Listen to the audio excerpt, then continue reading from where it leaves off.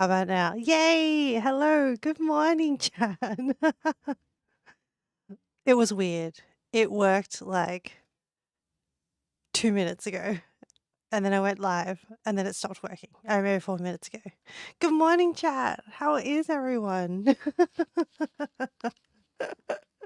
Good morning, Leo. Good morning, Yama. Leo, congrats on redeeming first active chatter and being first active chatter. Good job on no one sniping it from Leo. Whew. Okay, that was good. I have my coffee.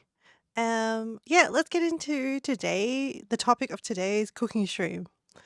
So today's theme. All right, let me check the music isn't too loud. I think that's good. Mid-level. So today's cooking stream is going to be Minecraft themed. Because, why you ask? Because the reality is I'm addicted to Minecraft. It's fine. Who won? No, you didn't, Penguin. You missed it. Hello, good morning, Penguin. Leo won. Leo got it. Hello, NCM. Good morning. Hello, Yama. Cute. What did I tell you? What did I tell you? Hello, Tiny. Good morning. Do you like my bees? They're on each of them are on slightly different voice rotations. New MC skin when playing MC. You love it. So after I made this skin, this outfit, I was like, I really want this outfit IRL. It's so cute. Um, the bees look great. I love my bees. So this is the great thing about having accessories to my outfit that aren't stuck on my outfit. I can do a bit more crazy um like uh rigging with it and let it go a little bit wild. Yeah. The one on the right is a bit too energetic, but I kind of like it because it's sometimes so it'll look better when we're on the cooking stream, on the cooking scene. You'll see it more. It kind of goes off scene here, but yeah. What was I gonna say? Oh yes, and then I put for my hand accessories, I put my favorite. I was like, oh, to be thematic, I really should put like tools or something. But the reality is my favorite the favorite thing I love to do in Minecraft is harvest my rice and then put my rice in the crusher. And then I'm just like, it's so fun. And then I love looking at my tomato trellises. So yeah, I put my favorite things in my hands. Yeah, but this is what makes you nosebleed. That's so funny. But yes, today is Minecraft themed cooking. And more specifically, we're doing the Farmer's Delight mod that is part of the Create Chronicles mod pack. So in there, I've picked two recipes. I've picked so the mutton wrap and apple pie, but I've interpreted the mutton wrap to my own recipe. I did have an idea of like, I'll try to recreate exactly with the in-game recipe system, but then I was like, no, I can't be bothered because these two recipes actually required me to do some initial food prep yesterday. So instead of mutton wrap, I interpret it as lamb souvlaki, which is a Greek recipe. And so so the concept of having lamb or mutton in bread is not a new concept, if that makes sense. It is an existing one that is repeated multiple times across different cultures. And the one that I've eaten the most, which I really, really like, is the Greek souvlaki style, which is where chunks of lamb are marinated in a citrus, Souvlaki is really good. Yes. Which is why I'm going with it. So it's actually marinated in vinegar and lemon juice, except I didn't buy lemons because at the moment, guys, my grapefruit tree is in season. And I think the last few days it was really windy where I live. And so a bunch of the fruit actually just naturally fell off the tree. So I'll show you my my grapefruits, but I used grapefruits instead of lemon juice because that's what I have and I want to use them. And what else? Yes. So it actually required the recipe actually required it to be marinated for 12 hours. And the essentially what happens is the vinegar and the grapefruit or the citrus kind of kind of starts cooking a little bit of the outside. So that needs to happen. So I kind of had no choice but to do it the day before. Tell our stream confirmed. One day, Penguin, I would love to do marinade on stream. It's like marinade cam, just on it, watching it. It's like like a time lapse. Um, no, but one day I'd love to do like a longer stream that's planned properly, where I do some kind of like American style barbecue. Maybe I'll do that when things are looking better. I don't know. But I would love to try my hand at doing like smoking and stuff. So, which kind of would require it to be babysat. And like you'd have to kind of like poke the fire and add more wood and turn the meat and stuff. And I reckon I could. So I have a barbecue called a Weber, which is essentially like a dome shaped thing. And it has like a space to put wood, and then it has a grill and like a tray essentially, and you put stuff in it. So as in protein on the tray, and then you have a lid all over the whole thing. It's not a very fancy one. I mean, it's I think what do they have Webers in the US? Hang on. Or is that an Australian thing? Weber, USA. No, I think Weber is I think it's an American thing. Yeah. Americans have Webers. So when I say Weber, you know what I'm talking about. American manufacturer of charcoal, gas, and electric outdoor grills. There you go. So in Australia, we do a lot of things where we call things by their brand and then it becomes so like a Kleenex is a tissue, like a paper tissue to blow your nose in, and a Weber is a specific type of barbecue. So yeah, I have one of those. Anyway, yeah, so we're doing lamb souvlaki. I've marinated it for 12 hours in grapefruit zest, grapefruit juice, oregano, or also known as marjoram, and then vinegar. I used apple cider vinegar because I didn't have white wine vinegar. That was the recommended recipe. Yeah, so it's been marinating.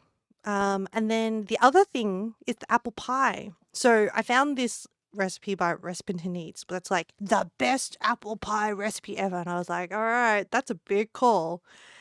But I kind of trust her because she's like, I have opinions on apple pie. And I was like, excellent. I love it when someone has opinions. And they're like, okay, you need to like blind bake the pie. You gotta to work with. So I made my own short crust pastry.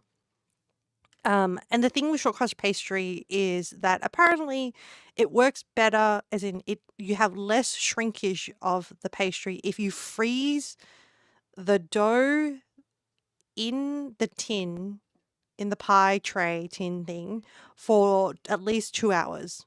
So I didn't want to just do that on stream and then also have to bake it and then also have to let it cool down and stuff. So I've already done that step yesterday. I've made the short crust. I've baked the base of the pie. Um, funnily enough, chat, I don't. I remember I bought a iron skillet to make pie in previously on a previous stream, but then I realized I need that iron skillet to cook the lamb. And also, I'm planning to make my own pita bread. So we're gonna work with yeast again today. And so usually when you cook bread on like a skillet, it really nicely kind of like puffs up and stuff. So I had to reserve the skillet for that type of cooking. So then I was like, oh crap, I gotta find something else to put the pie in. So I found a tray. It's not a pie tray, but it has sides and it's metal and it will do the job. So that's what we're gonna do. We're gonna use that. Um, yeah. So today with apple pie, we're going to be doing the whole apple part of it, the baking of the apple. So this recipe, you bake some of the apples, most of the apples separately first, so that they don't get mushy and they get tender, and then also that so that the pie crust itself doesn't get too wet. And then we also take the juices of the baked apples and make it into the pie filling sauce, and then put the whole thing into the pie case base, and then put the fresh dough on top as a lattice. So we're going to have to figure out how to do the lattice situation. But yes, I'm looking forward to it. We're going to have fun. Um, yeah. Let's just get into it. Now that I've given you the intro, let's go to the cooking scene. Okay. I have my coffee. I'm gonna walk over. I'm gonna well, I've changed my scene. Alright, let's go.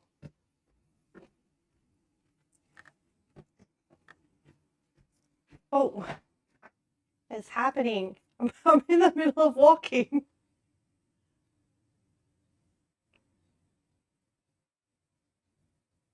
You hear echo? Oh yes. Thank you. Yes, you're right. I have two mics on here. Do. Okay. All right. Thank you, Leo. That was a really good technical troubleshooting redeem. I appreciate that. Okay. Oh, I have to turn this light on. And I have to turn the dining light on. Hey, Google, turn the dining lights on. Yes. All right, all the lights are on. What are we doing first? We're going to make the pie first. I was going to prepare these skewers. Actually, I might prepare the skewers because eventually... oh.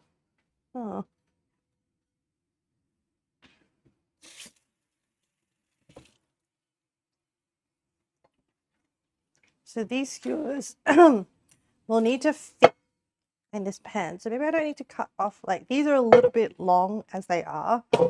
So I might trim them and then I will soak them because apparently you need to soak them. Like maybe I'll just take off like, oh, does that fit? It's a bit long still. Okay, hang on. Oh, the wood end projectile off and it scared my cat. She ran away. Yeah, I think I have some long ones, some short ones, and I think this will be good. So just cut them to length so they fit in the skillet so I can cook them all. Yeah, I think normally with these ones you would cook them on the barbecue. Like you can cook them on the barbecue and cook them in the skillet. But I can't be bothered getting up the hibachi grill and setting up the coal and stuff. So skillet it is.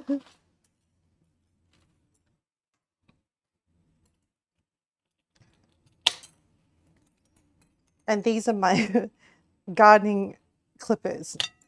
Oh, actually, it's my harvesting clippers. Oh, let me introduce to you today's camellia of the day. I'm enjoying you just showing you the different varieties. This one from the garden is a classic camellia where you have the, please see the yellow middle bit with the stems, like the bit where they pollinate from. Yeah, it's just a classic pink. I do like it very much. Sometimes, so when I try to harvest a camellia for stream, at the moment anyway, I will continue to put them in because they're free flowers from my garden. And it's nice to just have a knowledge, well, not like a context of the season. And they usually bloom in winter. Okay, do you think these are enough? I have some really short ones left over from the last stream. I think they should be enough. I have 1, 2, 3, 4, 5, 6, 7, 8. I think I have about 2 pounds of lamb, which is 1 kilo of 1 kilo of lamb. I think 1 pound is equivalent to 400 or 500 grams.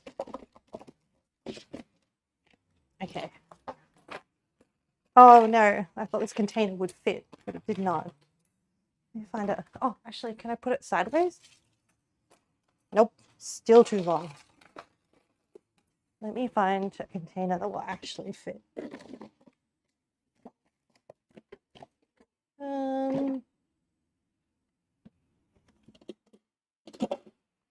What about this one? Nope.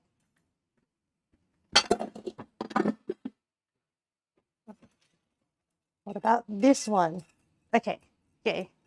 I just need to give it a bit of a soak. Let it, so that when we get around to cooking the lamb and threading it on these skewers, it doesn't, the skewers won't burn when we cook them. That's the hope. Okay, as always, the recipe can be found by doing the chat command recipe links, exclamation recipe links.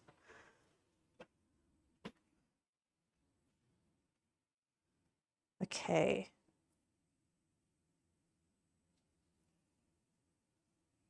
All right, where is the pie recipe? Is it this one? Nope, that's pie crust.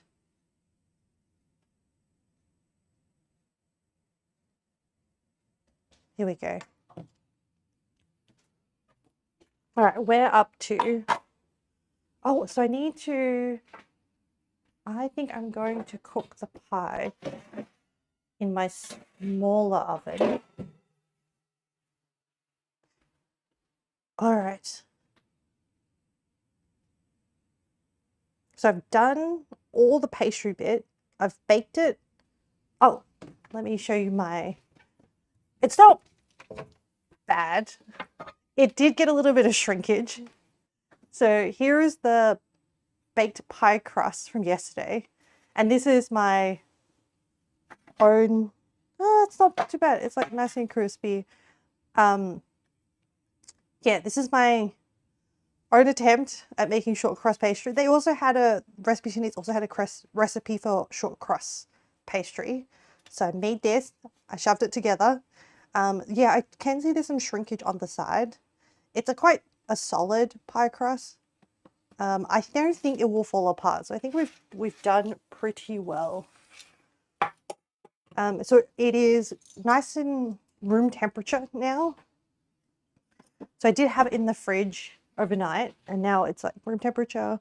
And now we're going to do the apple stuff, this is 2 kilos of apples. So I need to wash these. I need to peel them. And then, so we're going to do long slices. We're going to halve the apple and then core it and then do long slices. And then we will then mix them toss them in sugar and spices. Yeah.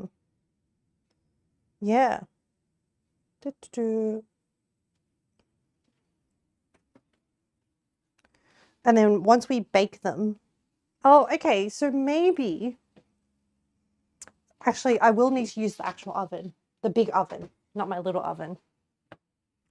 When I say little oven, I have like an air fryer that also works as an oven.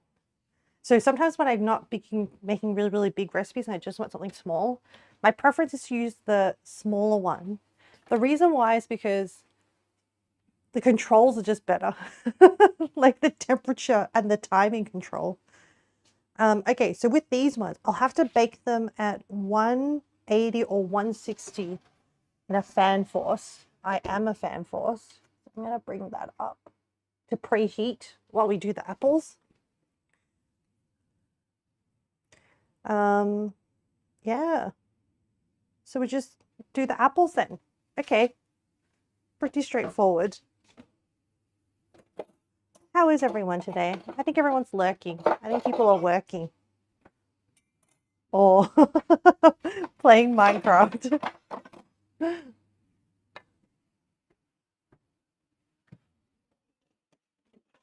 Okay. Chopping board. I want to sharpen my knife. Oh, the other thing I want to do, I realized that if I'm going to peel all these apples, I will be producing a lot of apple skin. And I was like, normally I like to eat apples with the skin on. Leo starring in Minecraft. But you're listening. Good job, good job. I hopped on after I finished drawing my outfit because I had to rig it. Oh, I hopped on the PC because I had to rig it. And then I was like, oh, as a treat to reward myself, I'm just gonna hop on Minecraft really quickly and then just harvest some vegetables and like rice and stuff, just keep production going. And then, oh, you're still sniffles. Oh no, you came down. That's right, you had flu-like symptoms. And then next minute, I was reorganizing my storage. Hey, thanks to Yama's brilliant idea of the barrel and using the backpack, which works amazingly by the well. It's like this mod that does the storage mod that helps put a that you can use a controller in. So I ended up converting all of my storage, and then when I say all, I mean all, like including all my chests and everything as well. So I was able to like pack away the chest. I was able to move all the stuff into the barrels that use the smart storage system. Yes. And by the time I finished, the Minecraft haze lifted off my mind, I was like, oh crap, it's 3:30 a.m. So, well, I think I stopped at 3 a.m. And I think I went, and I still hadn't gotten ready for bed. So by the time I got ready for bed and fell asleep, it was 3:30. It was bad. Yeah, it is bad. Right now, it is bad. That's why I have the coffee. Yeah. I know. I know. But when you get into that like groove, everything else just fades away. And then that's it. Anyway, oh, I'm sorry you still have the sniffles, Leo. But I do hope that it is improving and that hopefully the aches and pains don't feel so bad. Okay, I have a hole for this. Actually, do I need to? I probably should wash these, huh? Yeah, I probably should. I was like, they look pretty clean. Are they not already clean? All right. I'll wash them and put them back in the bowl. I'll wash them one by one. I'll just wash them under running water. I don't need to give them like a deep soak or anything like that. Just to get any debris off. We have pretty good produce in Australia. I'm always pretty happy. But our produce does not compare. Well, actually, we have a lot of quantity of produce. But our produce does not compare to the quality of Japanese produce. Man, their produce is like next level. Also because their distribution systems are so good. And can I do like a long peel? Because I think I want to, I saw this recipe for apple chips in the air fryer, or apple skin chips or something. I don't know. I just want to like not waste these apple skins.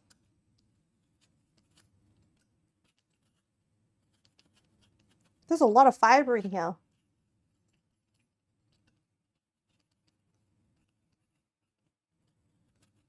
Okay, I'm pretty bad at peeling apples. It just keeps breaking off in chunks. I remember there was like, I remember watching some movie where the love interest was like, could peel like a really long apple skin. But I think at the time, I can't remember which movie it was. I think it was might have been like Sleepless in Seattle or something. And like their parent could also do it. And then it was kind of like this connection moment. But I was honestly, I was probably too young to understand if there was anything.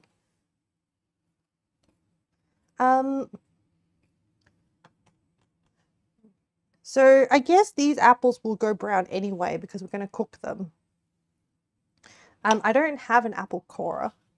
I just have a knife and a how do you being able to scoop out the middle would be really good, huh? The other thing I can do, so I can use a small knife to take off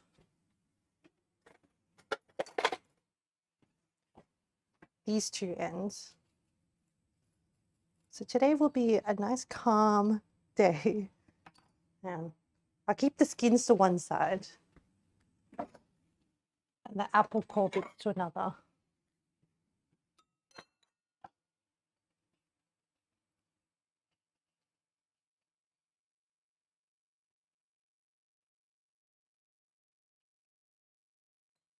And then I think I cut them in half.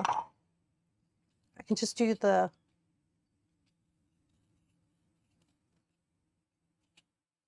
This is going to take me a while, chat. We're going to be here a while. I hope you're settled in and ready for a cozy time.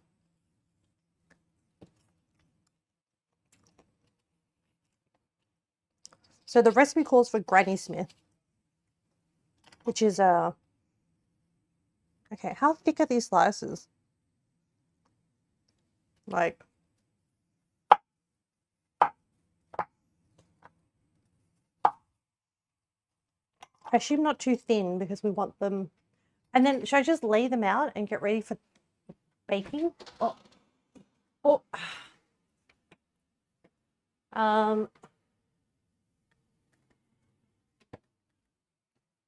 I should have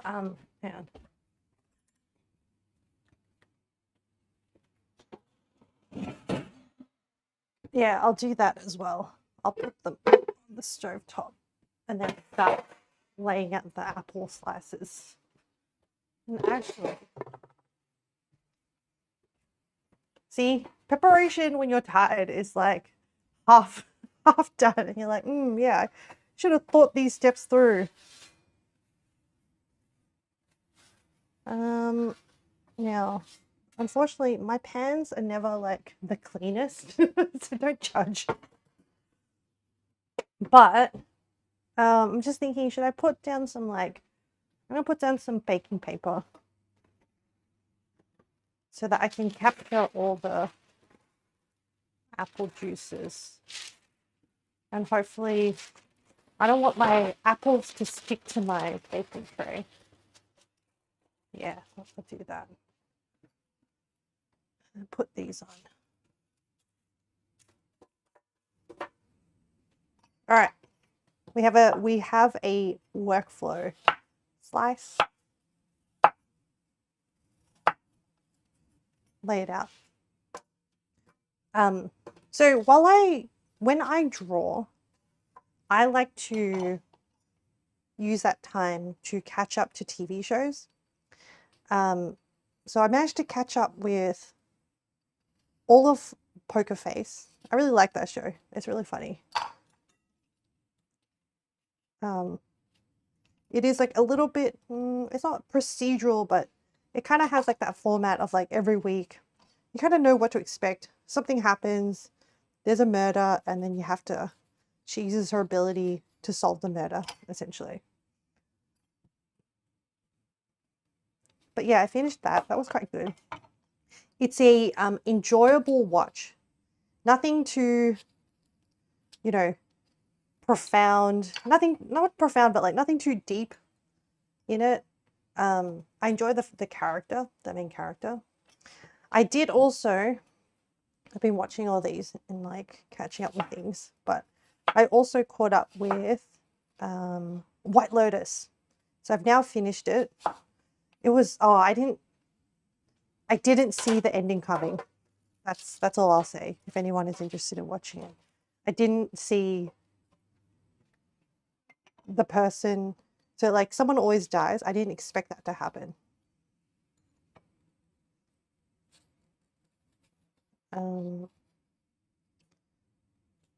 But good things still happen for some of the other characters.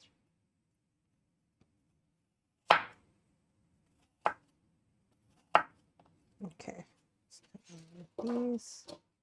So I'm just laying them out. Oh wait, I have to toss them before I bake them. What am I doing? What do I toss them in? You know what? I should put them, man, this workflow sucks. My workflow sucks. Man, do I just have another bowl where I have all the apples? Yeah. I just have to have another bowl where the apples will be. And then I'll have to have another bowl where I toss the apples into, which maybe I'll reuse this bowl to toss the apples into.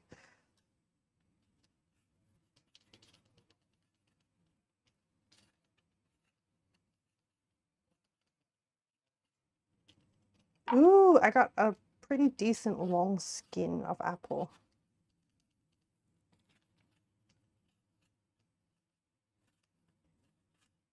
I don't ask me about my technique of peeling the apple. I have no idea. Like I said, I like to eat my apples whole. Or if I cut them up, the skin is still on.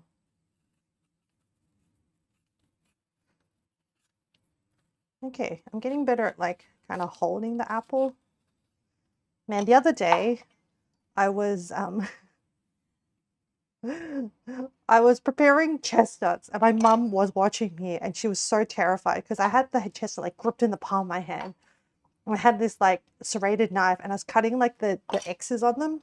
So I found this like technique on the internet where you cut into the chestnut skin before you cook it. Then you can soak them in water, but the ones that my mum got me were so big that I decided to kind of like parboil them a little bit before I air fried them. I found an air frying recipe. Yeah, it looks pretty good. I am getting better at this. Get rid of this bit. Anyway, yeah, she was watching me do it and she was really worried that like I would cut the palm of my hand or something.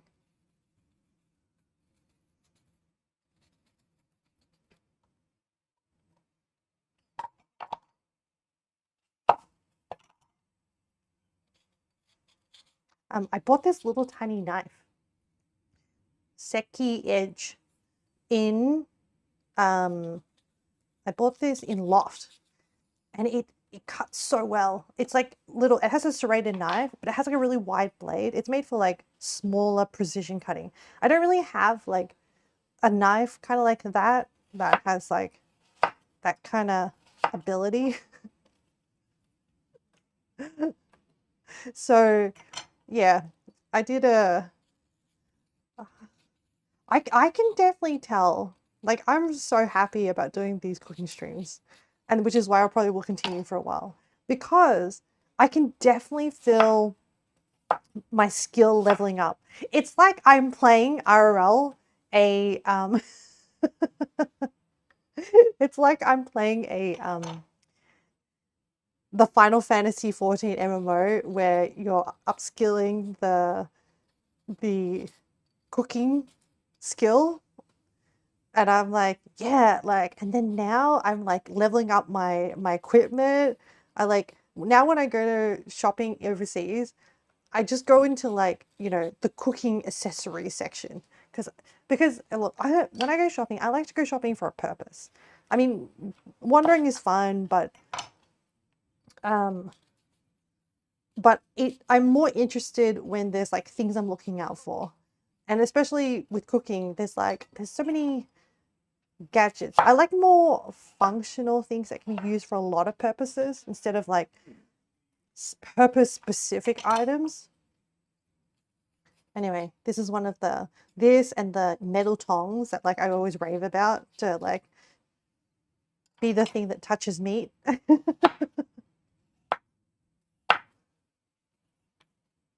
Okay, these apples are slowly gonna. Yeah, I got my 3 tools, and this pillow is like so good. This is by, wish I was sponsored, but I'm not.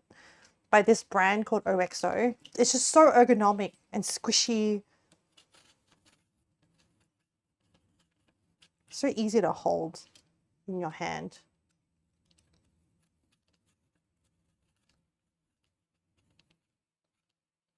I love it.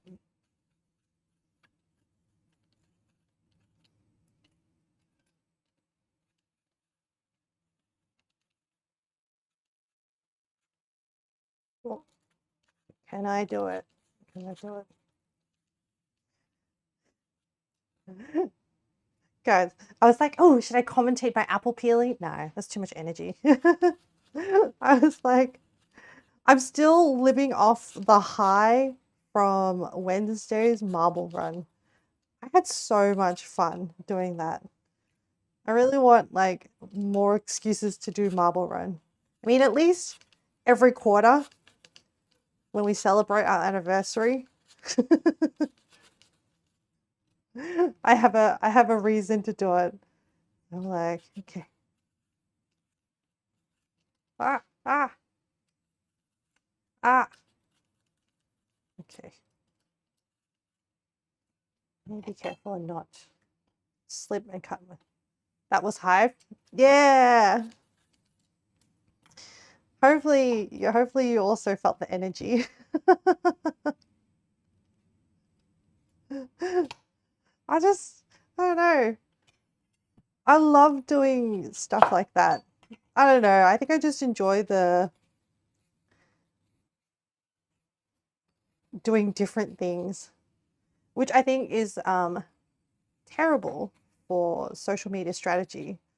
Because like I think if you have a particular thing that you're known for and people are aware of it, they're more likely to like you mentioned grow your audience that way. Except that like man, just even my categories are like all over the place. Like Yakuza and Minecraft and cooking.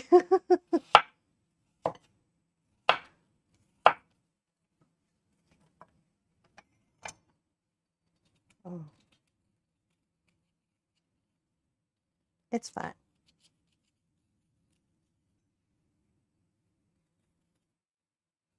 Okay.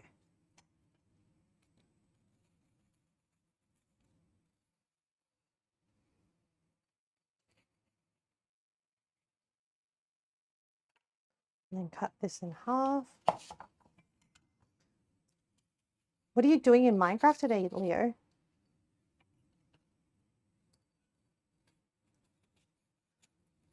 I now have like a better system for looting.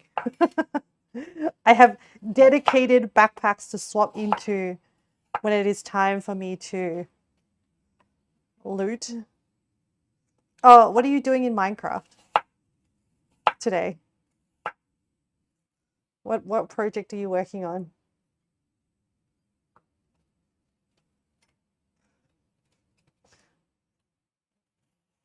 Sorry if I pulled you out of your lurking. I'm just really curious. Learning magic. Oh my goodness. I'm still hard in the farming module. There's so much to this game. What do you okay, no. You go back to no, I don't wanna you should enjoy your Minecraft time. And I shouldn't also... There's a healing spell. Okay. That's kind of cool. That is very cool. I also, if we raid, someone needs to carry these. Did please disturb you?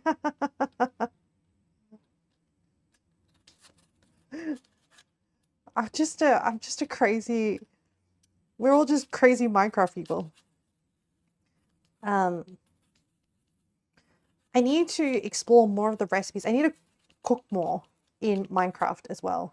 I need to make more food so that, and I also want to create more, find more food with like buffs so that I can give them to people before they like go out on adventures and stuff.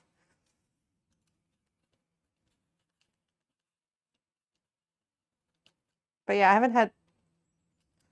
I previously only filtered the food by like ingredients that I had. But I have planted my bok choy and my... Bok choy, the drop is not so good. There's reward items you can get from cooking stuff and use it to buy stuff in market. Oh, okay. If you know which recipes they are, let me know.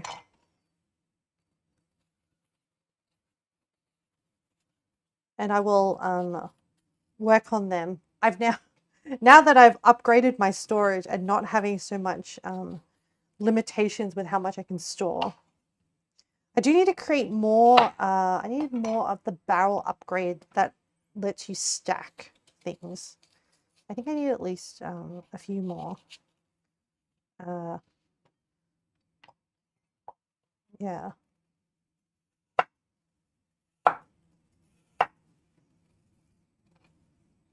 I like this slicing of apples into nice slices. It's kind of fun.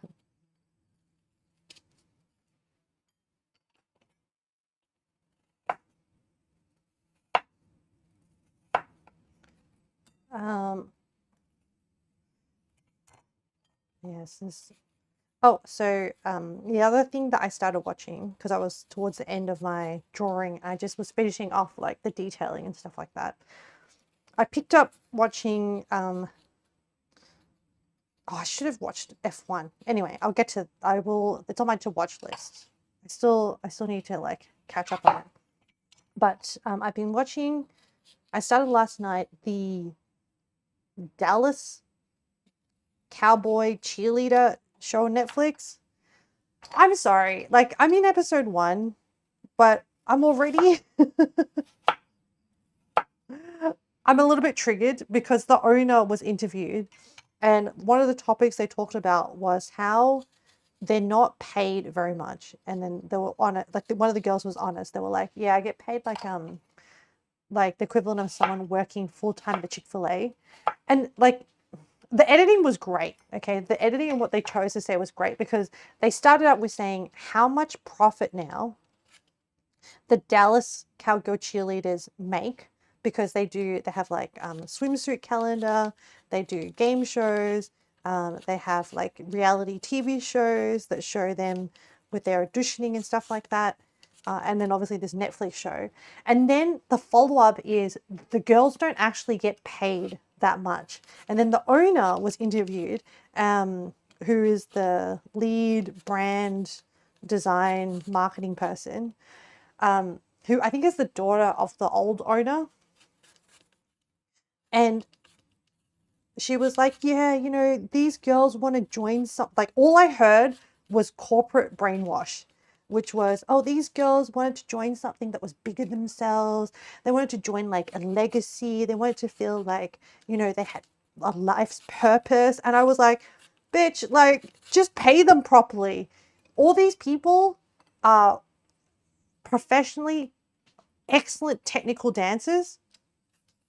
They go through, like, is there time when they audition stuff paid? No. They audition, like they spend time out of their day to audition, prepare, train, do all these things for it. And then they also do these shows. And then they're not being paid like, oh, for all the profit they generate for your company. Like, it's kind of ridiculous, man. Need to. I don't know. It's my battery pack for my iPad. Oh no! Why are you being all? Normally you work. Okay, there you go. Yeah. So all I heard was, "Oh, we just don't. We want to give other excuses." And then like the director of the team, the cheerleading team, or I don't know, one of the oldest, like, some of these girls see it like it's a privilege, it's a privilege to be, and an honor to be dancing. And then like some girl, they did an interview clip of a girl from like the 80s that was like, oh, I didn't think that we would be paid. I thought it was just like, because we wanted to do it. And then I was like, well, clearly times have changed. People's time is money now. If you're going to profit off people, at least pay them what they're worth. Because they're like, yeah, these girls just have like, the owners like, these girls just have a passion for dance, and there's not a lot of like opportunities for them to dance professionally on such an elite stage. Yeah, okay, but also you're profiting off them. Anyway, this is only episode 1, and I'm already like, I don't know, but they are really good dancers. That's the thing. Like, I'm kind of like sucked in by like, some of them like, I don't know. Oh, also, the other thing that makes me really uncomfortable is how the Dallas Cowboys, how people sometimes treat sport. I don't know. When people treat like anything with like so much kind of like religious fervor, it almost feels kind of like too much, because like, yeah, okay, it's a sporting team, but nowadays these are all like giant corporations. I don't know. I think it's part of becoming an adult, because I used to be really into Disney, because it was like I used to grow up with it. And then I started watching documentaries, and then I was like, oh my gosh. And also not just documentaries, but I really enjoy all the, because Disney's such a big brand and it's been around for a long time, there's a lot of like YouTube documentaries on it of how like the pricing model has changed, how the corporate decisions about who is the director in power changes like the direction of the company and things like that, and decisions they make. But honestly, and even also the strategy that they've got now, where it's about buying IP that will continue to pay off for decades to time. Like, I don't know, something about it just feels kind of like slimy. And I have visited the parks in the US and stuff. But my point is that when people like, so there's this group of people on the internet or in life called Disney adults who like are just super into Disney. Their whole house is like, decorated with Disney, and like I think that's fine. Like that's your house stuff. But I think what makes me uncomfortable is like the worship of a corporate brand, when at the end of the day, then okay, they're giving you experiences that you pay for. I don't know. I think that sometimes maybe people just want to be part of something bigger than themselves. Like I think it's true. People do want to be part of a community. They want to feel like, they're spending their time and making connections and like having shared interests and stuff. But yeah, it's just so yeah, because of that, like I still enjoy Disneyland because they do a really good job of making the parks feel like an escape kind of thing when you go visit them and stuff, and the way they theme and the artistry and the people they hire to do the creative direction, things like that, it is all very, very impressive. So I do appreciate that part of it and why I still do go. But every time you go, there's things that like used to be more affordable are suddenly you have to pay per thing, or yeah, prices go up. It's, yeah, I mean, it's the same for everything. Um, I've become jaded. I've become older and jaded. I am going in November with a friend who who's been not really done Tokyo Disneyland or Disney Sea that much. And for years we've talked about traveling together. So I was like, okay, at the moment I have flexible working hours. Let's do it. I can easily match her schedule because she's a lot busier than I am. Yeah. And so we're going. This is our first trip together. Actually, this year has been quite the year for traveling for the first time with certain people. So hopefully, I actually really do like this person. So I'm hoping that traveling together doesn't. Jen, hello, Smith grandmas. These are not Smith grandmas, but are they Granny Smith apples? Yeah, they are. How are you, Jen? How are things going? We have a lot of apples to cut through.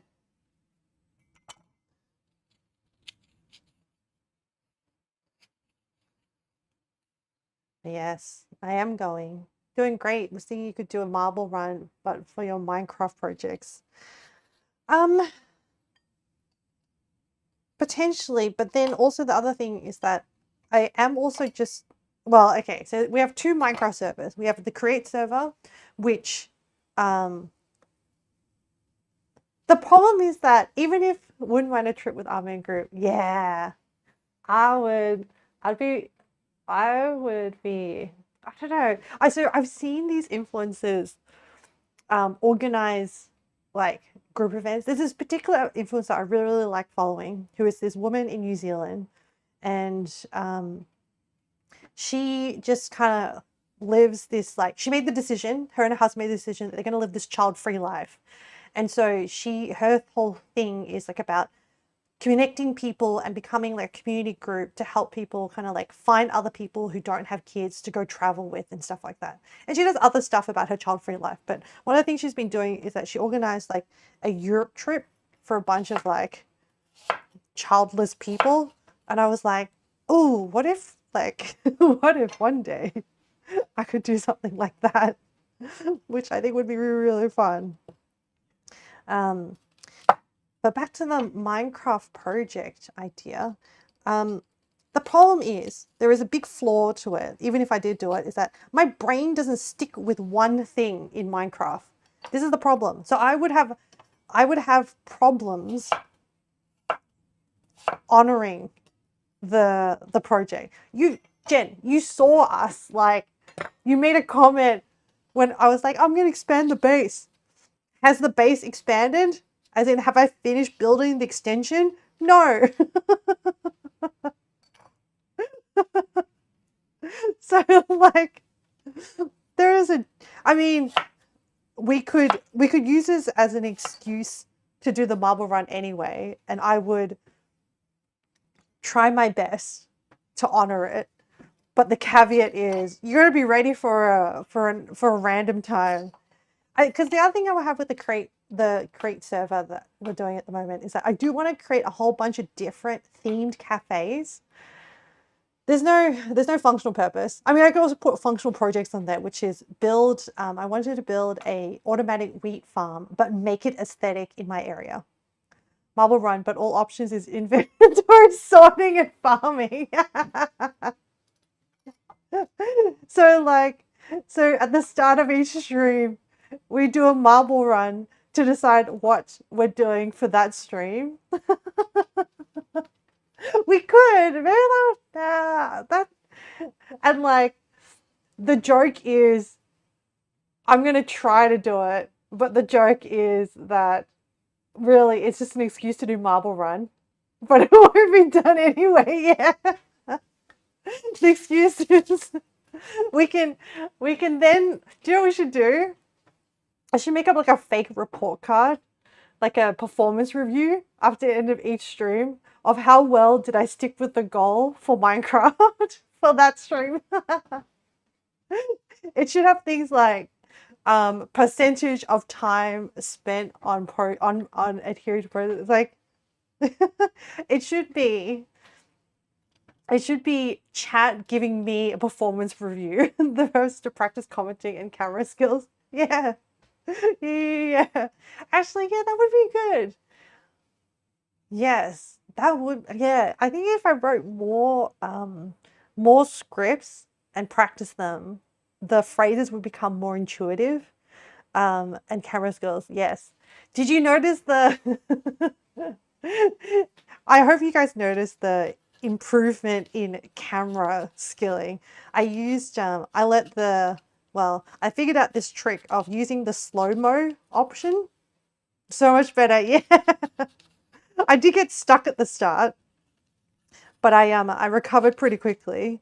But I let this like trick of like using the slow-mo and then swapping the cameras and then giving like progression and stuff. And I was like, yeah. Jen's got to bounce me back. Okay, okay. Enjoy, enjoy. But yes, I would love to do like a trip with like the community. um the problem is that so I feel like my community really likes Japan, similar to me. So I would probably do Japan. But the thing is, like, if people haven't traveled to Japan already, I would probably recommend that the first time people go, they visit like the sites, like the stuff that everyone goes. But the problem is now that there is definitely over tourism in Japan, and I haven't actually been back to a lot of the sites, like the major sites. Like, so I'm talking like, your classic Tokyo, Shibuya Crossing. Like, actually, most of the time when I go to Japan now, I don't really spend that much time in Tokyo. And if I do, I do stay in, like, Tokyo Greater is actually a very big city, which is made up of a lot of districts. And I usually pick like a smaller district or something that has a certain vibe and hang out in that district. Um, as long as it's Japan, yeah. But the thing is, like, I know Penguin and Val have never been, and I feel like, for their first time, they should really see the sights.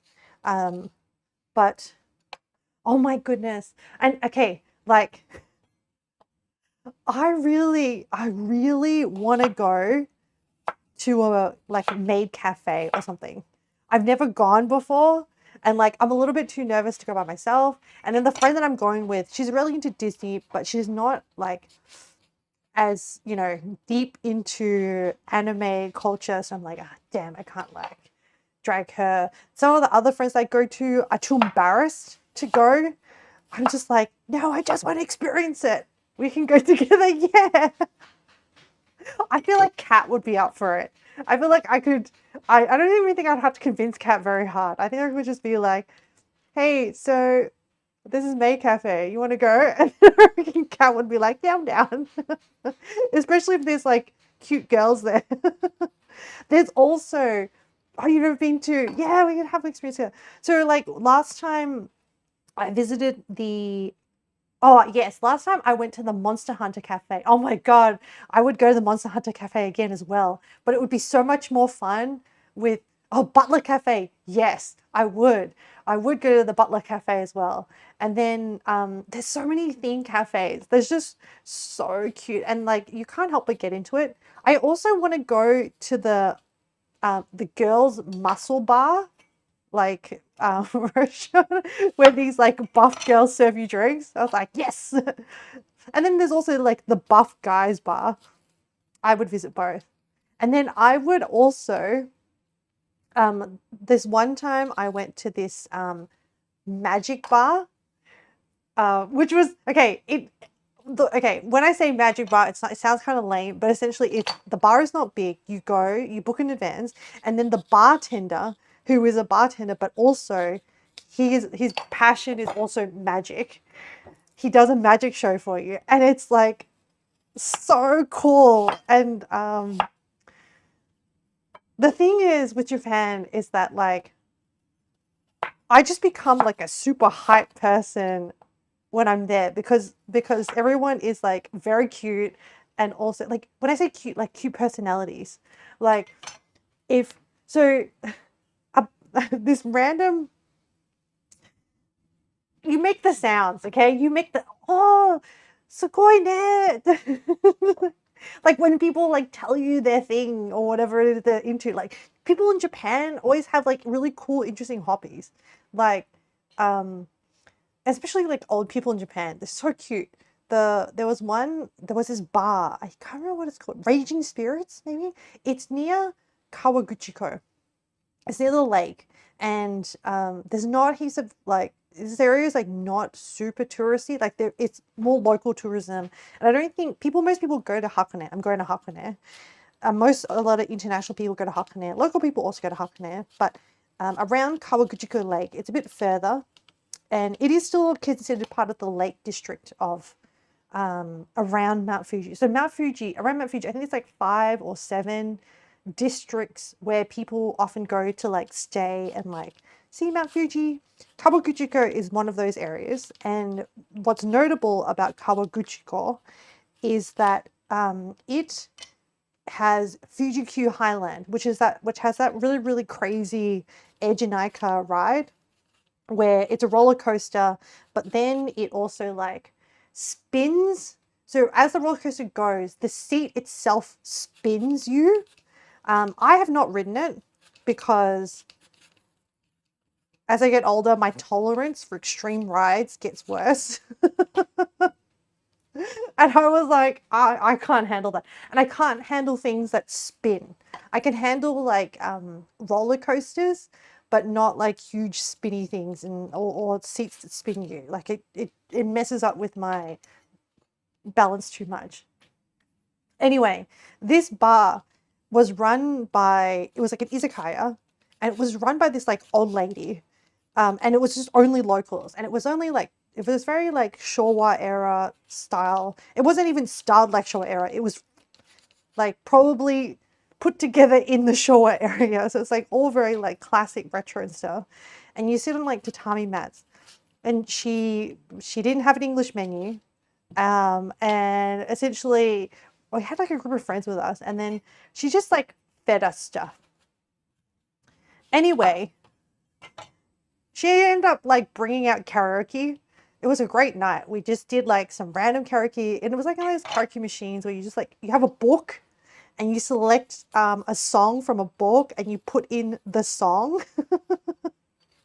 This is also why I want to get better at learning Japanese songs so that when these situations arise, the number of times that I have not sought out karaoke in Japan and karaoke has just found me, I have to be prepared for these areas. I also need to like skill up on like really old school Japanese songs, um like city pop songs, and be able to actually sing them properly so that and have a repertoire, you know? This is also part of my motivation for learning, like upskilling my singing. Because then I can like properly chill with the locals. Anyway, she was really cool because even though she didn't speak English, she fed us. And then she also was part of like a local photography group, and she made her own and printed her own like she had these like prints of Mount Fuji that she gave as like a present. I was like, oh my gosh, she's so cute. And then there was a different old lady. So yeah, when you meet them, you're just like, oh yeah, like try saying no to that, okay? You just have to be hype as well. And then another experience I had, this was in Asahikawa, which is north of Japan, north of, no, it's in Sapporo. It was in Hokkaido, and it was north of Sapporo. So it's like northeast, and there's this town called Asahikawa, which has the cutest zoo with like red pandas and stuff. Anyway, so many apples. Stay apples. There was a lady who ran an Odin shop, and I don't think they get many foreign tourists, and like her regular locals were eating there, and one of them spoke a bit of English, and then there was like a fun conversation, and then she was like really excited that we're having this like trip, and then she presented us when we left with, so she's also into photography. She presented us with her photo book because she traveled a lot when she was younger, and so she collected all her photos and put them together. So I still have it to this day, actually. Actually, my hands are dirty. I won't go grab it. I still keep it. It's like these are all beautiful memories of beautiful people. People are just so generous. I'm not saying other countries aren't as generous. Where have I had other beautiful memories? Oh, I did have beautiful memories in the US. In at my cousin's wedding. I met my cousin's husband's father, who himself is a minister, and they're very lovely people. And he was just like, he prayed over me. And like we met him one day, and then the next day we saw him, and he brought like a special prayer cloth to like keep with us on our travels or something. It's like very, very sweet, you know. Not as cool as like a photography, a collection of self-published photo book. I would do that one day. I want to put all my travels into photos, into a book, and print them. But yes, I would be very happy to travel with people. But yeah, I'm hoping that like I'm gonna have fun anyway in this trip. I am preparing myself for the crowds because we are going to we're going to go to Disneyland and Disney Sea, because I actually haven't been for a very long time, and she's never been, and my friend, that is. And one of the things that we both want to see is they opened up an area in Disney Sea called Fantasy Springs that has like Tangled and a new Peter Pan ride, and I really like Tangled the movie. I think it's very cute. So yeah, and then I think there's like a kind of like a Tinkerbell theme thing. Anyway, so yes, we are going there, and I think we're doing quite a number of days because she's never done it, and you know we don't know if she's gonna go again. So we're doing 3 days, 1 day Disneyland and 2 days Disney Sea, because Disney Sea is just like, objectively speaking, a bigger like by area park. So it's just there's more stuff in there and more stuff to see. So yeah, so that's happening. And then after that, we are checking out Hakone, which is once again a very touristy place. But one of the things I really love in Hakone is the open air museum. So the other thing I really like about Japan is they do really good sculpture parks, art museums. They actually, in general, they do really good art museums. They just like always have really nice architecture. So the building itself, actually their museums are all pretty good, especially the ones that are funded quite a bit. If anyone ever goes to Kobe, there is a banger carpentry museum in Kobe, and it has like historical carpentry tools. It has like different carpentry joins with joins that have used to be made that are without nails, like that they used to construct temples with. There's like different woods. There's different wood shavings. You can touch the wood. You can smell the wood. There's like different exhibits of like lattice work, and oh man. I want to go back. We'll look forward to it. Or if you ever want, you can hit me up. Always down for Japan.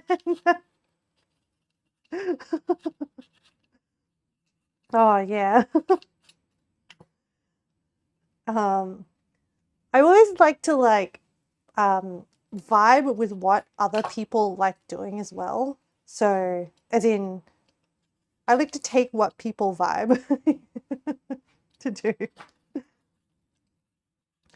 Wow. Suddenly, this becomes not just a stream community, and then becomes a Minecraft community, and then becomes a travel community. It'd be so cool. Yeah.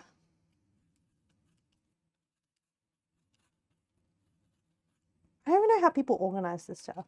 Oh, I think maybe they organize it through potentially through like a group thing, like a tour group, and then get the tour group to do the logistics. There's things to consider when you travel with like a bigger group. Um, it's not as easy to like get around, if that makes sense. When you're trying to organize like a bigger group, surprisingly.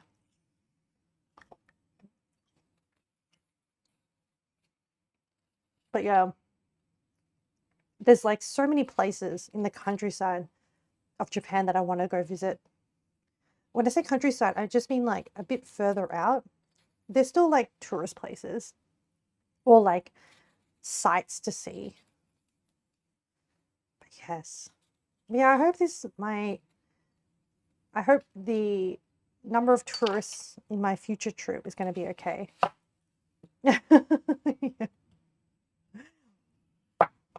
Yeah, these are things I consider about a lot when I organize to go as a trip, as a group. I think potentially I might be doing another Japan trip next year with another friend that for the longest time we've also said we should go and blah blah blah and that kind of thing. But it's going to be a bit of a bigger group. It'll be about 5 people. So I haven't started the planning for that yet, but that will be interesting. Next year, I can't believe I already have like plans. And then also next year, because my cousin who I visited in the US for her wedding, she and her husband haven't really traveled a lot and they want to travel some more. And we both still have family in Vietnam. So we're thinking of doing a trip with our parents, because my mum and their mum are sisters. And man, these apples, there's too much apple. Yeah, maybe what I'll do is I will dry this bowl. So yeah, I really need to, because I have so many trips coming up potentially. Yeah, well, it is happening. I need to get control of my Minecraft addiction and build in to my schedule dedicated editing time, because otherwise, like, I still haven't even published my first. Like, this is bad. This is so bad that I have not been on top of this. So I have 2 tasks left for the first video of Nepal, which is subtitling. Well, actually 3 tasks: subtitling and what was I going to say? Final check. So watch through everything to make sure everything's cohesive. And the other thing on my list, oh man. It's like you're like rushing me like 1 week on, 1 week off. It's like you can only play for 1 week at a time. You can only ruin your sleep schedule 1 week at a time. 1 week recovery. Oh my gosh. But on certain days only, yeah. So I'm not tempted. No, I'm an adult. I can manage. I shouldn't expect friends to like manage my addiction for me. No. I'm aware I have a problem and I can do this. So Um, I can beat it. If you can't join, you can't play, and you can only do other things. Yeah, exactly. I also need to. So I think like I can't play too late because once I start playing and it's too late, then I keep going and then I ruin my sleep. And then once I've ruined my sleep, it's all downhill.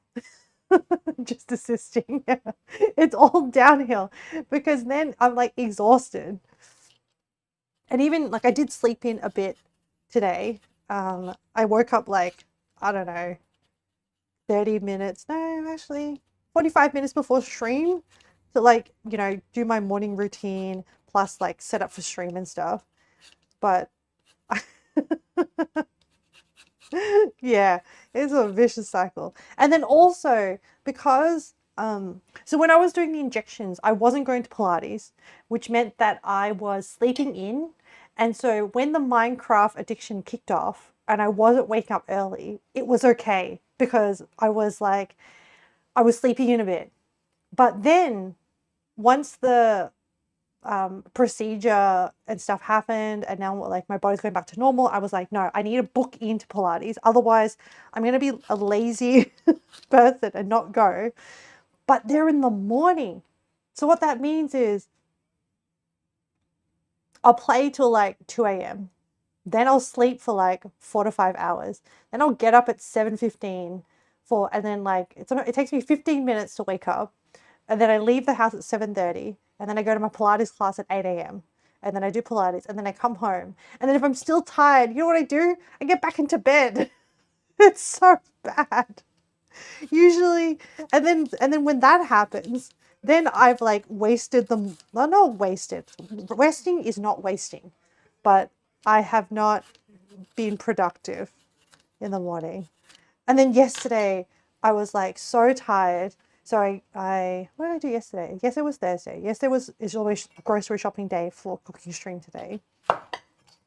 So Thursday is usually Pilates, a tiny bit of a sleep in, and then um, and then I also need to. So I've been bad. I've only been doing Pilates, and I have not been going to the gym. Like I haven't been doing weights, and I need to get back into it because maybe we should start. There's another restart at 10 p.m. Singapore time. Is that to help you? Force Armin to log off. Yeah, maybe. No, I need to set like alarms for myself.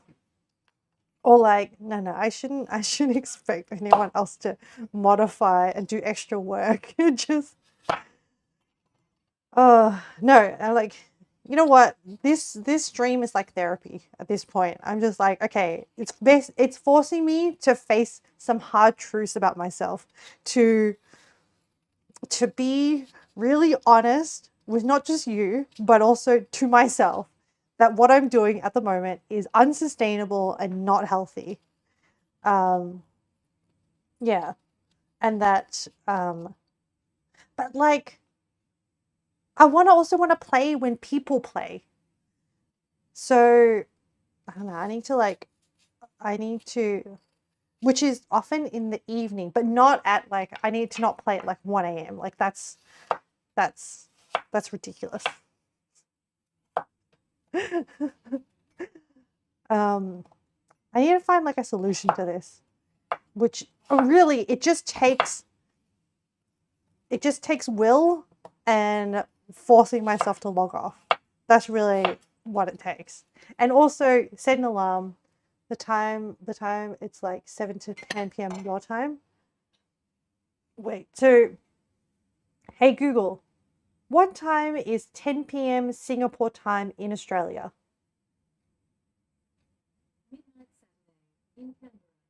Okay, so 10 p.m. your time in Singapore time at midnight my time is good. Because if I get off at 12 a.m., then I have like 30 minutes to wind down and then fall asleep. So if I fall asleep at 12:30 a.m., like I'm still okay the next day. And Cat will be mourning. So, yeah. Okay. So, okay, hang on. Let me put this. So, hey Google, what's 7 p.m. Singapore time?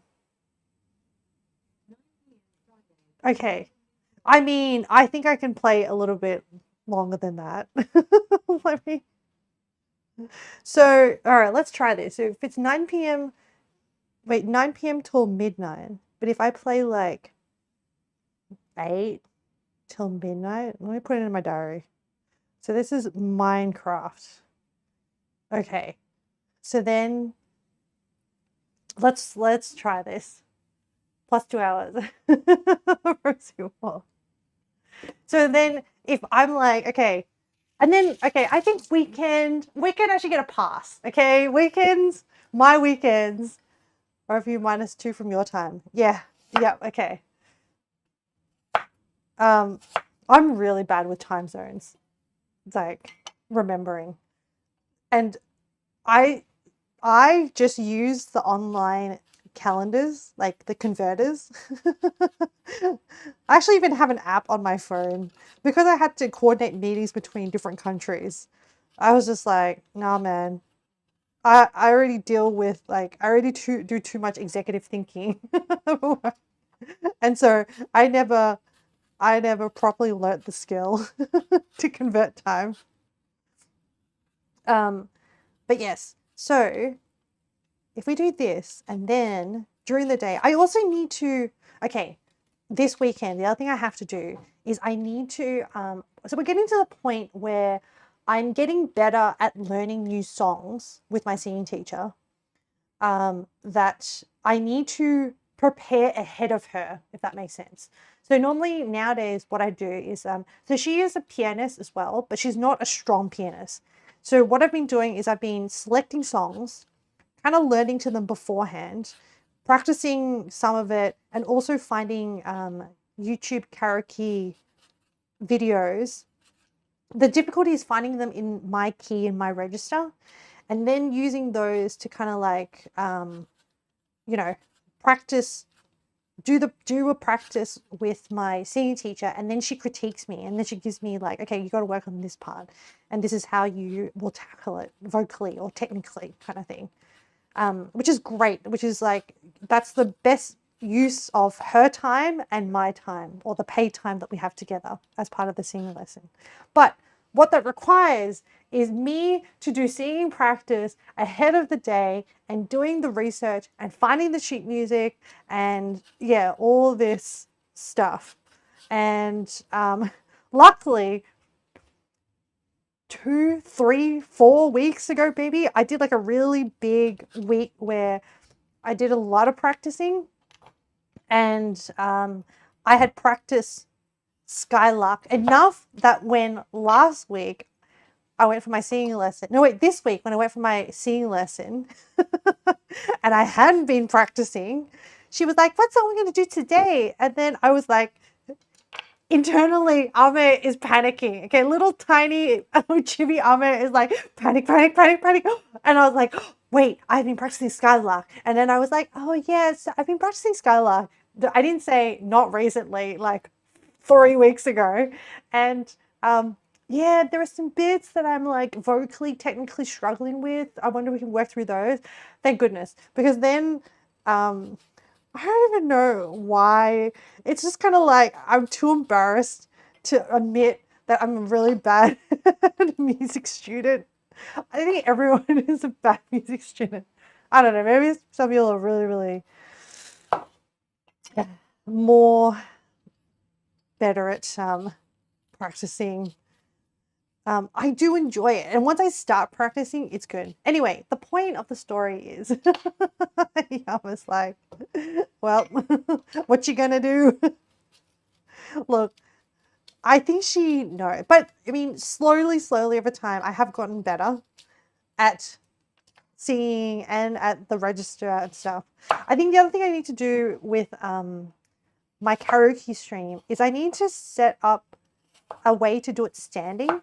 So a lot of so far, the ones I've done have been sitting, and they haven't been too good because I'm not skilled enough or my diaphragm is not strong enough to overcome the sitting posture to be able to like still expand enough air for the sitting posture. And most of my practice is always standing.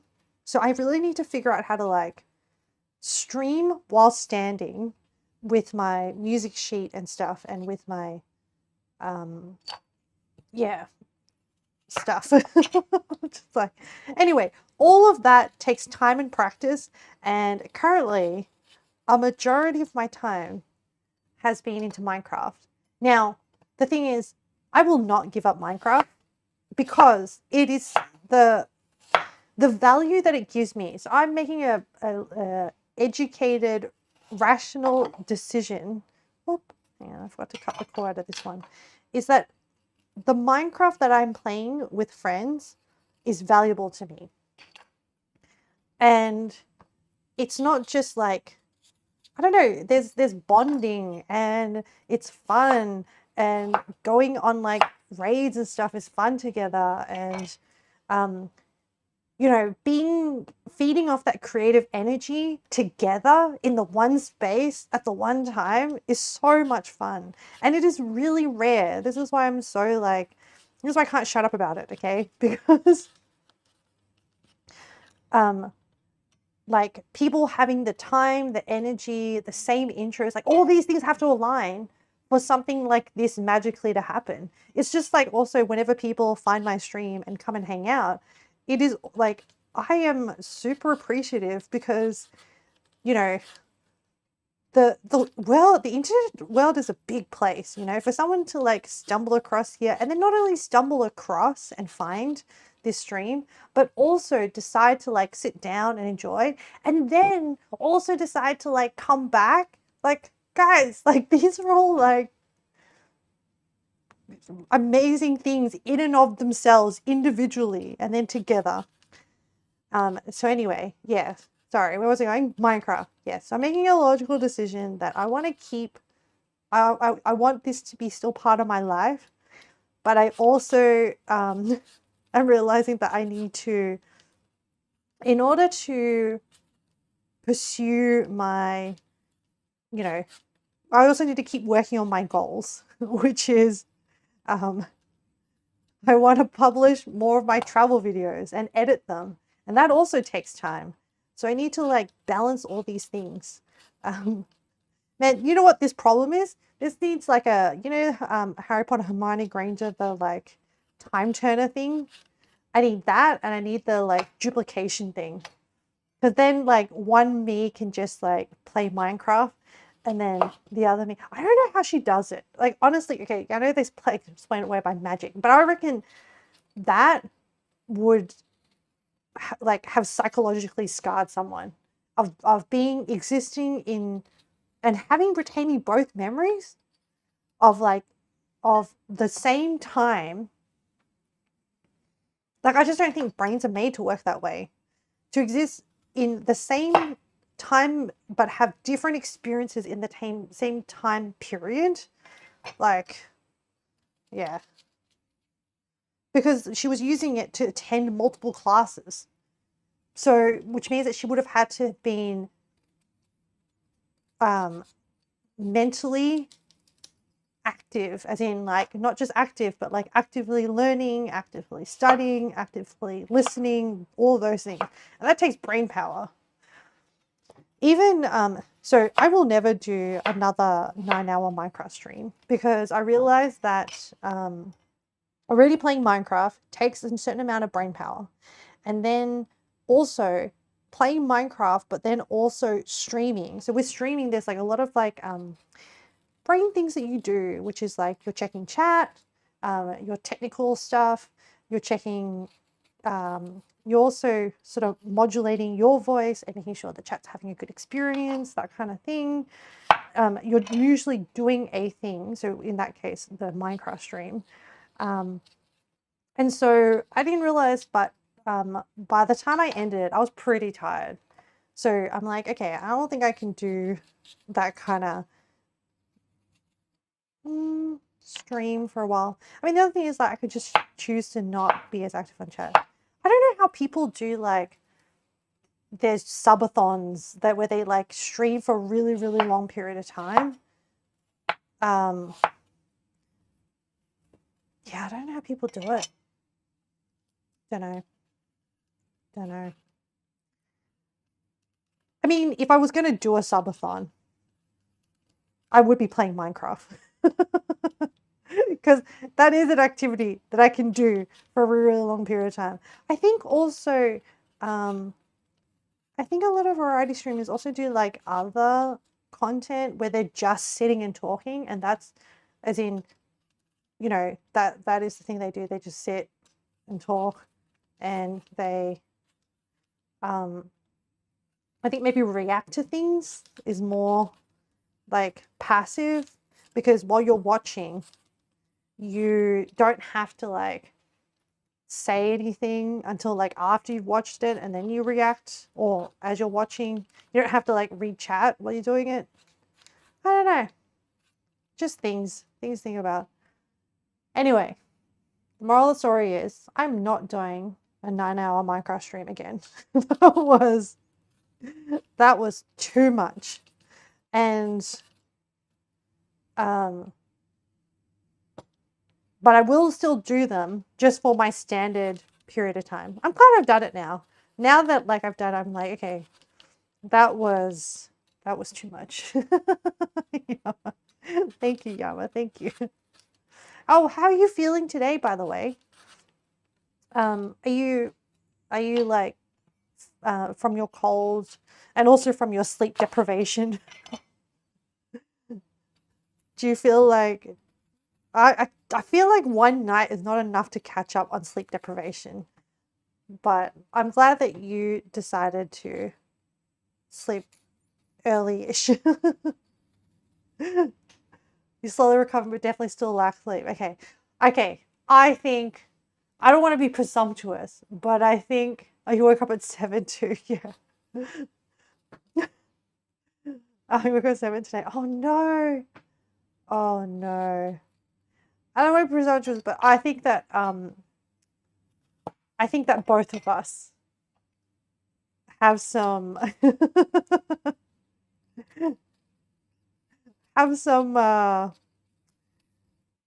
reality lifestyle reality choices to make over the coming few weeks. Oh my goodness. You agree? Yeah. It's like, it's not, but you can't help it. Yeah, I know. What, like me logging in at 1 a.m. or no, 1:30 a.m. 1 a.m. or 1:30? I think, what was it, 1:30? I can't remember what time I logged in. But okay, whatever I did, I mean, it was definitely after 1, okay? That was um that was not good. So assessing my decision making, logging at 1 a.m. to Minecraft, shouldn't have done that, okay? I should have just finished the rigging and then gone to bed, because already at that point it was already late. But I was like, oh, I haven't been in all day. I'll just like do a little rice farming. It'll be fine.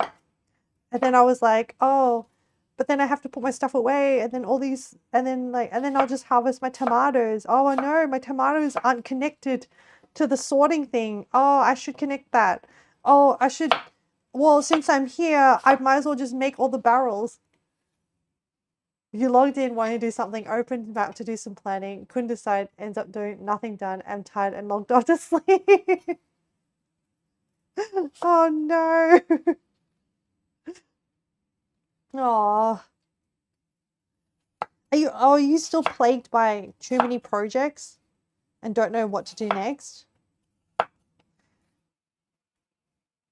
Oh yeah, well. It probably doesn't help that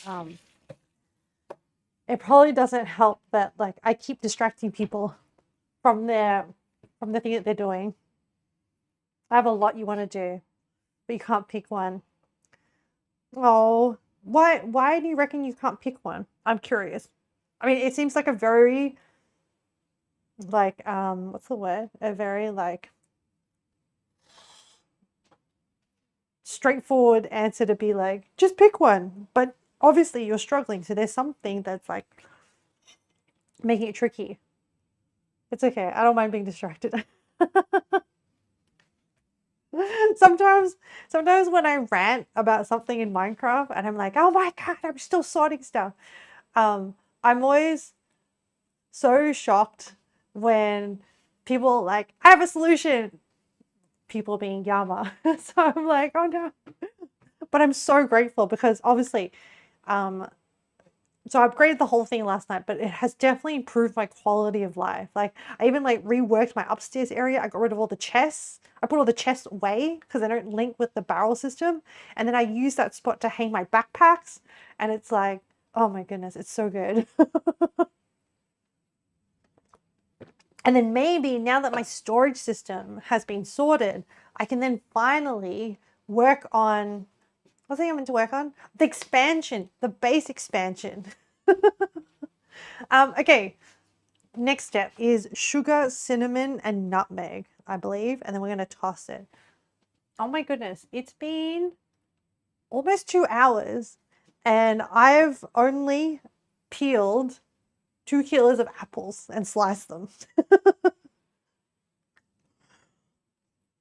Look, there was a lot of apples. Okay. Okay. Toss with spices and sugar. Okay. What spices and sugar are we talking about? So we're doing brown sugar. We are doing cinnamon, ginger, nutmeg. I'm really excited about this apple pie. I've never made, do I have enough cinnamon? Okay, I'm running low on cinnamon. Hey Google, add cinnamon to the shopping list. Oh, I have like a little bit left here as well. And I have nutmeg. And I need to find ginger. I also need salt and butter. Oh no, is that later? Anyway, I need to find the powdered ginger. Hang on. So, okay, the good thing about these cooking streams is that I'm experiencing a lot more cuisines, a lot more like learning about a lot more cultures and things like that. The bad thing is that the amount of spices that I now have is insane. Okay, like it is ridiculous. I have like, and just I don't know, just like, and I need to go back and visit all these. Like I have Sichuan pepper, I have like so much, like I have a giant bag garam masala, I have 5 spice powder, multiple ones of those. Anyway, look, I'm not going to go through them all because I literally have the whole pantry. Oh, Yama, you have a house interior, finish up storage. You want to try the vent for all renewables. You want to find some netherite. You need cobble, deep slate 2. You want a lumber area 2, a better power station, town hall, spawn area, dock harbor. A dock harbor would be cute. So I would probably say like, maybe alternate or maybe focus on like a cool, rewarding project. Like for example, the house that you built. And then if there are things that are functional that like lead up to it. So for example, I need to expand my base. That's like I say, no, my overall goal is to build cafe areas. And then in order to do that, I needed more kind of like style materials and things like that. So I needed to expand my base. But then I hit into a snag where I kept ending up with more items and spending too much time looting. So then we improved my storage situation, which is like this kind of more manual, but kind of a little bit of automation going on, which is like going to be fine for a bit because I know Leo offered to build me a automated vault storage as well, which I will eventually want, but I haven't decided where I want it to go and whether I want it to be the Yama style or the Leo style. So with a pet or with things. Anyway, But in the meantime, I can't expand my base unless I have my storage sorted so that I can like organize all the stuff I have. Because like every time, you know, when you do a building project, your inventory just like explodes with random little bits of things. So where was I going with this? I was going with maybe if you pick one that will give you a lot of like satisfaction and then do all the functional things that lead up to that, and then that will give you a bit of more direction. So like your fun stuff will be like the house interior. So maybe like, okay, I want to do house too, but then you're like, oh no, but I need like more lumber. So then, okay, you'll build the lumber area to produce more wood so that you can build the house interior. And then, yeah, if it just kind of flows in, and then the harder thing is to stick to the finishing each project through. Anyway, that's a suggestion. That's how I kind of work through it. Mix sugar, cinnamon, nutmeg, and salt. Oh, I need salt as well.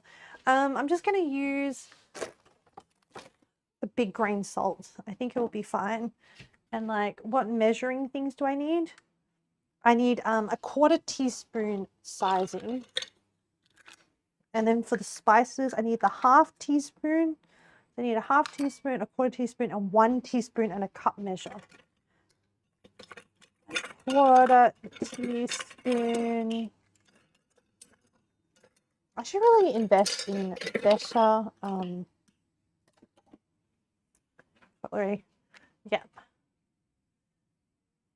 You think you know, ores it is, or tree, since both are materials for crafting stuff.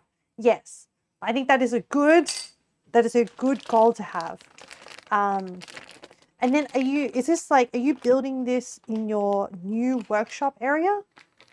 Or is this improving the the outdoor area that you currently have? Are you going to build like a new, and you know what? This time when you do it, it's going to be faster because you already have all the base materials or like new area. Yeah, I can't wait to see that new area of yours. I'm so excited. That area you picked already looks really, really nice. And like you've spaced out really well. So I can't, and like, I don't know, I get really excited when you know, when people start detailing with paths, that's when like everything really ties in. So I can't wait to see how like, you know, wandering through in the paths. I bet you remove the setup of outdoor. That's just my dumps. Nah, I mean, I value that outdoor area. The outdoor area has provided us. It has served its purpose, and we thank that outdoor area for its service. And that's fine. It did what it needed to do. Man, I can't believe my initial little hut that was only meant to be like temporary, you know, teleportation. Is that about a cup? That's about a cup. That's okay.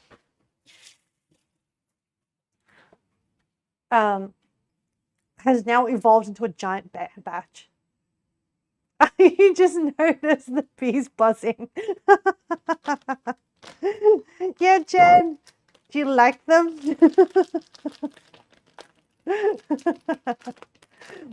I had so much fun. And I didn't know exactly how it would look, but I just knew I wanted at least 2. And then, I don't know, maybe in the future I'll add another one. So I added like a big one and a small one because I wanted like a bit of perspective to be like, oh, one's a bit further away and one's closer. Okay. I'm glad you're enjoying them. I have so much fun. Oh, if you want to move the waystone, you can just need to make sure the setting is set to visible to everyone. Oh, yeah. Back in your day when you used to Minecraft, you were mainly a bee hunting enthusiast. I am. Oh, wait. You used to Minecraft, you say? Can I interest you in a server? What happened? Why do you no longer Minecraft, Jen? I'm curious. I'm genuinely curious. Like, is it also like NCM who's like, oh, you've just kind of like fallen out of it and haven't recaptured that, like, the wonderment of it? Okay, hang on, let me, did I not bring the teaspoon measure out? But I did. Oh, put it back in. Oh, that's wrong. Okay, try and do a teaspoon.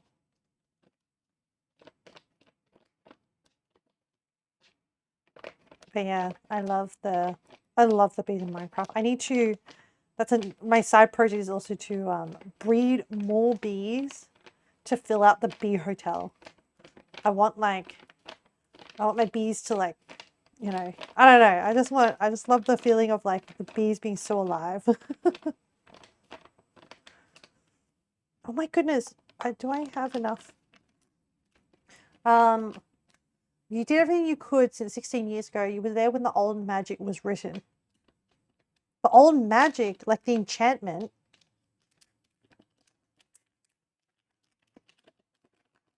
Are you talking about, like, are you talking about all the enchanting stuff when that was introduced? Wow. If you are, then that's like, that's intense. Oh, it's a Narnia reference. I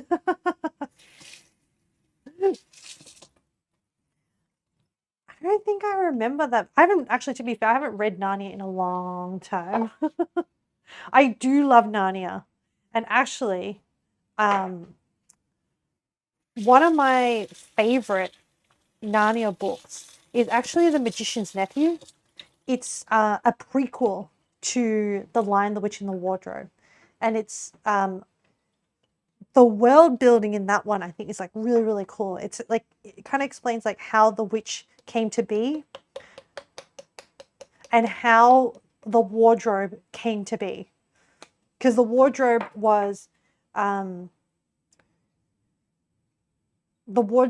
grew from a tree that was planted on a ring that came back from the magician's nephew. That's why it's called the Magician's Nephew. But it was there when they first released Nether. Oh, wow, Jen, that's a long time ago. I mean, since then, there's been a lot of stuff. So you might want to consider. Plus, there's the mod pack. So you may want to consider coming back. I'm just saying. Your favorites are the Lion, Witch, and the audacity of this bitch.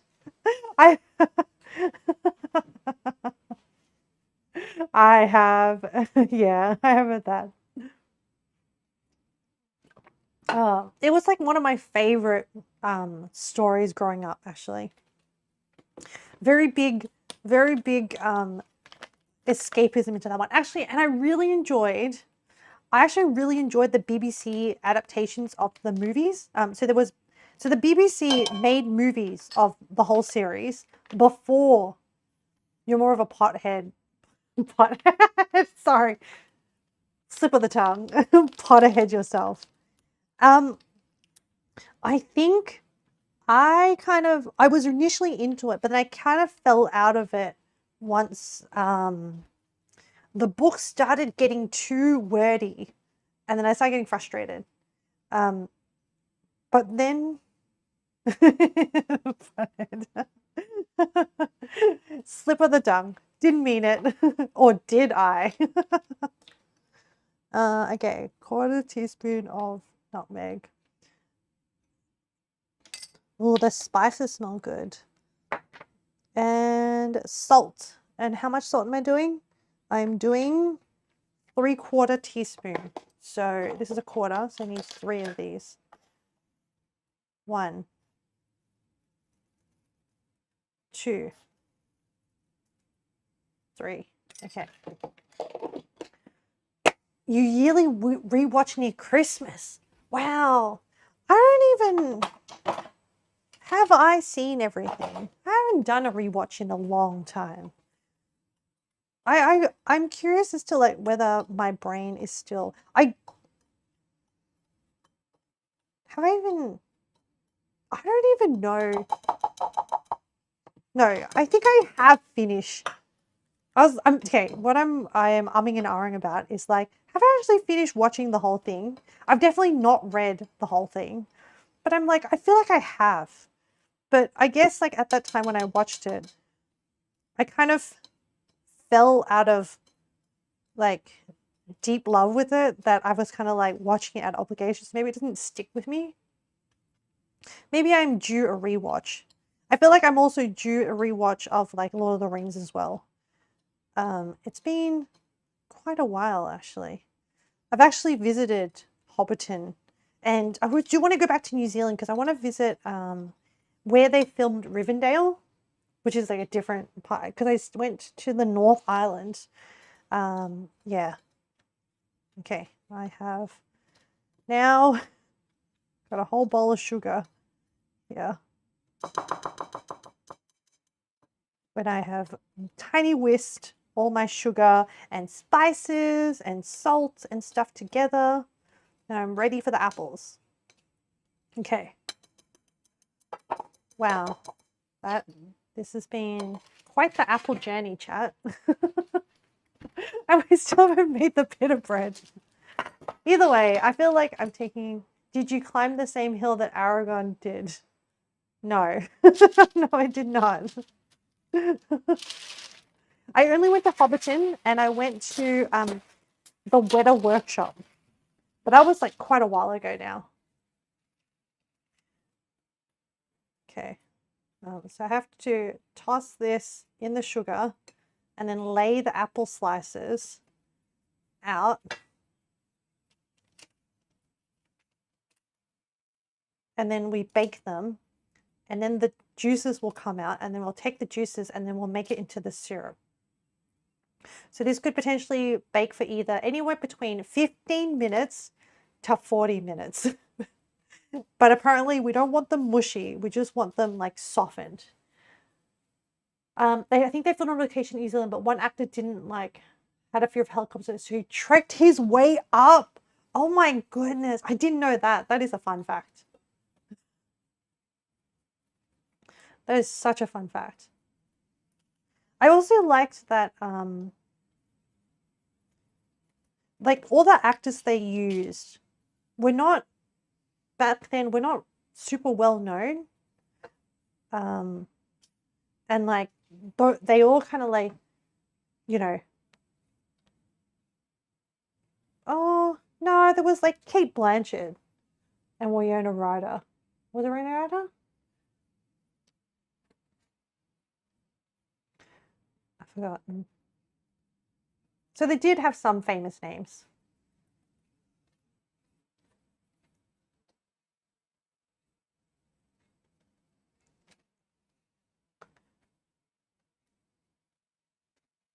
Okay, I think we really need to I think there may not be enough space. There's a lot of apple slices. I need to like really cram these guys in.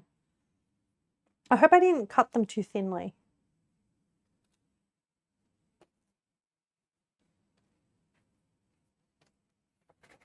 Am I tossing them, making it stick too much?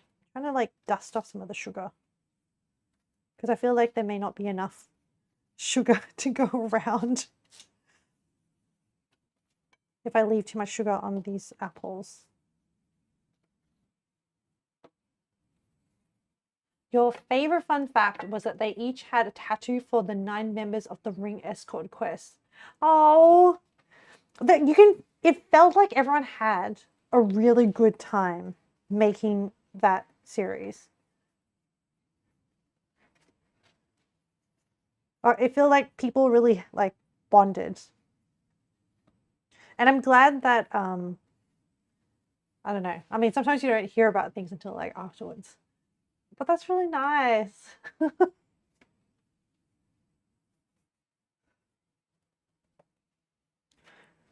I don't know. I feel like there's a lot that happens in the film industry that not every production makes it huge. And it's nice when like people go in to do it because it's a passion project and then it does end up making it huge. And then they have like really good memories with it.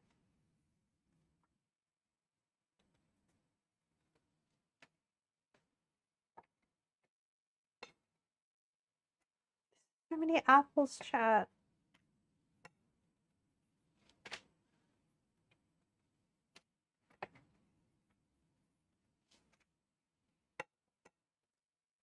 That's okay.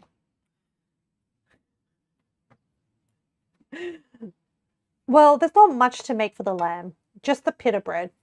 And we do need to knead it and then kind of like let it rise and stuff. With the apple pie, once these apples are done, we make the sauce.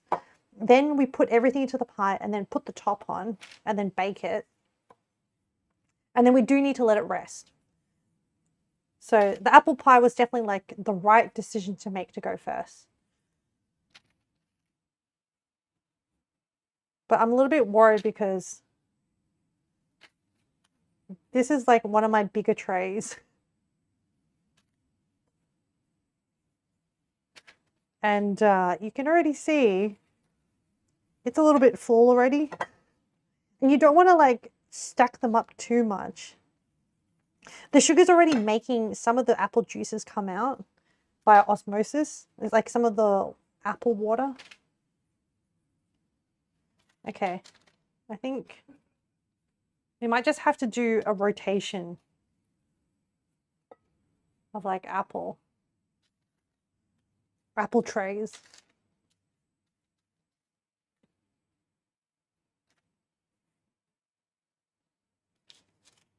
Okay.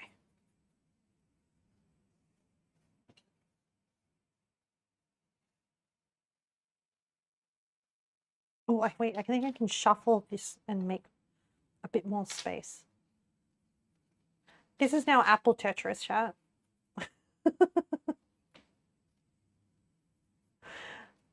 You're going to use all the apple slices? Yeah, so apparently... So the recipe said 2 kilo. This is my pie tray. This is all going to reduce down. So I think it will fit. I don't know. I'm a little bit worried. But I am going to cook them all because what am I going to do with all these apples? I'm not going to sit here and eat all these apples. But then like raw like that. So then even if I bake all the apples, even if I misread the recipe, even if I have extra cooked apples that have been cooked in cinnamon stuff, I can make another pie. Juice leftovers. Oh, I have a blender. Would I rather eat? I mean, I've already gone to the effort to slice them. I would rather have the ingredients to make another pie than a juice. All right, 1 tray in. I need another tray, and I need another tray, and I need. But I have this, which is a silicone tray, which I think I can use. I don't need baking paper for this because it's silicone, and it won't stick. And it has a bit of a lip, so I should be able to. It should contain any juices that come off it.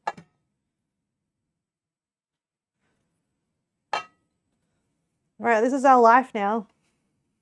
I am an apple. I'm an apple lady.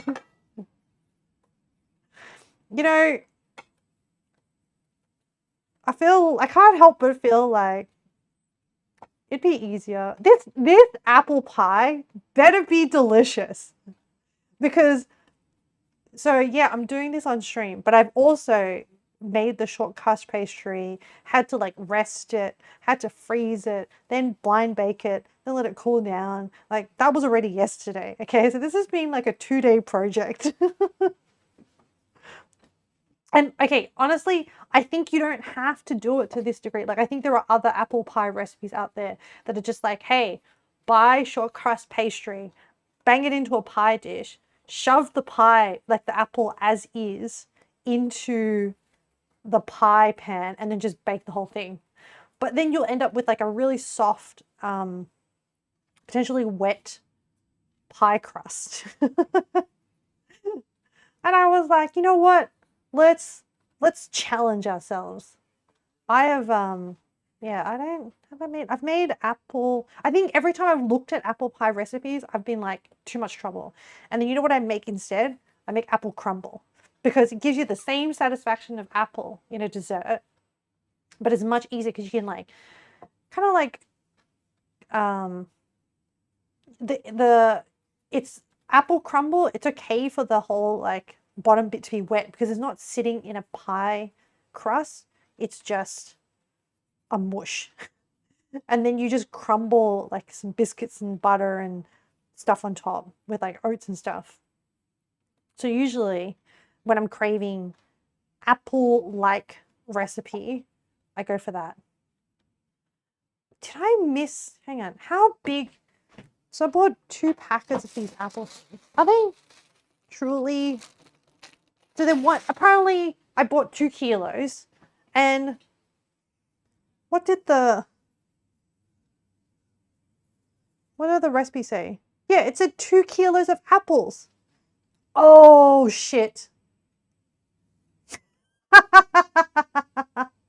All right, let this be a game. Do you know what I realized that I stuffed up in? Oh crap, I didn't set a timer. No, that too, but in addition, what I realized when I looked at the recipe. Hey Google, set a timer. No, let's just have a look at it. I realized where I fucked up. No, don't worry, Google. Well, I don't know. I don't know anymore. I don't know what I'm doing. For apples for serving size of 10. No, so the 2 apples is correct. The reason why this is taking up so much space and why I'm consuming more sugar than I anticipated is because the recipe said the pie size is wrong. Potentially, maybe. No, the actual problem is that I have cut these slices too thin. The recipe said 1 centimeter thick slices. I think my apple slices are like 1/2 centimeter, which means that I have more slices and I have bigger surface area of ratio to sugar, which also means that the 15 minutes of baking that they said, I have to be really careful now because they're thinner, they're going to bake faster. No, I didn't read the fine print. All right, okay, in which case we don't have to be so thorough with these apple slices. You know what? We're just going to stack them up. I've already stuffed it up.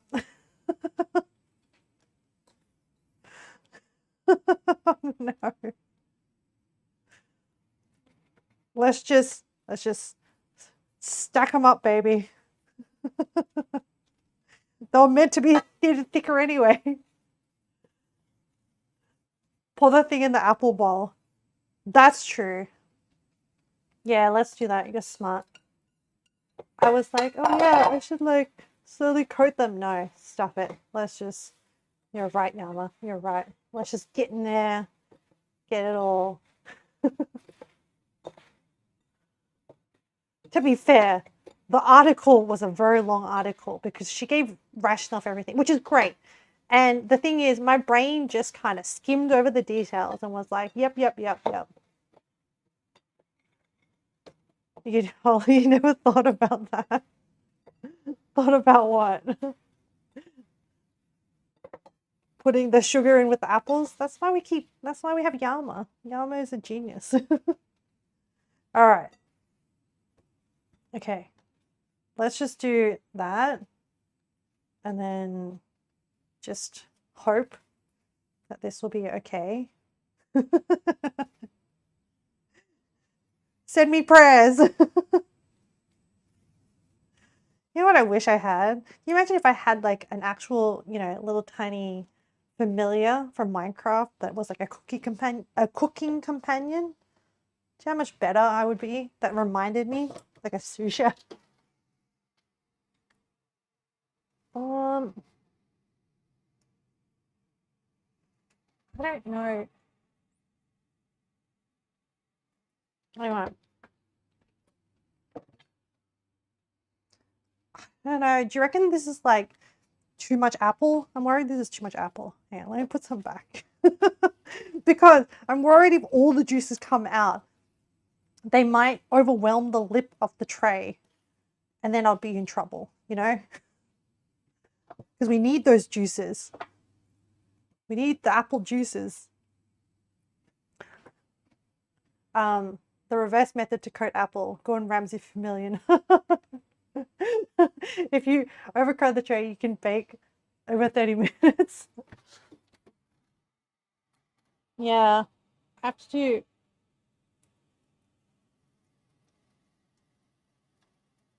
So hang on, let me double check the recipe. What am I looking for the apple slices? As in, what doneness level? Okay. Bake until soft but still holding form. Check first at 15 minutes and every few minutes thereafter. Do not stir or rotate trays. Okay. How much time has it been since I put that tray in? I don't know anymore. So we're gonna have more than 2 trays of apples. I should probably set up another. Let's just just to expedite all the baking. And this one, I'm not even gonna bother with like a baking tray. Feels like an hour. No, Jen. Wait, we said it was an hour and a half? No, close to 2 hours. No, okay, I don't know then. Yeah, I don't know then. I have no idea. It's fine. I'll just keep checking on it every few minutes.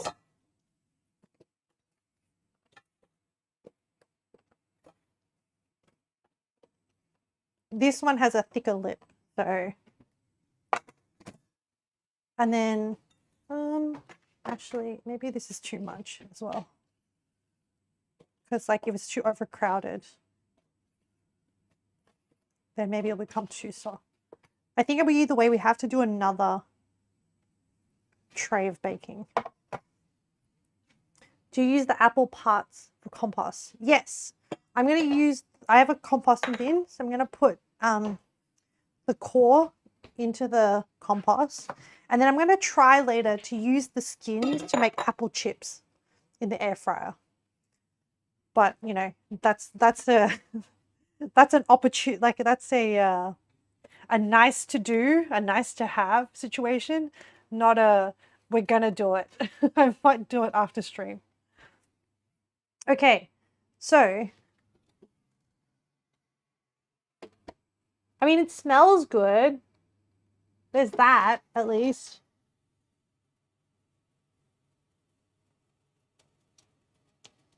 Is this considered soft?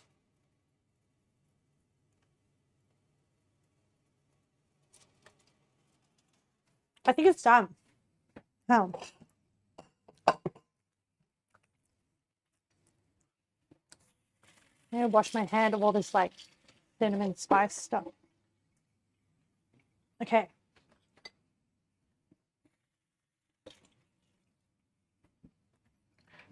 I need a corkboard. I need to transfer. Okay.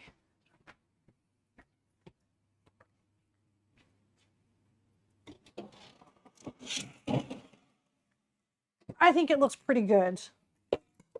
Oh my goodness, I don't have enough space. Anyway, I'm going to put the next tray in.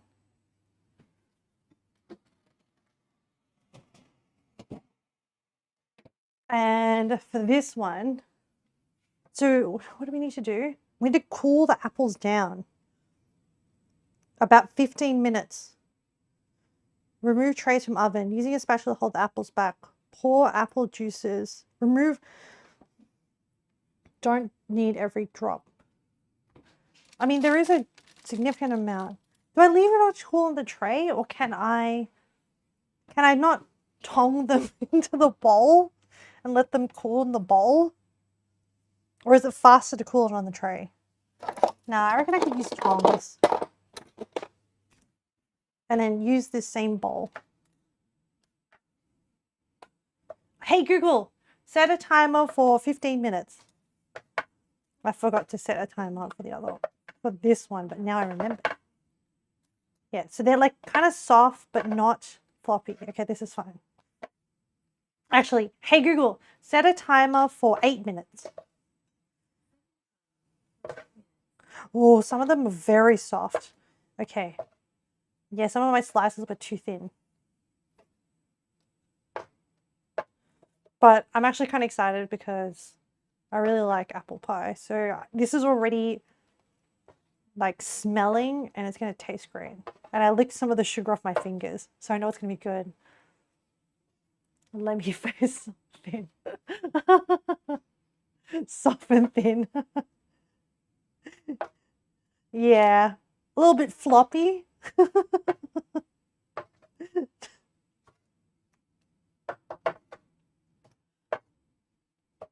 No caramelization, unfortunately. All right, so I'll leave that there to cool down. I will then siphon off this. Now we need to make, okay, to make the sauce, so butter, third of a cup. Okay, okay. So I think I can just use a teeny tiny pot. Oh no, running out of space. Too much.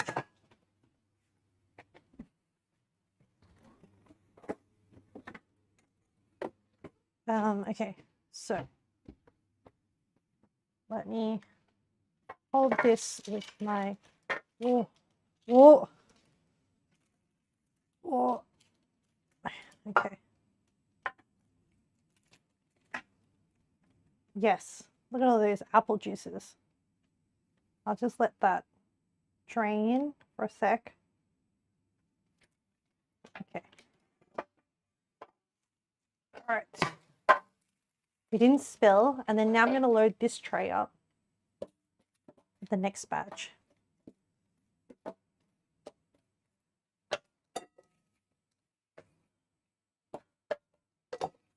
And now that I have, okay, the tongs are not the best because they sometimes kind of crush the apple slices, but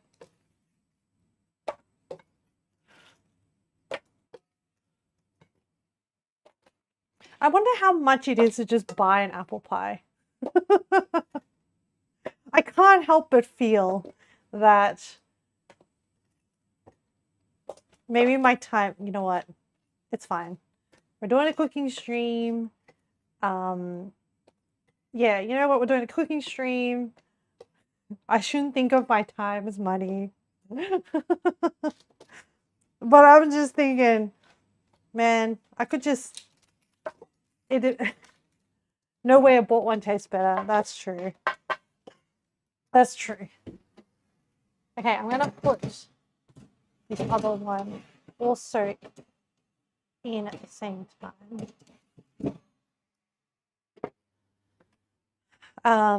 Okay, so the process is, and you know what? I'm gonna put this extra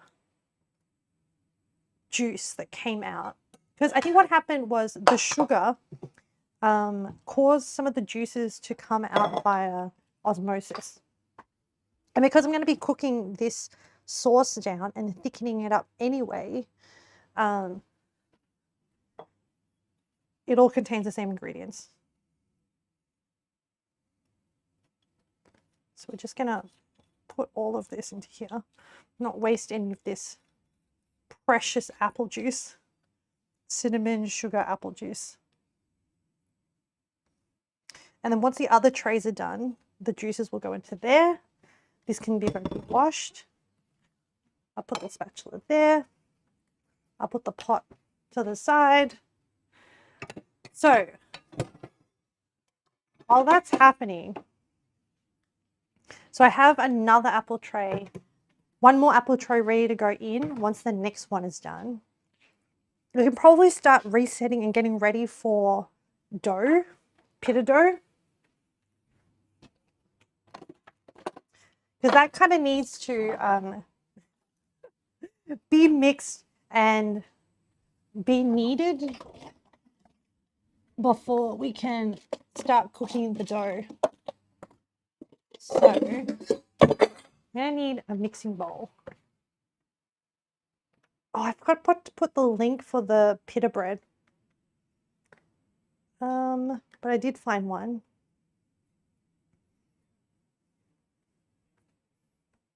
Okay, so we need flour. We need lukewarm water. We need 2 teaspoons of dry instant yeast.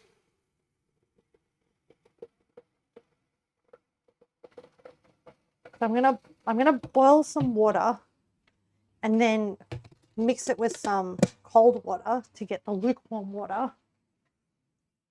And salt and sugar. Okay. Salt.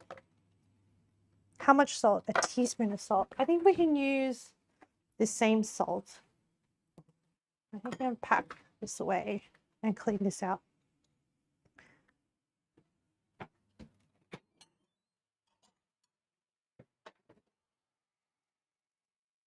Let me look at my tray again.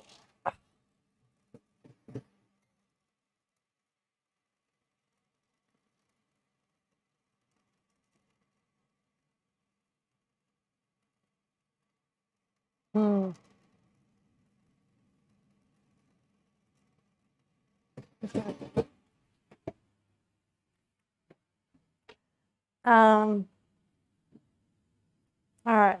What do we need to do for this?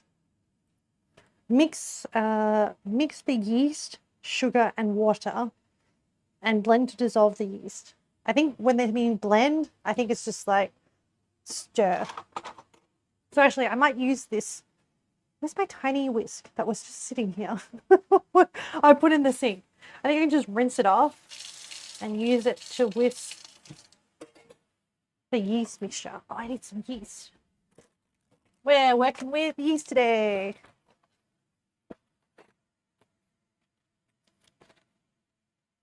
Okay, I have some yeast. I need how much yeast? 3 teaspoons. Don't know how much that is. Then set aside for 5-10 minutes until yeast frosts. Add the flour and salt and mix using the dough for 6 to 8 minutes. Also, you can mix the ingredients by hand. The dough may need a little bit less or more flour than this pita bread recipe calls for. After mixing for a while, the dough for your bread should become an elastic ball and a bit sticky. When ready, cut the dough with olive oil. Place in a bowl and cover with plastic wrap and a kitchen towel. Let it sit in a warm place for at least 20 minutes or until it doubles in size.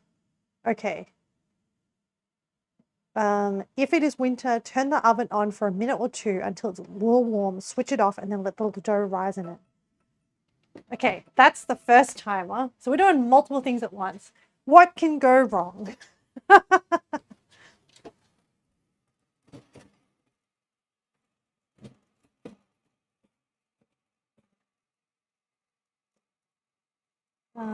I'm just kind of like poking at the apple.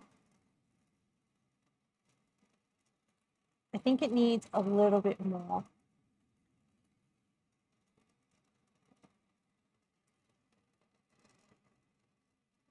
But the juices are definitely coming out. Hey Google, set a timer for 3 minutes. Okay, bowl with yeast and water. How much water?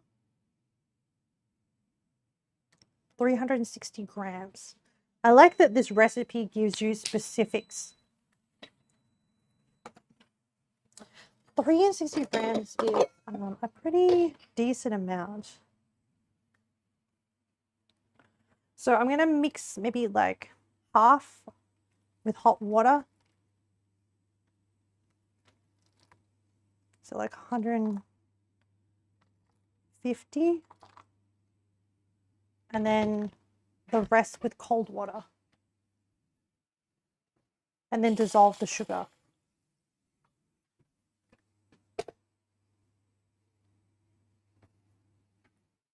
And we don't want it too hot because we don't want to kill the yeast. We have done that before. I've learnt my lesson. We'll close 345. I just don't have enough space on that. I need to clean it. 380. No. Actually, I need the mixing bowl. 370. 360. Okay. Yep, 360 grams of water, a teaspoon of sugar. I have a half teaspoon. Here's the sugar. Let's just do white sugar.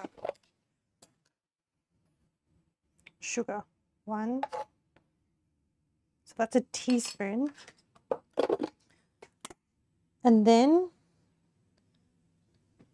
dry instant yeast.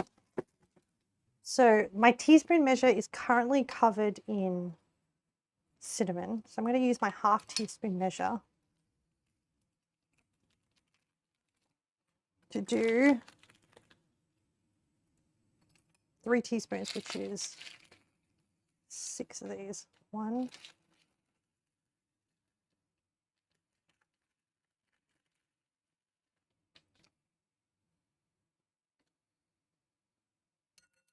2.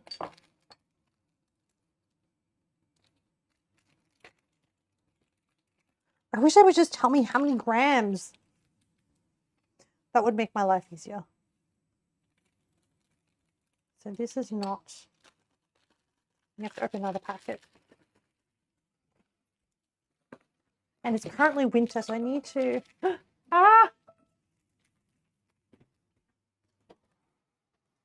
my glasses are fogged up. I kind of think that's ready. Oh no, I'm stuck between 2 things. Chat, remember we have 1 teaspoon of yeast. I'm going to pause that while I do the apple thing. Let's boil the apple. Yeah, that's good. Oh, it's actually a lot more juice than I expected. Okay, I think I need 2 oven gloves, not just 1. Where did my second oven glove go? Oh, here it is by the sink. Okay. Oh, yeah. And then I'll put the other tray in. And then we keep the production line going. Hey, Google, set a timer for 10 minutes. Is that cooling down? Yeah. Okay, we're at 1 teaspoon of yeast. Keep that in the brain. And then I'm grabbing all these new apples and popping them into the bowl to let them cool. Okay, the apples aren't too bad. Weren't too bad to do.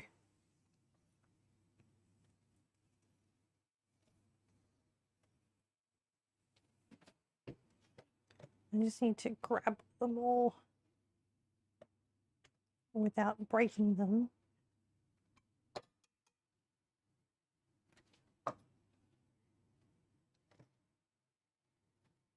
They didn't really shrink.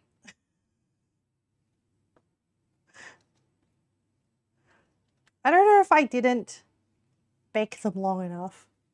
I feel like they were meant to shrivel more.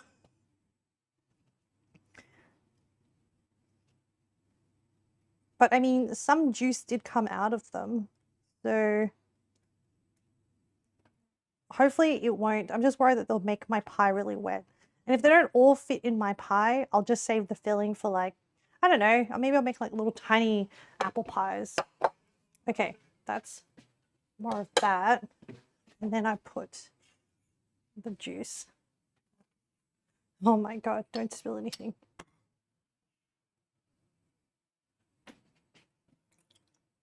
The apple juice into the pot. Okay. Oh.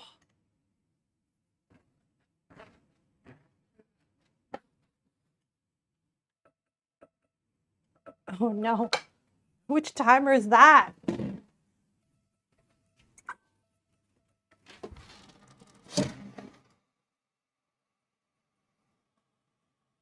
Okay. Now the apples are still kind of...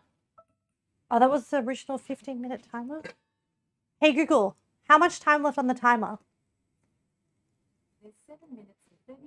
Okay, we're still okay.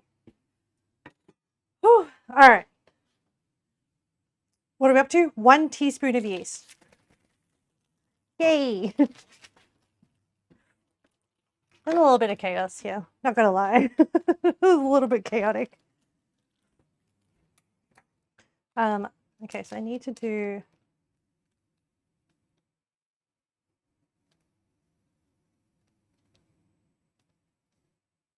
2 and then 1 more.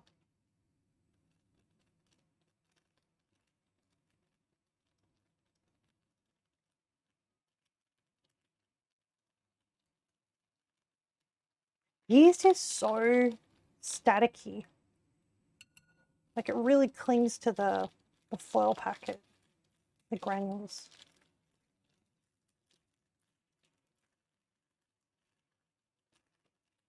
Enough for 3? Does 3 teaspoons of yeast sound like a lot? Actually, do I even have enough flour?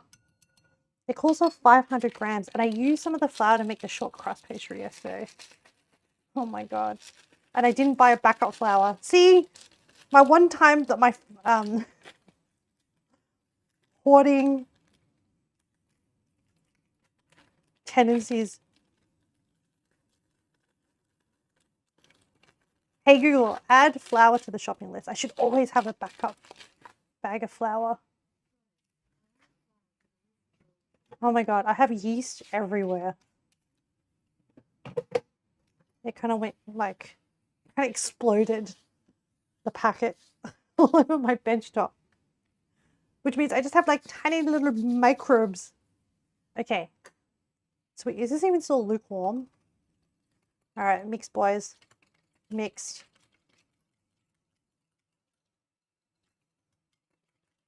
Dissolve for me.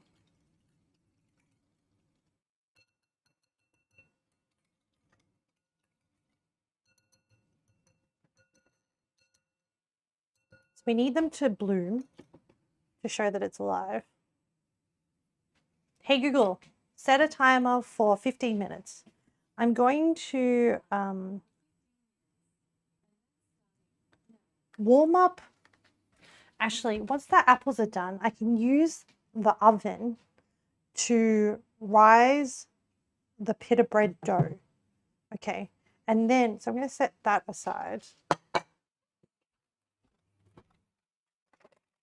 And then I will use my mixing bowl to measure out all my flour. So I need 500 to 530. Let's hope I have 500. I need to add salt to this.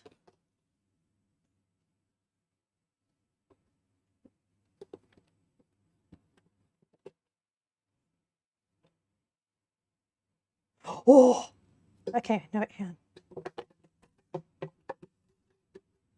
I have 470 grams of flour. Do you reckon? Okay, I think it should be fine if I add self-raising flour to make up the extra 30. I think it will be okay. It has raising agents. I think it should be fine. Wait, hey Google, does self-raising flour kill yeast?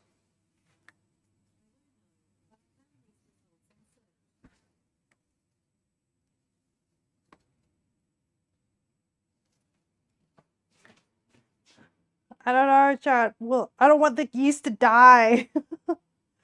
Will self-raising flour kill yeast? I already added 10 grams. No, but it can interfere with function in a recipe. Baking causes the dough to rise too quickly or unevenly. Okay, I shouldn't add any more self-raising flour. Maybe rice flour? Not the soy flour. That will make it taste weird.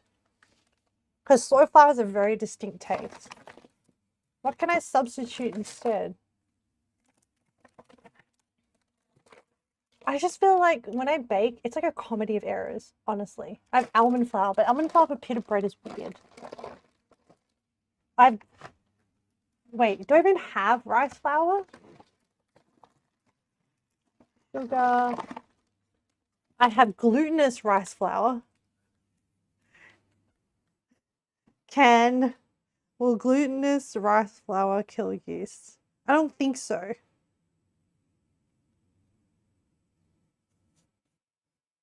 So I name it's gluten-free and made from ground seed rice. Okay, we'll substitute with glutinous rice flour. It will be a little bit weird. Okay. I think the other problem is I won't have any flour left to dust surfaces. So I think I might have to use starch.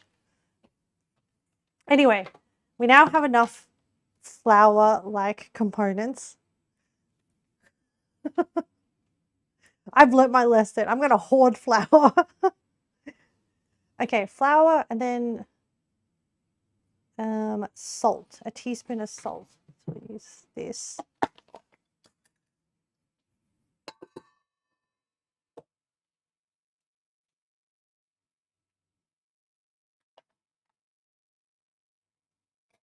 Oh, the camera's overexposed. I need to adjust the camera.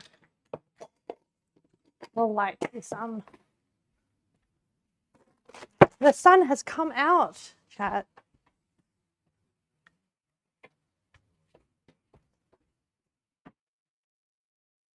Let me.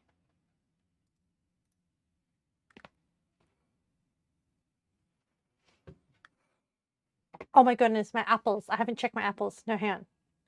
It should be fine. Right?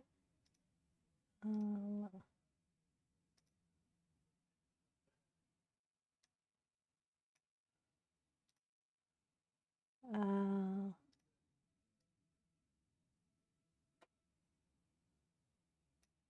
think we may have problems with lighting. Okay. Apple slices. Ah, I always forget. Okay. These guys are done. How's this hot tray going? Still going.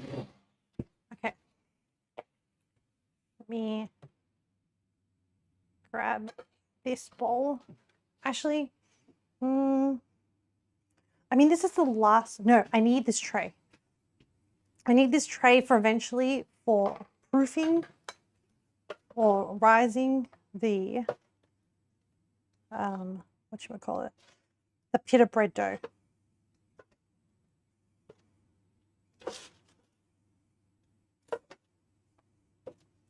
I mean, the apples have kind of shrunk a little bit. Before they were like overflowing in the bigger bowl, and now they're kind of like fitting the smaller bowl a little bit better. And then maybe they'll shrink even more when we bake them the second time. Okay. Okay, I mean, there's still a lot of apples. And then I have, man, I really need to do a load of dishwashing, because like I'm really running out of space. Okay, so let me just tip this. Capture that juice. Whoa, okay. Perfect. I'm glad I used baking paper because I can put that in the bin. And then I think I can just, nothing caramelized on the tray. Have a good amount of apple juice. Before I start doing that, might just give some of these trays a quick wash. Because the sink there's actually no space left in the sink. Because all the objects that are sitting in the sink are all like fairly big objects. Whew. Ah, we survived that chat. So far, anyway. Not bad, not bad. Well, okay, we'll have to see how the flour turns out. It might come out a little bit weird. But it will be, luckily it's like flatbread, so I don't really need it to rise too much.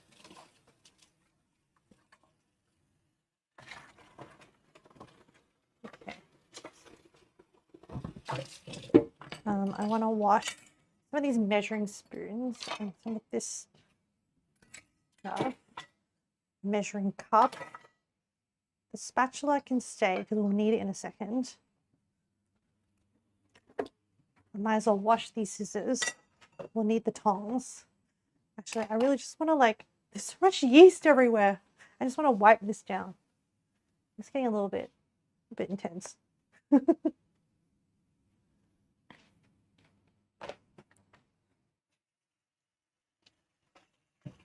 This is better.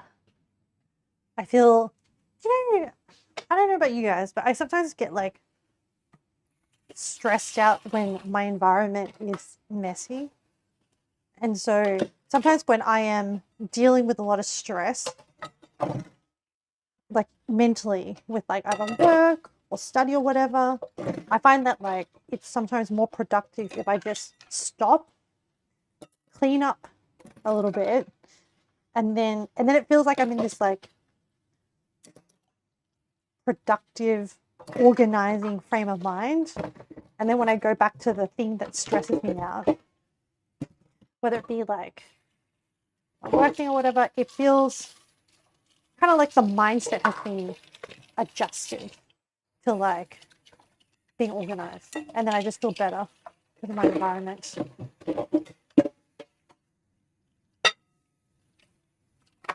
I don't know. I had this idea, chat.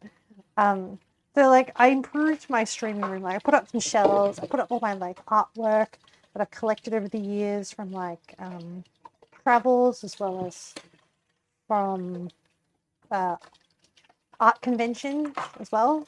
Anyway, I was like, oh, this is kind of fun, and the effect is so nice because then the room is so different. But I have this this powder toilet. I have one toilet in the house that's in its own little room, but it's kind of depressing. But then what does it say if I want to make the toilet room nicer? Do you go into cleaning mode? Yeah, I do. It's I don't know if it's procrastination. Maybe it is. I'm going to put these apple skins into the fridge. I want to figure out a use for them later. Yeah, I do go into cleaning mode. But yeah. All right. Oh, how much time? 4 minutes. So what I might also do, oh yes, I'm going to give this other tray that we were using to bake a rinse. But hopefully by the time the dough is ready to be proofed in the oven, I can use this to... Oh, the other thing I forgot to say to Yama is when you're considering your kitchen renovations, I really recommend getting a kitchen tap that has the functionality of being a hose as well. Because it means that you can actually bring the water to different parts of closer to the thing that you're trying to wash, especially if it's an odd object, like this giant baking tray, for example, or different pot sizes, because then you get less splashage because you're not hitting the water from a really high height. You can bring it down closer and you can direct it. And if you're on a budget, you can get this. I actually have the IKEA one. Will it get loose over time, starts dropping, or hard to clean the inner pipe/hose? My inner pipe hose is a mesh metal material, and it doesn't actually get wet. I've never had to clean it. I never see any sort of debris on it. And because it's a mesh, you can just kind of like pull it. It does sometimes get a little bit loose, not loose, but like it doesn't retract all the way in. But then again, it is quite easy, the one that I have, to pull down and like stick back in. And I think the only thing that causes it to stick back in is like this like ring. I think, and this is an IKEA one as well, because I bought this one to try it out initially. But once you have the hole ready, it's actually not that hard to change your tapware. It's pretty straightforward. So mine just has this like ball thing. But I think if you were to invest in like a more branded tapware, you probably wouldn't have like, you probably have a better experience, but so far mine has still been pretty good. Yeah. But the quality of life that it is given and I also prefer the tap being a little bit higher than the sink. Like I don't like where the sink is low and the tap just kind of comes out, because that's what my parents had and I hated it, which is why I went for a different tap. Where I went for like a bit of higher one, because then there's more clearance. So because I remember whenever I wash dishes, I would always like have to move because it would block my access to the sink. Yeah. Anyway, little things. Okay. So I think the 15-minute timer, do we have a 10-minute timer? Hey Google, how much time left on the timer? It looks like you don't have any. Okay, I think the yeast is done. Add the flour and salt and mix using for 6 to 10 minutes. I don't have a dough hook, so I'm gonna just, in this case, whisk using my classic balloon whisk. So whisking, we have salt in here and flour.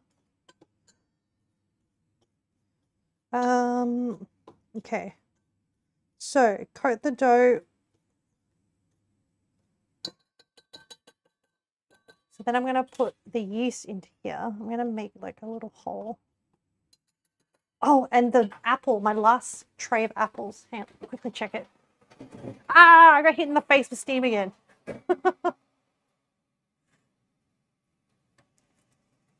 I think it needs like a little bit more. Hey Google, set a timer for 5 minutes. And then we might use this spatula for the yeast. So make a hole and add it by parts.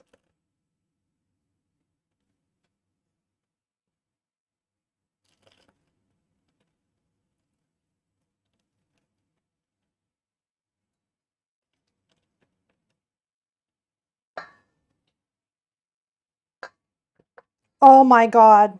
I just went poof and then all this flour went up. That's fine. All over my phone at the table. No.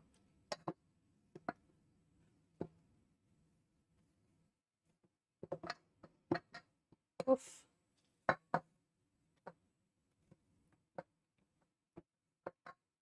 Okay.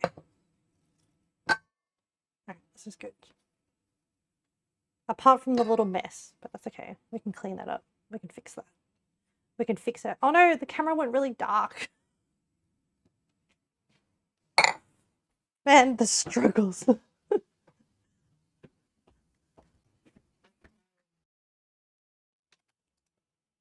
Oh wait, did it fix itself? Properties.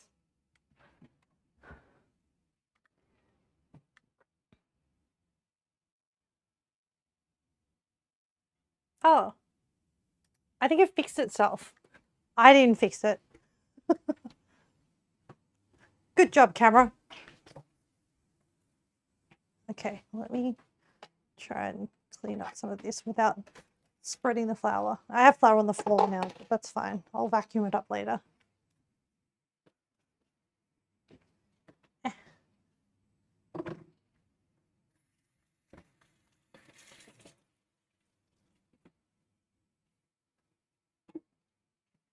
Okay. Right. So this flour is good. So what do I do with this flour now? Mix by hand, 6 to 8 minutes. Elastic ball and a bit sticky. Okay. Another workout, yeah. But I'm not going to put my hand into this until we're done with the apples, because I don't want to be swapping between flour hands and apple tray stuff. Whip out the KitchenAid. If only. Man, chat, we're going to be, if the day comes where I can ever afford a KitchenAid and also, you know, decide on having enough space to put a KitchenAid into my house, will be an amazing day because all the recipes that we've struggled with in the past. But you know what? This is like, you know, when all this like doing stuff by hand gives you like an appreciation, you know, of the raw the raw effort that goes into the old school way of making things. You know, like I'm like kind of like those Japanese restaurants where the junior staff has to like do all the like labor intensive things. Like, I'm just appreciating, you know, what people have done for centuries. Not because I don't have a KitchenAid, but you know, it's the respect of the cooking culture. I tell myself. The copium, the sheer amount of copium.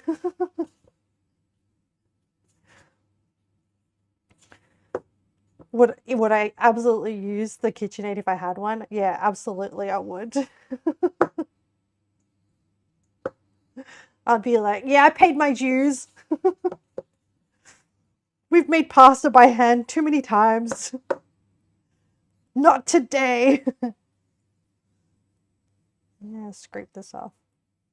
All right, we got a few more seconds left on the apples and then they'll be done. And then we can start getting our hands into the dough. Okay, have I learnt to not put my face too close to the oven? Hey Google, stop the timer. All right, last bit of apple. Man, we've been, you know, I enjoyed that we spent 1.5 hours cutting and peeling apples. Because you know what? That was less stressful than this situation. That was super relaxing. We were just like chilling, having fun. And now I'm like running around pulling apple trays out of the oven and like mixing dough. Now this is stressful. No, it's not stressful. So then after we've done the dough and we leave it to rest, then we'll start threading the lamb onto the, oh, actually, no. Before I do the dough, I should put these apples into, no, while this cools, I'll make the apple sauce. And then once the apple sauce is done, I'll put the apples into the pie tray and then we can bake the apples. Oh, but the problem is that I need to prepare another space for the dough, which means that I need to heat up, as in I need to prepare a warm space for the dough to rise because it's currently winter and the house is kind of cold. Okay, and then I need to put the rest of the juice in here. It's all the sequence of events that need to happen. Val, hello, how are you? Okay, apple juices going into tray. This is like our 4th tray of apple. 2 of the other ones, yeah. Oh my goodness. Okay. Apple juices going in tray. Falk, how do you like my new outfit today? I know you always enjoy it when I have my outfits. Okay. All right, I'm soaking that tray. I'm going to put the apples to one side. Actually, you know what? I'm just going to cook it over the stovetop. I can't be bothered getting the gas can out because we need to do the dough as well. So I don't want to take it out and have to put it away. No, that I'm putting it away. I mean, I need it later for the oh, maybe we will do it because we need the tray, not the tray. Whatchamacallit? The cooktop for the purposes of the lamb. Once we cook the lamb skewers, or once we start cooking the lamb skewers. So we need now.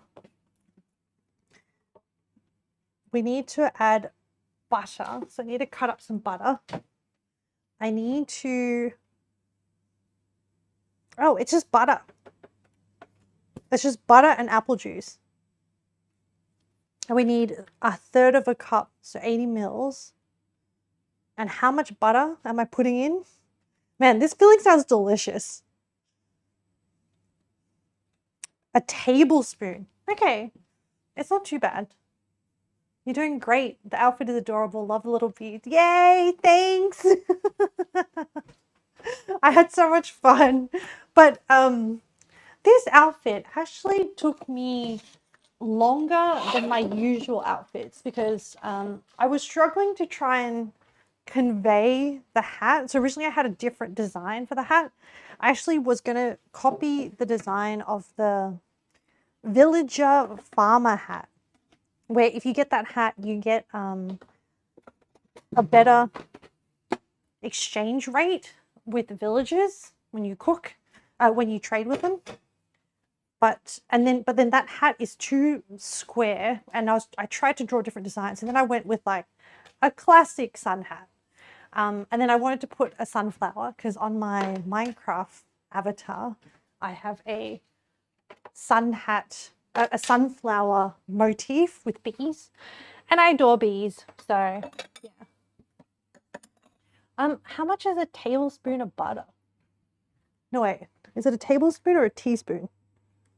A teaspoon of butter. Wow, that's very different to a tablespoon of butter. Whoa, that could have been a catastrophe. We are not on our game today. A teaspoon is like about that amount. I don't honestly know that amount. Okay. I have deposited the butter. I will now put out the burner. Let's just focus on put the pitot on one side. No. I don't know anymore. Everything needs time. Let's just finish the apple pie. Okay. Let me try and use up some of these half-empty cans.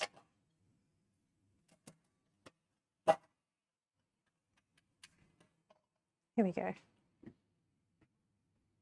Actually, when I went to Hot Pot the other day, they had these like tiny burners where the can sticks out. How is your butter so soft with clean cut? Mine is always melting in a mess. Oh, because of your humidity, Yama. Your humidity. Sometimes my butter is too hard. It's just the difference in country, unfortunately. Oh. Yeah, it's the humidity and the temperature. I think, like, I suspect as soon as you take yours out of the fridge, it already starts. It's hit with the humidity. But it shouldn't melt that much. Unless it is actually, because butter is essentially like a solid fat. And like straight out of the fridge. There's always some time before it starts melting. Yeah. So I don't know whether like your butter manufacturing is maybe different. Because yeah, all our butter is like just blocks of butter that you can buy in the fridge. And if it melted that fast, it wouldn't even get home. Because we just purchased them in like foil blocks. I think, Yama, maybe you should just come live in Australia. I think that is the solution. Colder weather, butter doesn't melt as quickly. Yeah, I think that is absolutely the solution to your problems. Straight out of the fridge. Too hard to even cut. Let it soften, and when I cut it, get a little spread like. Live in Oz. Yeah, come to Melbourne. We can go to art shows together. There is a pretty big, oh, Japan, yeah. I would love to live in Japan. My only concern is like, okay, is housing expensive in Oz? But they're a spider. Yeah, we don't really see that many spiders. Honestly, like,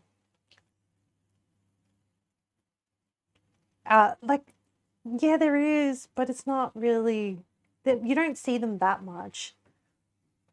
And yeah, like I see them because my house is older. Daddy long legs. You do get a lot of daddy long legs, but they're good guys. They actually kill a lot of other spiders and they eat a lot of insects. So I tend to just let them hang out.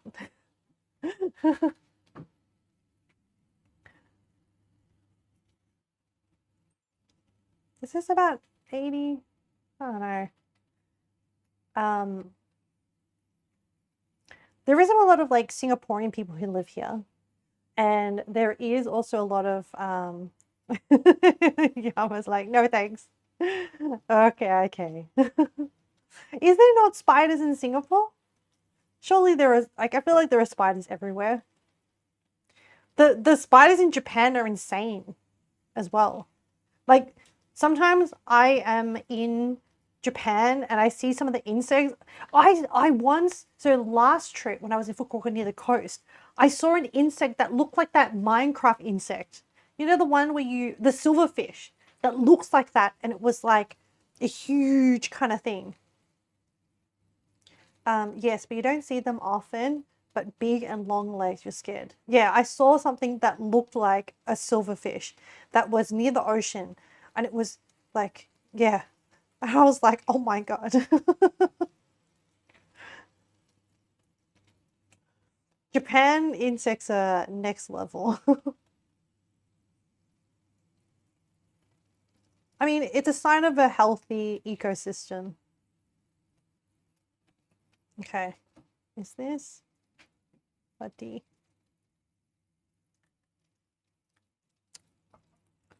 It's pretty good. It's pretty good. So I don't know how I'm like this bowl is not big enough for that. Oh, I think maybe I just put the apples in and then I just pour the syrup on top. So is this reduced? No, I think it's probably still too much, right? I'll just let it keep simmering. I just don't want it to burn, which is why I'm babysitting it. Oh, this is so exciting. I'm tasting the spatula and I'm like, oh, that tastes good. It's got the sourness of the Granny Smith apples. And that little bit of salt really helps. And you know what? I can make apple pie in Minecraft because the recipe exists in the farming mod. They also, so my choices were that. There was also the whatchamacallit, berry cheesecake, and there was also a chocolate pie. So we have a few options for next stream. I like this Minecraft cooking series. There's so much inspiration going on here. So while I'm still addicted to Minecraft, I will work my way slowly through this. I also want to try out some of the more Filipino food from the Ube Delights mod. But I realized that finding ube or purple potato flour in Australia is actually not that easy. But I did find, actually not that far from me, a Filipino grocery store. I haven't been yet. I found it on Google Maps. So I want to go visit. And I'm going to check out if there's like other ingredients that I can try out. Okay. I think the syrup is done. My pie short crust pastry that I made yesterday is here. I'm bringing out the topping of the dough from yesterday here. And then we're gonna put, hang on, let me check the recipe before I stuff anything else up. Okay.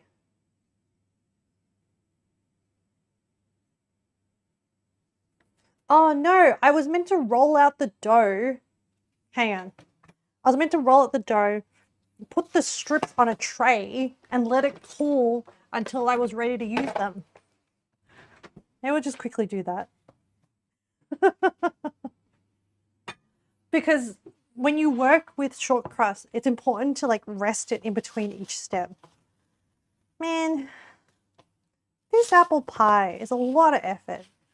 I'm just saying. Short crust pastry is like very high maintenance, okay? Let me just roll this out and cut it and put it on the tray, and then while we do the rest of the stuff, and hey, hopefully even if I just give it 5 minutes to cool off.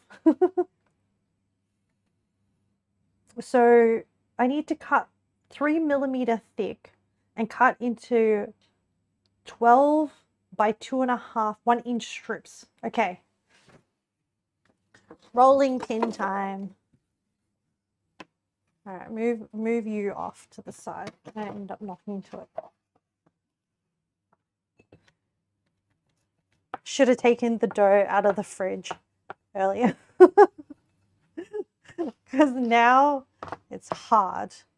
And I've run out of flour, so I have nothing to kind of prevent. Oh, you know what we have? We have starch. I have no choice. I have to use starch.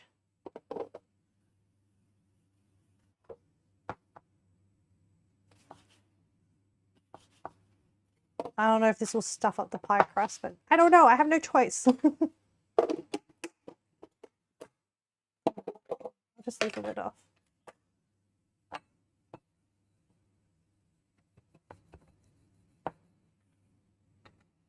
I really want to eat one of these pie slices, apple slices. Mmm, that's a good apple.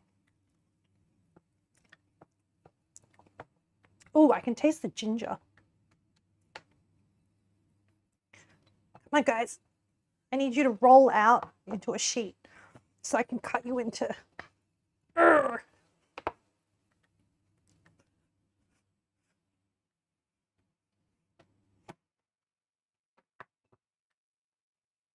Come on, buddy. What if I just stick it in?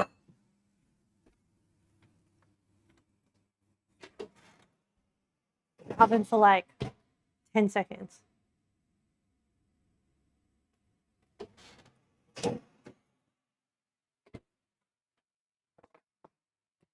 Stop snacking on the product. I can't help it, Jen. It's just sitting there.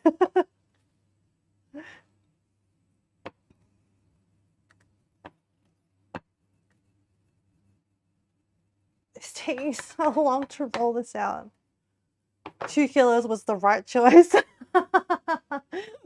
to account for the baker's consumption.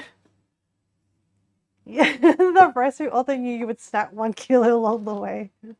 Yeah, I'm gonna have another one. You make a good point. There's a lot of apples here. Mmm. It's like a little bit tart and kind of soft. So good. Mmm.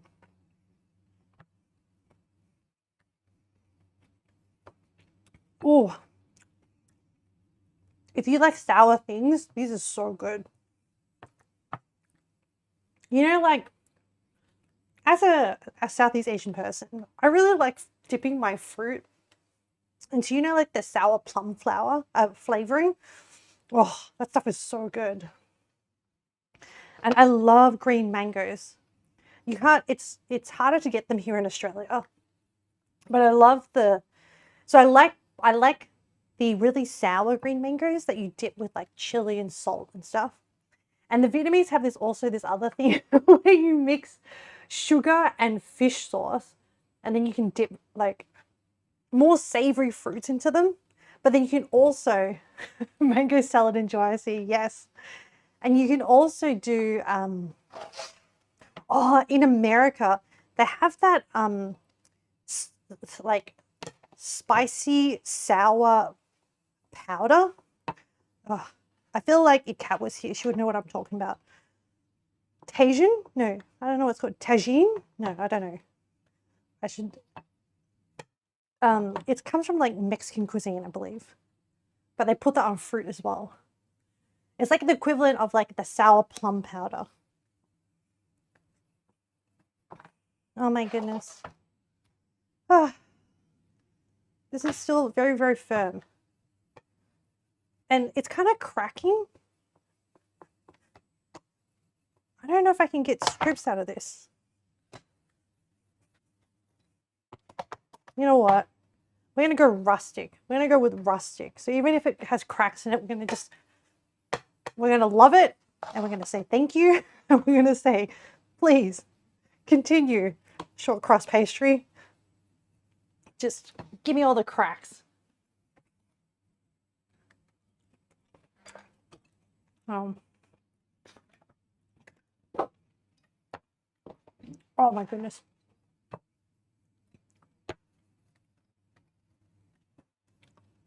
Made the mistake of not taking this dough out of the fridge earlier and not thinking about this lattice.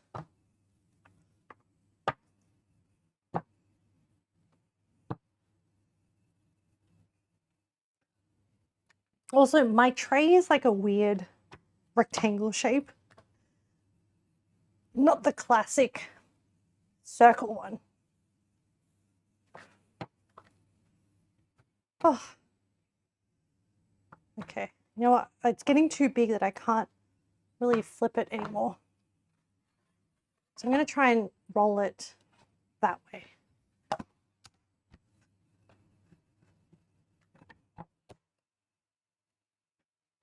Okay, now I'm going to try and roll it kind of like spread out this shape this way.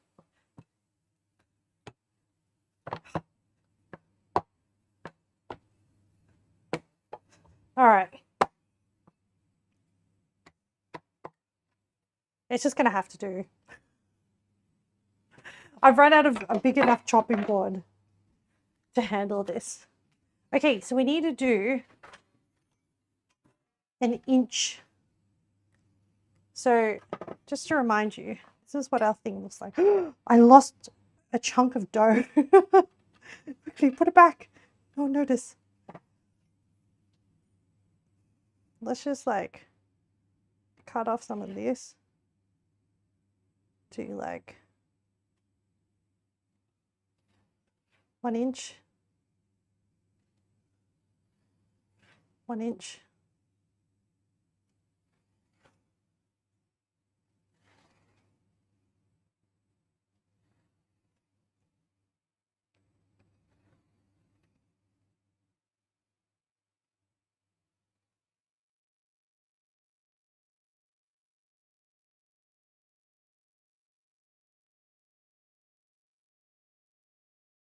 I didn't expect the apple pie to take so much effort. Okay. Roughly. Okay, I'm going to rest this in the fridge. Let it firm up again. I made some cuts. Okay. And then in the meantime, we're going to fill this up with apples. Let's see how much we can pack into here. Wait, I didn't read the instructions. Apple filling. Cool. Okay. Reduce the sauce. Done. Assemble and bake. Okay. Set the oven to 180-degree band force. Okay. I need to turn that up. Scoop up apples. Build a crust with 2/3 of the apples. Gently pressing out air pockets. And then arrange the top so they mound slightly at the center. Okay.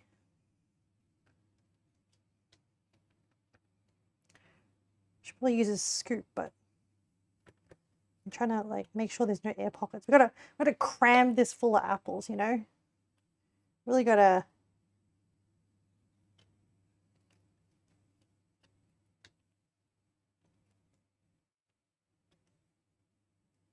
get in there with the apples.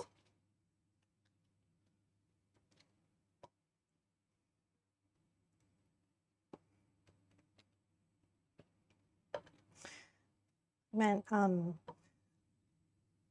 Leo is so quiet on stream today that I know that Leo is like deep in some Minecraft like rabbit hole, which is fine, but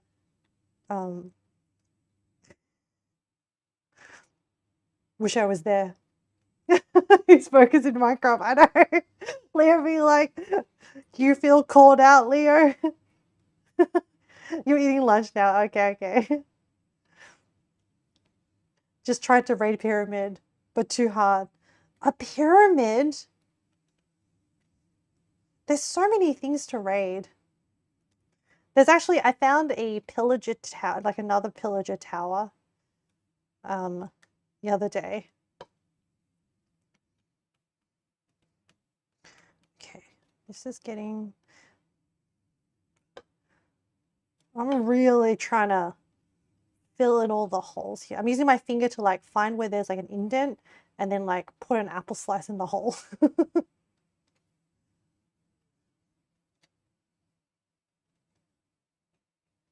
I wanted to say you are barely seeing Farming and Farmer's Delight. Luckily this mod pack only have one Farmer Delight. I know. I also have like Cultural Delight. I know that there's like a pickling mod as well.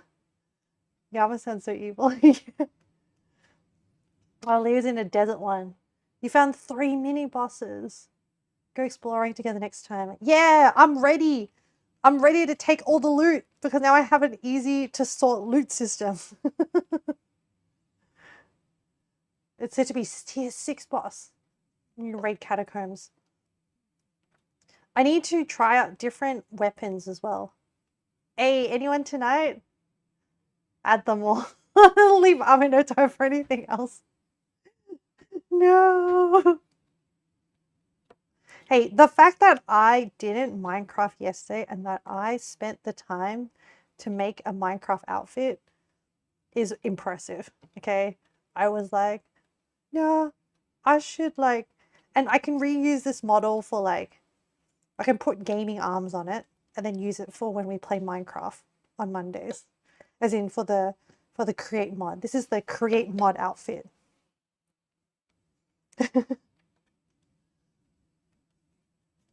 Oh my gosh. I don't know if all these apples will fit, but they said mound it up, so... Oh, and more juices came out. I'm down. Work likes holding me back to waste time. Oh no, Penguin. Hello, welcome. Are you home again? Are you home now? Sorry, not again. I know you were at work earlier. I know you said you only have 1 day off and you already had your day off this week. You're home now. Wait till you see Let's Do Farmer Delight a lot extra more, or Pam's. Yama, I feel like you shouldn't show me. I feel like that is a slippery, slippery slope. Okay, is this... I don't know when they said mound, if this is what they meant.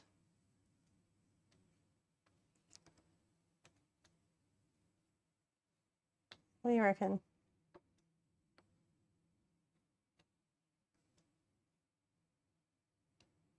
Like, is this too much of a mound? There's a lot of apples. Either my Granny Smith apples was too big, or, which can't be wrong because like it's 2 kilos by weight. I think my pie dish is too small. Wait, do you? No worries. Stonks for string content. Is it a bit too much? You're eating pie with apple pie, but apple with pie you're not eating. Well, I think maybe I can fit one more here. Is there any other holes? No, I think I have no idea. Okay, you know what? I think this is like, I think it's good to stop there. So I think the other thing I was meant to do was, oh, this is very syrupy now that it's cooled down. But we have some juices still in here. So we can do this to thin it out. Pour all of the excess juice into here.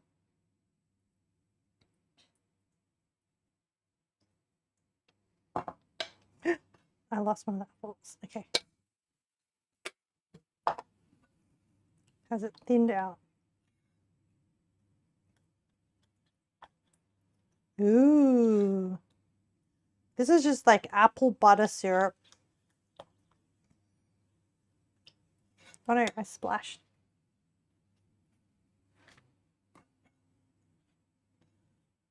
It's like, yeah, if you're not even having enough apples with the apple pie, can you even call it apple pie? Oh, I keep splashing. I wonder whether I should heat this up one more time. What happens after this step? Let me check.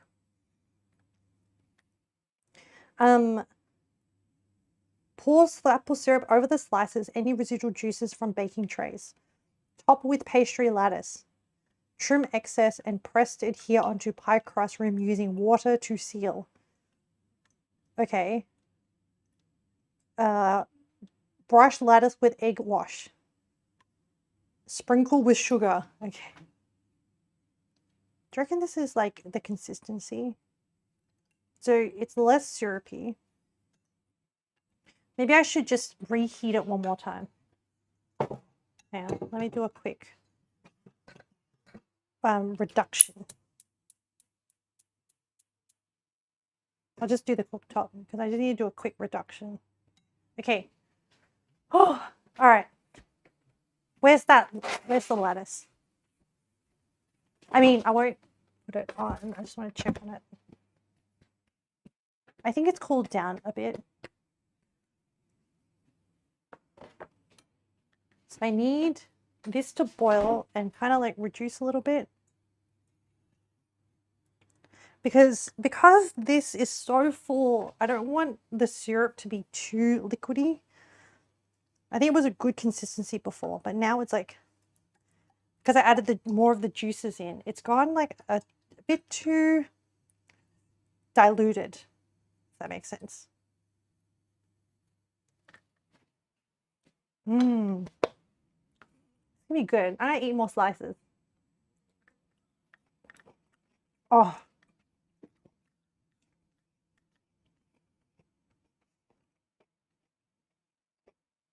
And when you bake the apple slices in the oven like this, they kind of get this really nice texture.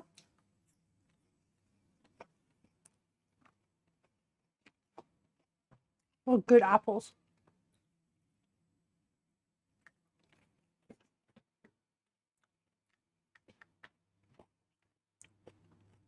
Still waiting for it to boil.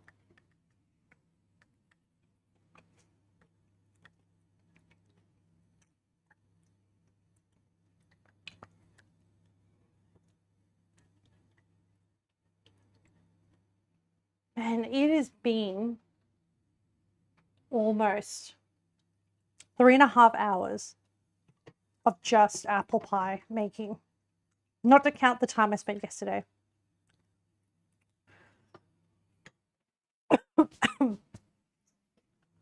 Oh yes, I need to drink more water.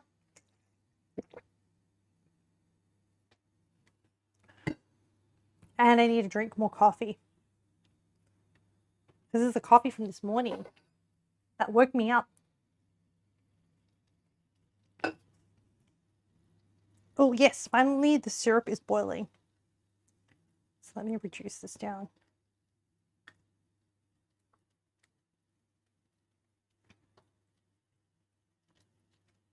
You know what I'll do? I might add a little bit of starch to not only reduce it, but to just, oh, maybe I don't. It does thicken quite a bit.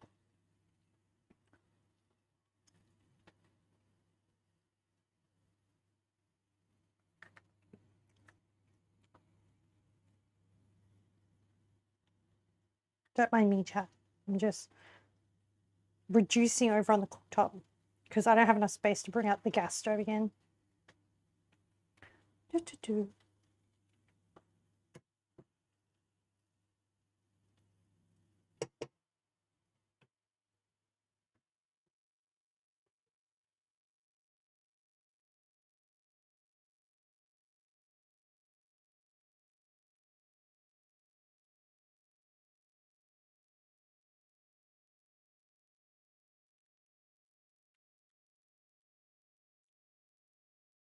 I don't know how to reduce, but by how much? Should be alright. Well, I boiled it back up. Maybe I should thicken it just a little bit. I'm worried that it's going to like run everywhere and make the base really wet. So just add like a little teaspoon of starch for this final step. And I can't be bothered. I'll just mix the starch into water with a knife. This is the butter knife. This will do. Put that in, stir it, bring it back up to the oil. And just thicken it up a bit. I kind of want it to cling to the apples. Stir, stir, stir. And then we can put the lettuce on. And then put the whole thing in the oven. Oh, we need to do the sealing. Okay. I also had some egg wash that I used yesterday to blind bake it. So I'll use the same egg wash. I kept the same egg. And I put a lid on it.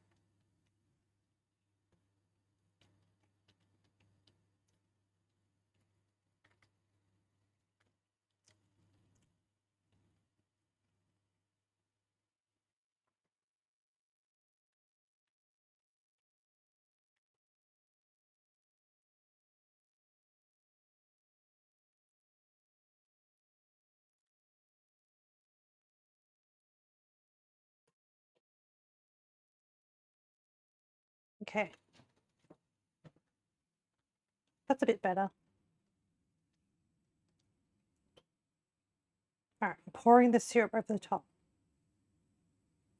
Now, I'm going to be careful not to overfill.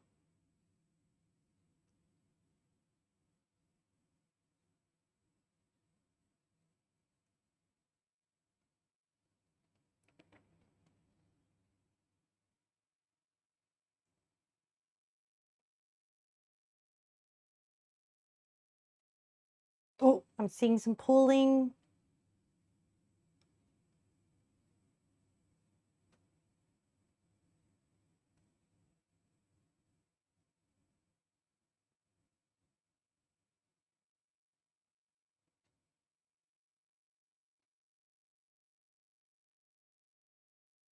I'm very intently concentrating so I don't overfill this with syrup.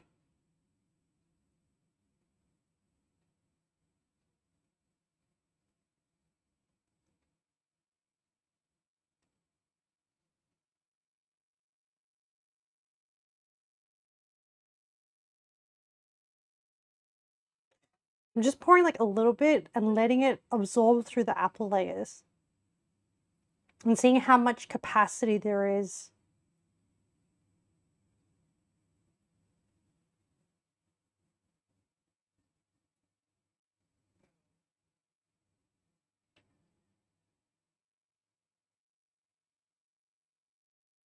Okay, I think,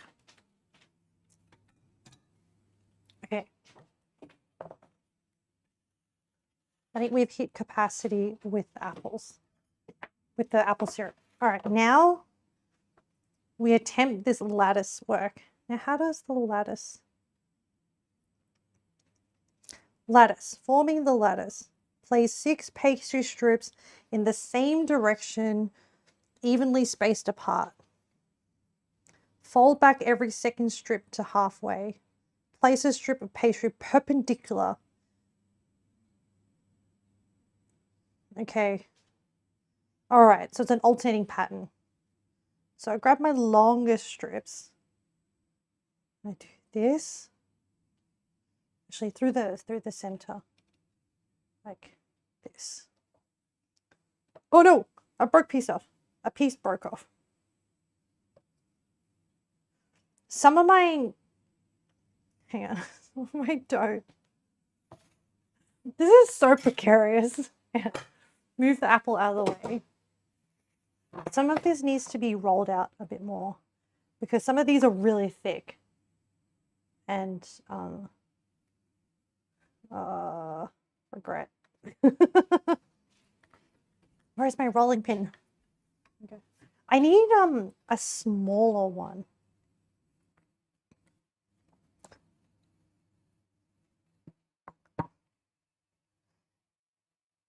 I need like a smaller rolling pin so that I can. Okay, that one's like a little bit bulbous in the center. Don't mind it.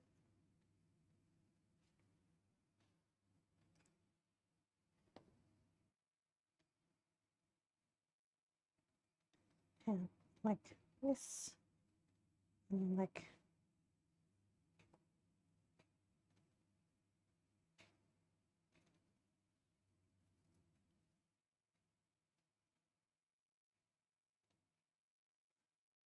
oh no. Come on, buddy. I think I can fit one more on the end. Okay. I mean, alright. Never mind. So then they said lift every second strip up halfway, like this, and then place a strip perpendicular, like that, and then fold it down. Okay. And then do the same for the other side for this one. So we're doing like a weave. Take this, place it like that. And then we alternate and make our way. Ooh, I feel so fancy. Do I celebrate Halloween? Not in Australia, not really, but I am always, I don't really go to like Halloween parties and stuff, but my friend who got me into horror does love horror movies and stuff, so we'd probably just like watch a horror movie or something. I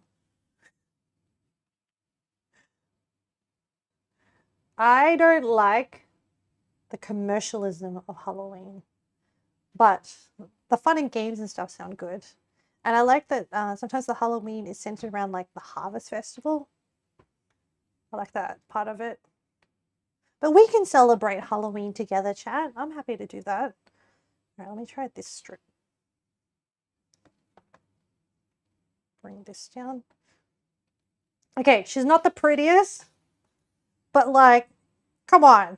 That was pretty. I'm pretty happy with that. Whoops, no. Flip this one up. I'm pretty impressed.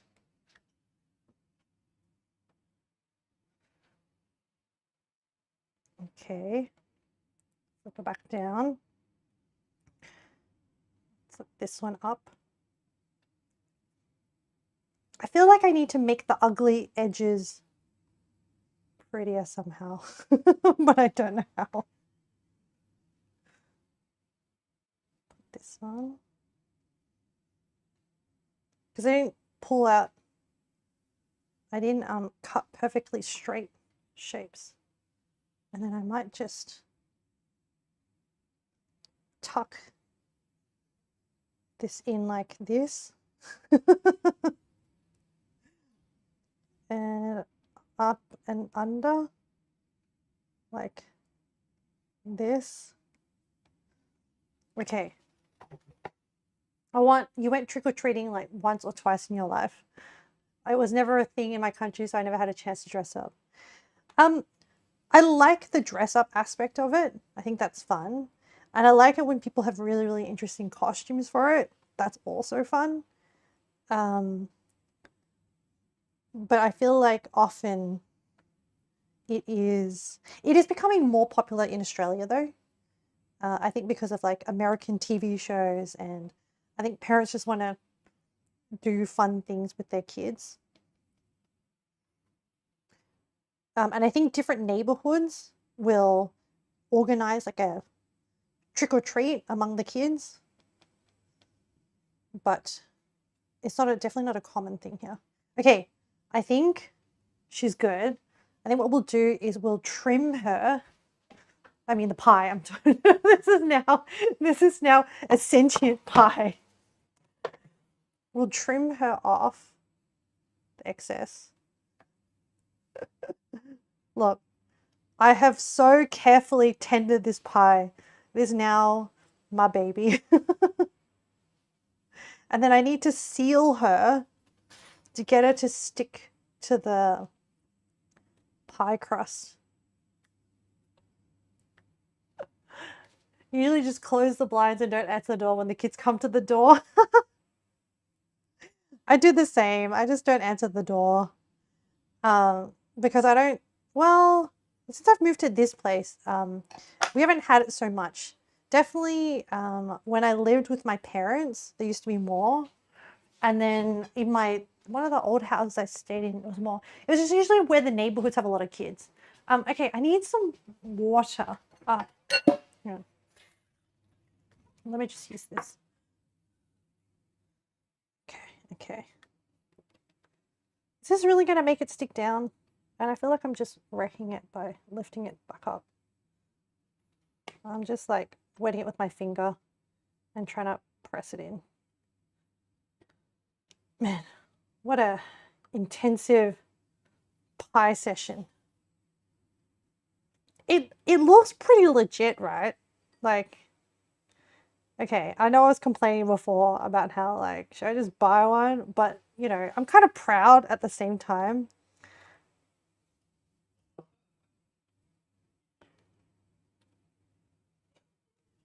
Just trying to seal all of these.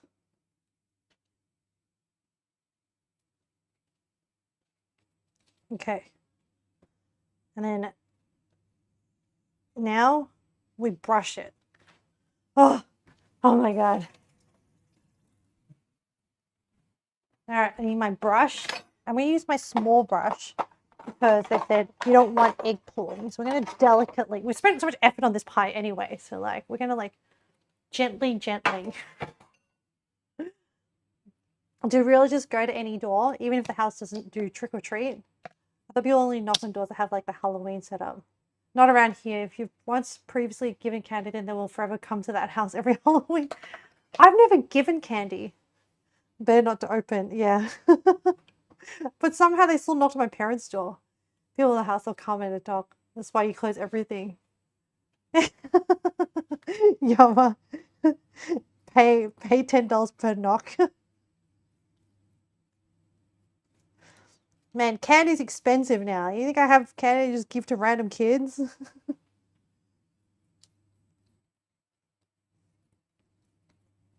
Okay. I'm gonna carefully brush each row with egg mixture.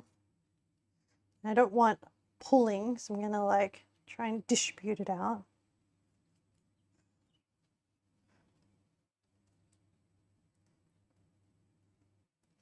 The egg wash will make it nice and golden.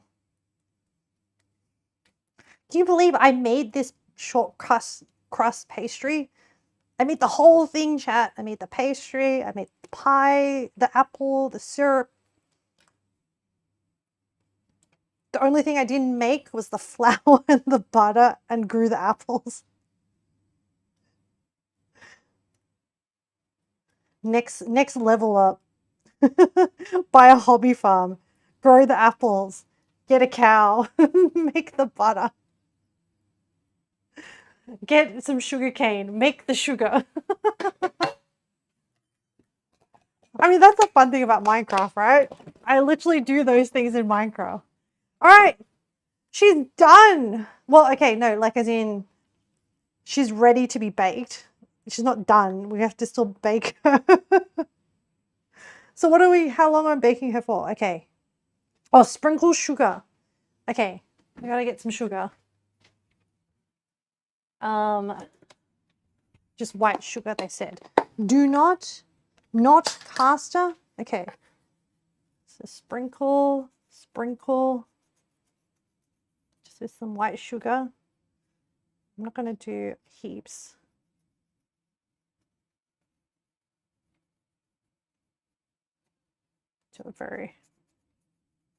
She's not done. She's almost done.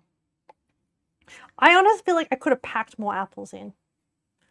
There's some bits that are a bit like, but it is a pyramid, so I was a little bit worried that it would like fall.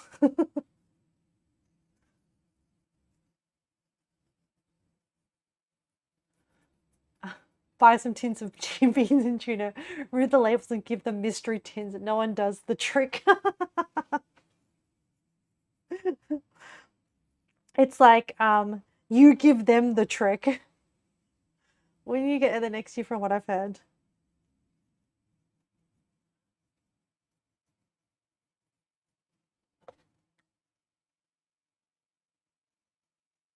Yeah, apparently, like, you know, they're meant to, like, if you don't give them treats, they can, like, put toilet paper in the tree and, like, yeah, egg your house. But, like, eggs are expensive now.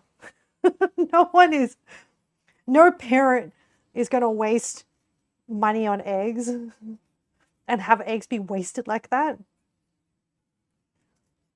This is IRL we're talking about, not Minecraft. But even then in Minecraft, now that I have the cooking mods, I can't waste eggs because eggs can be cooked and made into like with flour to make like wheat ball, dough ball. Okay. I think that is a good crusting of sugar. All right. Okay, back to the instructions. Okay, bake for 45 minutes. Oh my goodness. Chat, it's already a 4-hour stream. Okay, whatever. We still have to make the pita bread. We're here for the long run, okay? All right.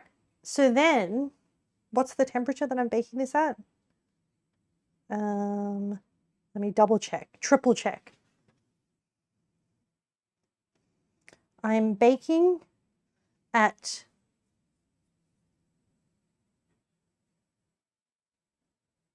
180 degrees. Let me check. It's too hot. Okay. The actual what I also recommend people do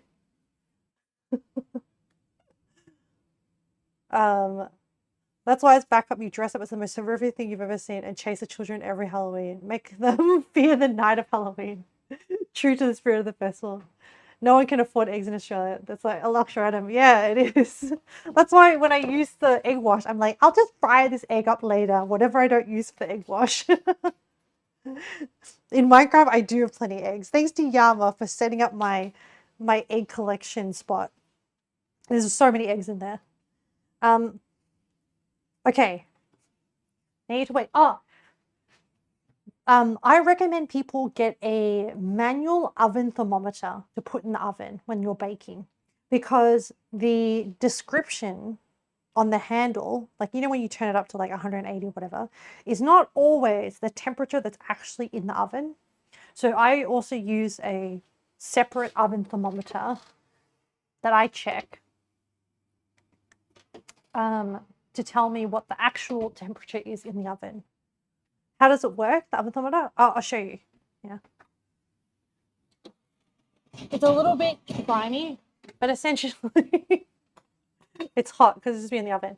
It looks like this. It's just a manual gauge. And it just says oven thermometer. And then you can, there's a little hanger that you can clip to the like rack or something like that. Or you can, there's also a stand. So you can also stand it up in the oven, inside the oven. Yes, inside the oven. Yep. So let's put it back in because I use this to gauge. It depends how fancy your oven is. If your oven is very fancy, sometimes it has the sensors in the oven already. Interesting, yeah. It's very, very important for things that are very delicate, like if you're doing souffles or if you're doing cream caramels or anything that's like a custard base. It's like, because those ones you have to be, it needs to be like a, so my oven, it always, if I turn it up to 150 on the outside, inside it could actually be 200. So it is a very wide temperature discrepancy. And so when you're doing more delicate baking or things that are more susceptible to temperature, like pies and stuff. Okay. All right. This baby is ready. And then things like, you know, yeast and doughs and stuff that kind of need. All right. Just going in. She's a hefty girl. All right. Hey, Google, set a timer for 45 minutes. Whew. Finally. The pie's on the way. Can't even say done. No, no, no, no. No, don't change my music. Oh no. Google's going rogue.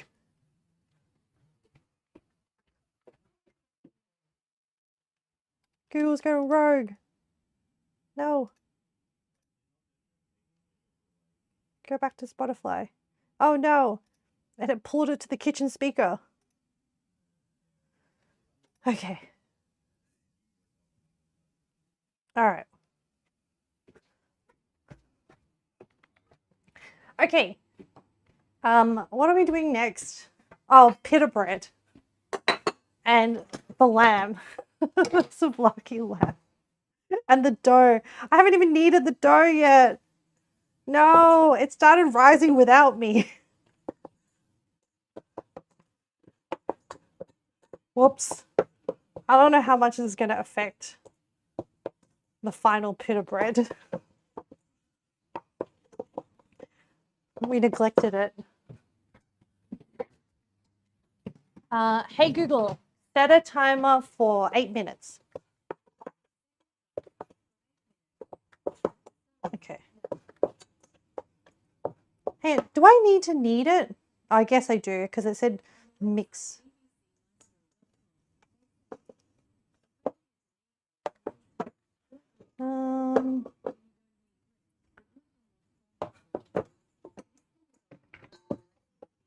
I think I might have ruined this. Because apparently you're meant to let it rise for 20 minutes. Which, because we didn't mix it and we got distracted, well, we had urgent Apple things to do.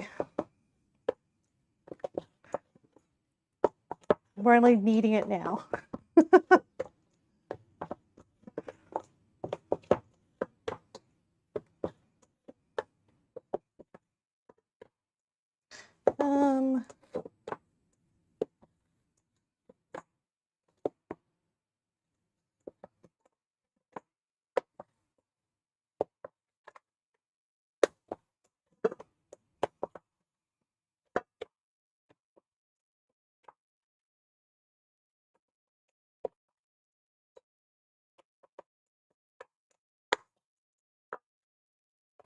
Well, hey Google, how much time left on the timer?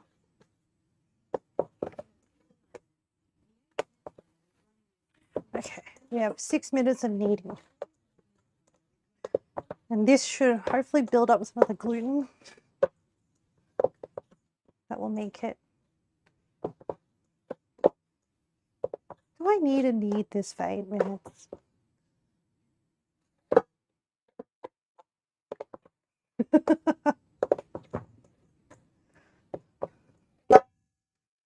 I'm trying to scrape some of the stuff off the side.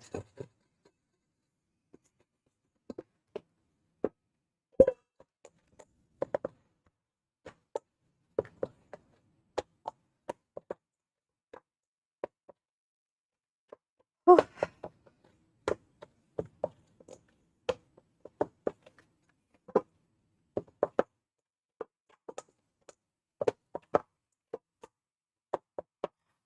Make some coffee.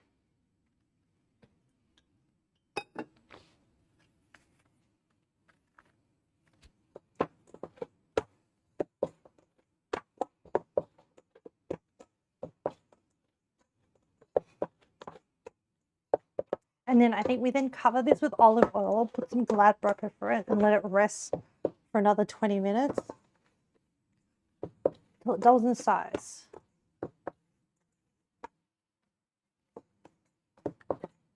You need to play with your hands.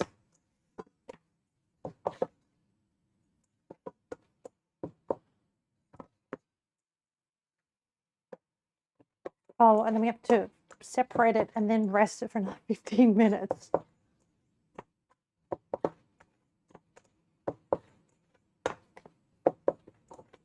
And this will make 6 pita breads. Is it true that Vic coffee has a higher caffeine percentage?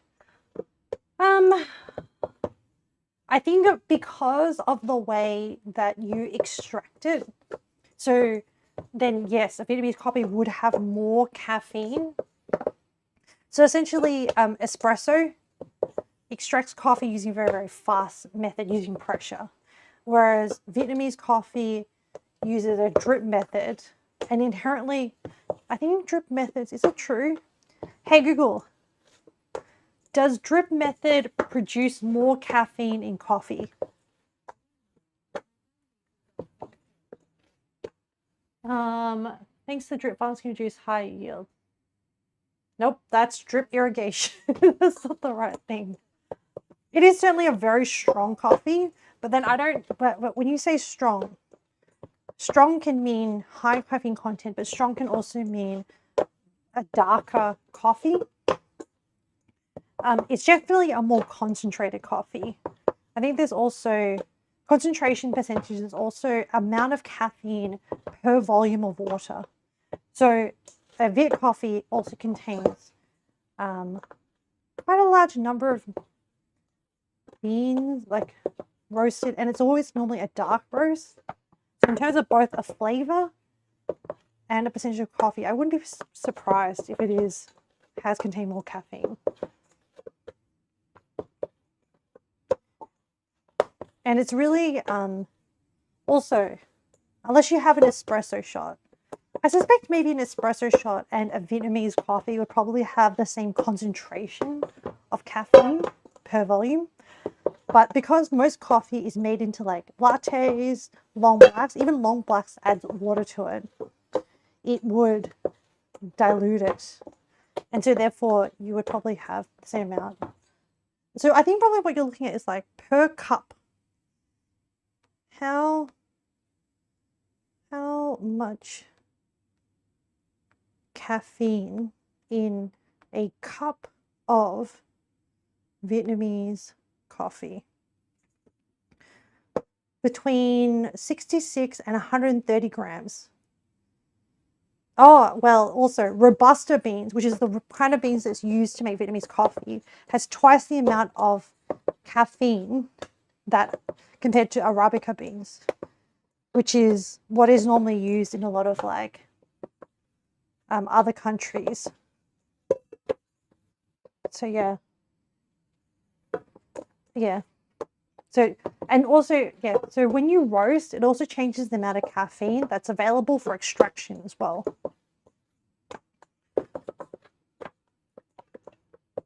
Hey Google, how much time left on the timer? Hey Google, how much time left on the timer? Oh, we got a minute more of this. And then we'll start our first proof. Man, this yeast in this bowl must be so confused. It was originally added to the bowl, kind of roughly mixed with the spatula. I was probably like, what's happening? And then rudely yanked. And then kneaded and beat up for like 6 minutes.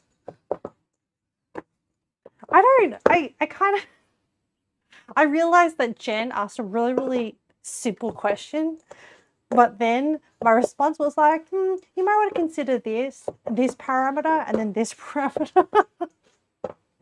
And I realized that, like, I'm so much this type of person that, and I'm aware of this because sometimes, like, when managers ask me for an update, I have to, like, you know, it's a simple question. I know what they're looking for, but at the same time, it's a little like, you know what I blame it on? I blame it on pharmacy. With your pharmacy training, you have to consider all parameters. So you have to consider, oh, you know, it's good we're all learning here. Okay. I'm glad. Okay, that is the kneading done. So I'm gonna okay, I'm gonna leave her in there. I'm gonna coat her with some olive oil. They didn't say how much olive oil, but I'm gonna just go, ooh yeah, pita bread. You like that? You like that olive oil? Work it all around. Okay, now my hand is covered in olive oil and flour.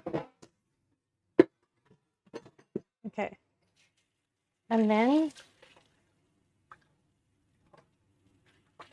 I hope this bowl. I need to get the flour off my hand.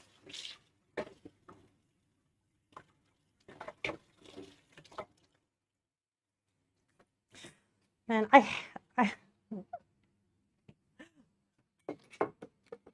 need to glad wrap this buddy. I need to preheat that other small oven. Make sure I have enough room. Preheat roast. Do it for like a minute. Do it for like 200 degrees. Just really crank it up. Get it warm. While that's preheating, I will wrap this all in glad wrap. They always want dough to be wrapped in glad wrap. Boba buns. Booba buns. Does taking slightly more, 5 mils than stated, of cough syrup bad, or it's still okay? Generally it's okay because cough syrup is designed to be given multiple times a day. So is it okay? The counseling for cough syrup and what you should be using for a cough is yeah, let's have a so firstly, to answer your question, is having a bit more, 5 mils is okay. Substance abuse stuff spotted. Especially because you can use it multiple times a day. So like for your next dose, you can just use like a little bit less, especially if you just mistakenly poured it out. Now, the type of cough syrup you should use depends on the type of cough you have. So roughly speaking, coughs can be categorized into productive or dry cough. Now, dry cough is a cough where there is no sputum involved, there's no phlegm. It's often like a post-viral cough that is like a few weeks after you have like an infection or a cold and a flu, or there's like irritants in the air. With a productive cough, those are the more acute stages of an infection where, because of your infection, your body is producing. So essentially what happens when you have like a chest infection is that your airway is combating bacteria or virus, a foreign body that is being introduced through whether inhalation, so through breathing through, and that's where like COVID, which is a viral component, bacteria being like a pneumonia or something comes in. And so what happens is then your airways go into an inflammatory response, and it increases the amount of phlegm, mucus being produced. With the concept, so the way it's produced is because the lining of your airways contain tiny little hairs. I think it's called the same as like the hairs that are in, I think, your nostrils and stuff, called cilia, C-I-L-A-A. Is that right? Yeah, I want to fact check myself. Cilia in airways. Yep. Yeah, lung health by helping to clear mucus and debris. And essentially, they're submerged in kind of like the mucus and the phlegm. So when you have a cold or like a bacterial or a viral infection, you have foreign bodies, and so your body is trying to move them all away. And out of your airways, and so not into your lungs and not stay in your airways. And so it kind of like is drowning them in a way, kind of like enveloping them with the mucus and the phlegm, and then using the cilia, which is the little hairs, to push all that mucus and phlegm into either like your stomach, which contains a lot of acid, which will then kill the bacteria or the virus, or so that you expel it. Now, how does that feed into productive cough? So when you are unwell, you produce all this mucus and phlegm, and you often feel very congested, which is normal cycle of the illness. You then, sometimes it can be too dry. So that's why it's also really, really important when you're sick to have a lot of fluids. So water, whether it be rehydration salts, because you want to have a lot of water available for your body to thin out that mucus and phlegm. Because if it's very, very thick, it can kind of like be hard to dislodge and make it really hard for you to breathe and things like that. So you try your body, because it's sitting on your airways, your body will sometimes try to dislodge it. It irritates the airways. And so your body will produce this response called a cough to dislodge the phlegm and the mucus, right? So that's where you start coughing and things, because it's also another way that your body is trying to expel all that mucus and phlegm that potentially has bacteria or virus in it, which is also feeds into infection control, where you don't want people touching your mucus or phlegm because it might have potentially still live or active bacteria or viruses that can be spread to another person. So that's another topic. But back to productive cough.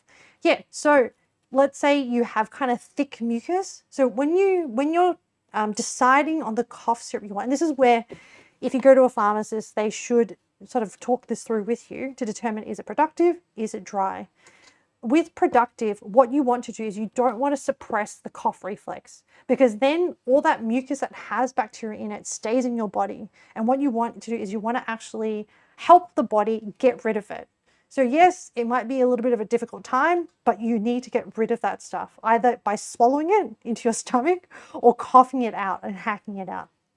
So that's where you would go for something that would liquefy the mucus or phlegm.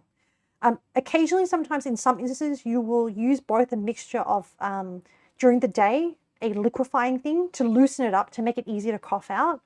And sometimes at night, you might use a cough suppressant, which is what you would often use for a non-productive cough, so a dry cough, where there's no presence of mucus or phlegm, and it's keeping you up at night. Sometimes when the temperature drops overnight, the dry cough can get worse and it can interrupt your sleep, in which that situation you want to prioritize your ability to sleep. And so you might use the cough suppressant to just help you through the night. And then what you would also do, so in dry cough, okay to use a cough suppressant, provided there's no other like red flag things going on. But you can use a cough suppressant in a productive cough at night if you want to sleep. But I would also recommend that people sleep elevated. So like for the time that they're unwell, if they have a lot of mucus and phlegm, elevate the pillow. The other technique that some people use, so I've treated like, oh, that's my oven. 1 second. Be right back.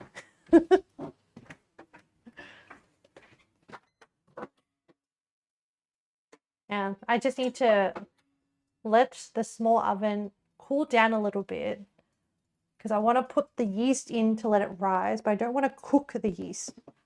So I just want to check the temperature. And then remind me, we're up to using a cough suppressant in a productive cough and physical strategies in order to alleviate phlegm and stuff while sleeping. And it's still too hot. I'm going to leave it till cool down. I heated it up too much. Okay, back to the cough lecture. Notice, so the cough syrup is to make me cough or not to cough. Yes. So the cough syrup is either to liquefy your mucus and phlegm to make it easier for you to cough or to suppress your cough. Yes. So one of those two methods. Often the things that will suppress a cough are things like, I don't know if Volcadine is still on the market. I think that a lot of companies stopped Volcadine recall. Okay. Volcadine is an ingredient to suppress cough, but it's been recalled in Australia. It's not used anymore because there was an adverse reaction to general anesthesia when having it. It's like a severe allergic one. So they found a connection between that and anaphylactic reaction. But the other ones, which are often over the counter, like codeine, cough suppressant, and Ricodine, which is ingredient is dihydrocodeine, which is a derivative of codeine, but not as strong as codeine, are all fine to use for the time period that you need it for the dry cough. But I wouldn't suggest it long term. Okay, back to productive cough. So I probably suspect that if someone has had a viral infection, they're probably in like a productive cough phase. And so the other thing that you can do, like there are other non-medication methods of like helping, which is when you sleep, you can prop yourself with pillows. The other thing to do is also, this is one that I really, really like because it's so simple when I heard about it. So people who have cystic fibrosis kind of have this genetic mutation that causes their phlegm and stuff to like be very, very thick. And it means that they're more susceptible to infections and stuff. You can prop the top of the mattress where your head is up with like 1 or 2 bricks, and then it will incline the mattress so that you can sleep on your regular pillow, but your body is kind of bent. And literally you're just using gravity to move the phlegm and mucus, try to like drain it downwards instead of having it level. Anyway, that's just a fun technique. I just thought, man, so simple. And when I heard about it, I was like, yeah, I'm going to remember this forever. Noted. So the other techniques that you can use is you can just also use, often if it's like your nasal passages are very thick and dry, you can also introduce like a nasal spray, which doesn't have any active ingredients in it, which means that you can use it as often as you want to just keep everything moist. It's also important to keep like, when you have like a productive cough, keep everything moist. So if you have like a humidifier, like a medical humidifier, you can add that into your air, especially if, I think the humidity in Singapore is pretty high, so that may not be a problem. I think you're probably battling too much humidity if there is going to be a problem. But doing things like hot showers and where you boil water into like a bowl like this and you add some like, essentially you're doing steam therapy. So you get like a towel and you put your head over the bowl and then you drape the towel over the whole thing so that you trap the steam in with you. Kind of like, you know, when you like go to facials and they steam your face, you're doing that, but you can do it at home. But the thing with that, the same thing with the hot shower works, because essentially you're steaming, you're getting water molecules into the phlegm and stuff to try and like liquefy and loosen it all up. So those are some extra techniques you can do. And answer your original question, it does take you slightly more. Not really. I think in your case, it is usually 5 to 10 mils is like a usual amount that most cough syrups will have. They usually would have like a maximum daily dose that you wouldn't go over. So if you do that, like I think it's fine. The ones that you want to watch out for are your suppressing cough syrups, because they tend to have a side effect of sedation. So if you find that you're getting really, really drowsy from it, the dangerous thing with sedation is that you don't want to overdose on them and suppress your breathing. Generally, the other ones that are liquefying your mucus, you can overdose on them, but it's not as like, the outcome is not as severe as the suppressing cough syrups. So just something to think about. Don't get freaked out. I feel like I just freak people out. The problem is like a lot of medicine is talked about in risk ratios and risk factors. Oh, okay. Oven is at 70. I'm going to put my dough in. You're welcome, Yama. You're welcome. Hopefully it helps. Okay. All right. Okay. Hey, Google, set a timer for 20 minutes. Oh, well, it's about the time that the other thing happens. Okay, we can move on to the skewers that I've been marinating overnight. I'm excited. Okay, here are the skewers. I mean, we can start constructing the skewers. And I have this. And then we still need to bake the bread, the pita bread. So this is the lamb. And I'll put a glove on. So this lamb is lamb leg. It's a cut called the lamb leg. It has been marinating in vinegar, grapefruit juice, bay leaves, oregano, grapefruit zest. I accidentally misread the recipe and put too much grapefruit zest, but whatever, it's fine. All right, now we're going to thread it and then make lamb souvlakis. Wow, it smells so good. It smells like citrus. Oh, and there's garlic in here as well. Yeah. And you can see like the color of the lamb is a little bit white, and that's all the acid breaking it down or tenderizing it a bit. Zesty. Yeah. Oh, that's right. I was going to show you my grapefruits. Oh my God, I can't. My hands are full. Let me just do this. One thing at a time. You know, not get distracted.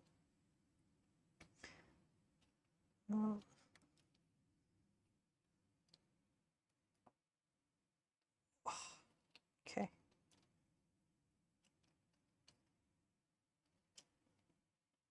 Oops.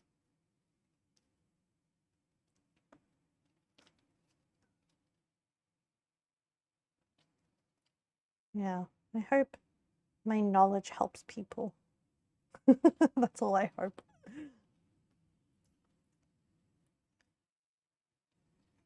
Okay, hang on. I wonder if I can just leave some of this. So many people who don't like grapefruit, and then there's me that just casually eats lemons. It's true. A lot of people don't really like grapefruit. But the thing is, oh, you love citrus fruits. Yeah. I love citrus fruits. Lemon is such a good flavor.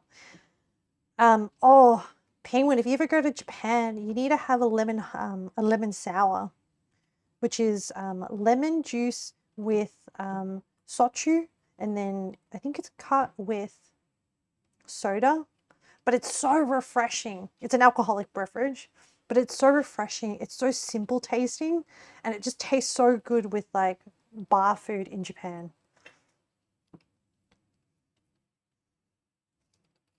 Like, oh no, I did it again. I'm gateway people into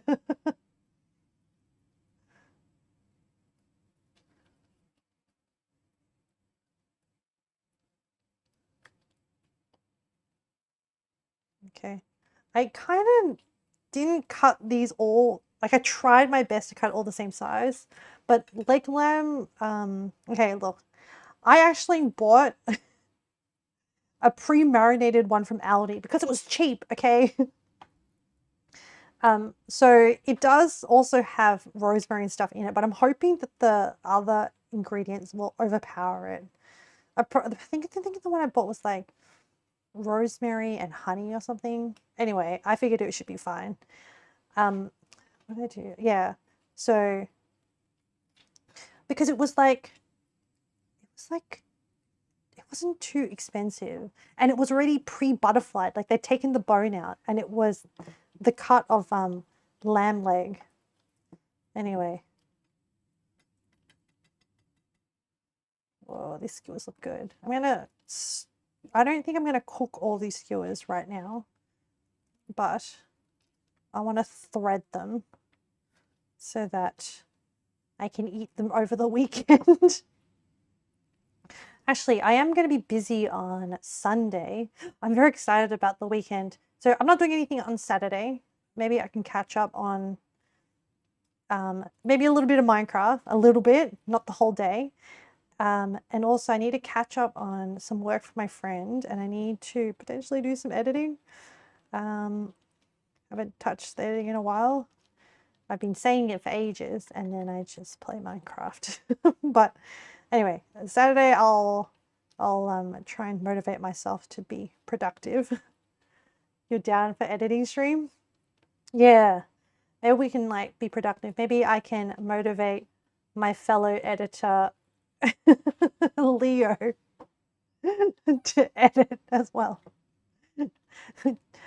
Hopefully Leo has been better than me and not been too addicted to Minecraft. I'll be productive MC. Yeah, exactly. You can focus on your thing. So so I need to finish that. I need to pick out some images.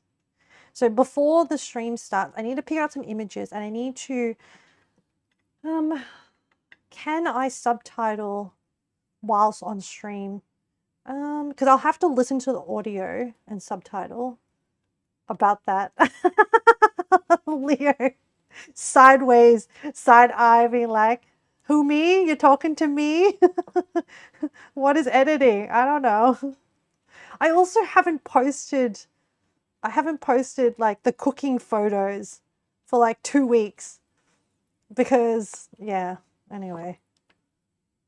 We all know what the problem is and just the real problem is not just the Minecraft but the sleep deprivation. The lack of sleep is what also means that like I wake up and I'm just like, oh, I'm tired, and then I don't do the things that I normally do. Hey Betty Bear, you woke up in time to say hi. We're still gonna be here a while, but hello Betty Bear. We missed you on Yakuza Day. We were like, where's Betty Bear? Morning, Betty. That ain't me. Speaking of sleep deprivation, I also slept in then too. Well, at least you're getting good sleep. You may not have the same sleeping timetable as the rest of us, but at least you're getting enough sleep. We were just talking about, once again, the Minecraft addiction. My Minecraft addiction. Well, and also calling out some other people's Minecraft addiction. Hey, I'm not alone in this, okay? Okay, I finished skewering the lamb souvlaki. So get that. Actually, okay. And then that is ready to be cooked. And we also need to, so the pie is going to be ready in 11 to 12 minutes. So we take that out of the oven. And then we need to spread, the pita bread is also going to be, the first proof will be done in 11, 12 minutes or so. And then So we need to, the first proof, we need to divide it into 6 and then let it rise again for 15 minutes, something like that. It looks super engaging. What looks super engaging? I missed that. Oh, Minecraft? Are you talking about Minecraft? Does it engage you enough to consider playing? You can understand, yeah. A, Birchie Bear, would you wanna? We can show you the ropes.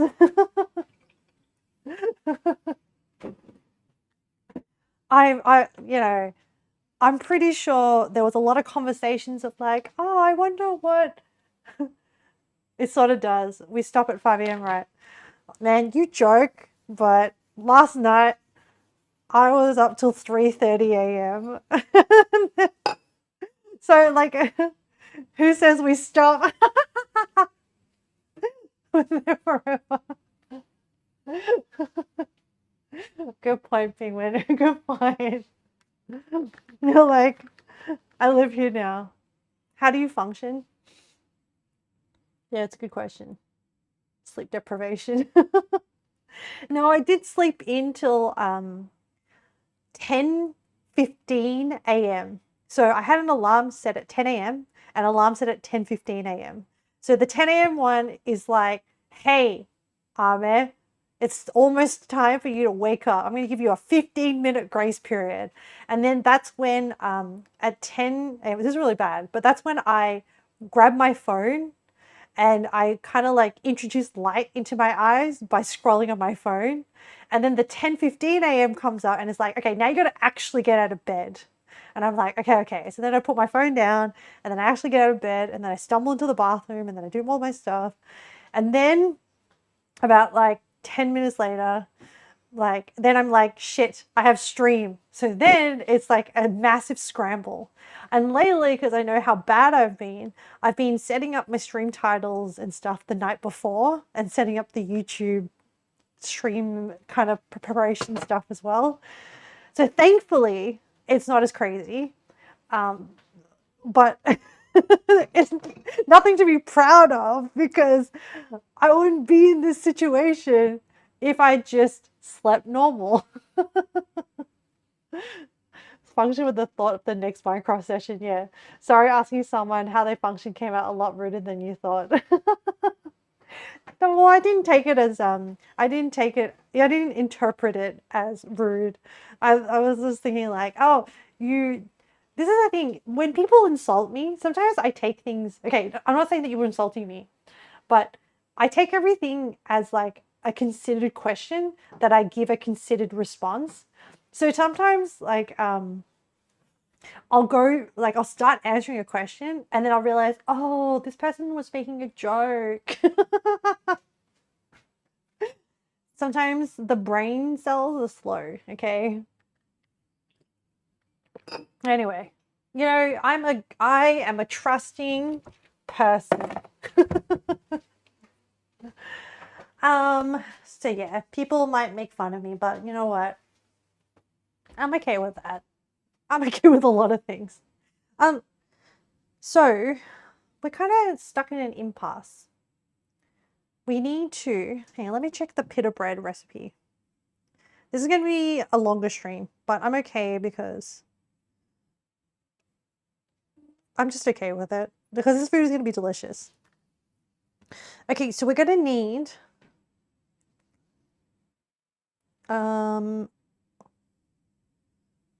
we're going to split our dough into 6 balls and then let it rest for another 15 minutes. While it rests, we'll set up the thing to make the dough. Now, if we stretch it with our hands, it'll be a softer, fluffier texture. So I think I want that texture. I won't be able to hang around for the long stream, sadly. I got to check out some venues for IRL Mahjong. Ooh! Good luck. That sounds fun. Have fun. Thank you for dropping in. I appreciate it. Okay. So I'm gonna have to stretch out the dough. Man, I feel like is Birchie Bird turning into that anime? You know that Akagi? Is Birchie Bear becoming Akagi? Good luck with your training arc, with your mahjong training arc. You wish. You never know. You might suddenly be like, actually, I can suddenly see all the moves. Jen, don't lose to the underground. Okay. Bake each pita bread for about 3 minutes. If your pan has a lid, place the lid on while baking to keep the moisture in.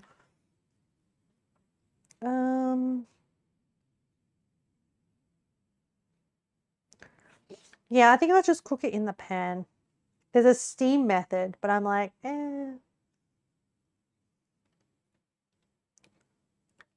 I'm good. I'll just do the pita bread method. Okay. The sands in the depths of hell is magical sands. Okay. I assume it's some kind of Akagi reference. So we still have 5 minutes to stuff. Maybe I'll wash some dishes. I can put this tray away because the sooner I can clean up, the sooner I can play Minecraft after stream. all in pursuit of my favorite things. I don't know, maybe I should do some editing after stream. And then after I do like maybe an hour of editing or something, then maybe I'll play Minecraft. I don't know, man. I feel like I already did a lot today.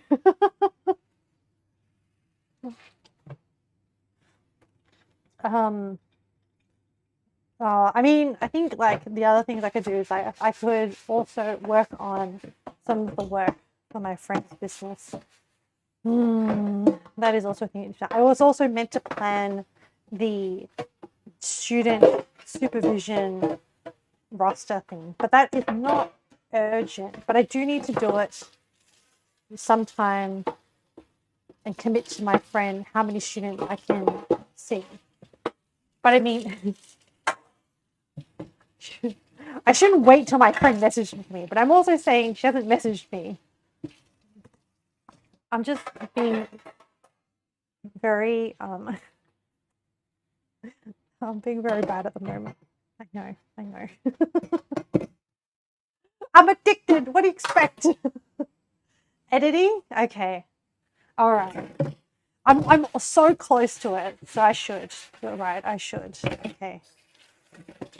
I won't disappoint. Do you know what? Like, it's good. It's good when you guys are encouraging me, because then I'm like, oh, okay, this is the right thing to do. The right thing to do is to edit. So maybe I'll do a bit of cleaning and then I'll do some editing. Need to make a thumbnail. I'm gonna go. I'm not gonna try for anything super. I feel like I'm going very half-assed with this YouTube video thing because look, I could do SEO research, but my goodness, is it so much work. So I'm just gonna go with like the format that I did for my Singapore video, which is like three. See you in the evening. Okay. Working stream. Okay. All right, we're gonna do it. We're gonna edit. Today is the day. Today is the day that we're gonna do something productive, and then we'll do a very short editing one, like at least an hour. Okay, at least an hour of working, and then if we get tired, we'll stop, and then we'll play Minecraft. No, I'm not saying I'm gonna stream Minecraft, but I'm saying like, you know, I will then stop. 2 minutes for the dough to rise. Yeah. So I think that will be okay. I feel like I've given the dough enough time. Look how fluffy it is. Cute. Such a cute baby. So do I have to like put it back on a tray and let it rise again? So I'm breaking it up into 6 balls and then letting it rest. Okay, so then I need to find a tray that will fit into the small oven. Oh no, there's a tray that comes with the small oven. Here we go. We can use this one. And I'll put down a piece of parchment paper just to protect that. And then we'll slip. You know what? I'm going to cut it. I'm going to use scissors into 6 balls. So I'm going to go, whoop, divide it into 6.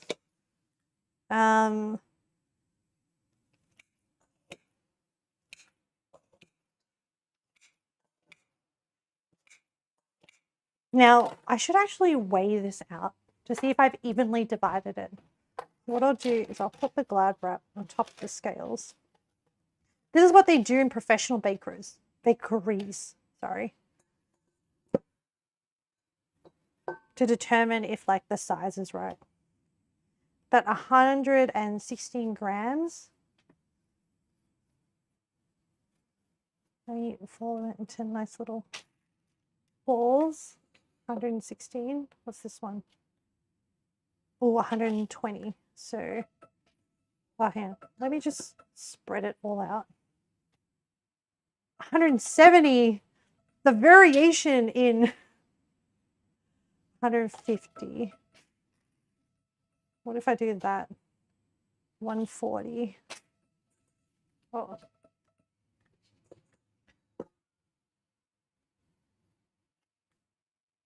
$190. Oh my lord. 150. I think maybe like 150 might be the way to go. 130. What if I add this amount? 160. Yep. Okay. Hang on. Who is still under? This is 140. What is this? 130. Okay. 150. So you're good. I think you're a bit chunky. 160. Take a little bit off. 140. Oh, that's the apple pie. No, my hands. 140. Give you a little bit.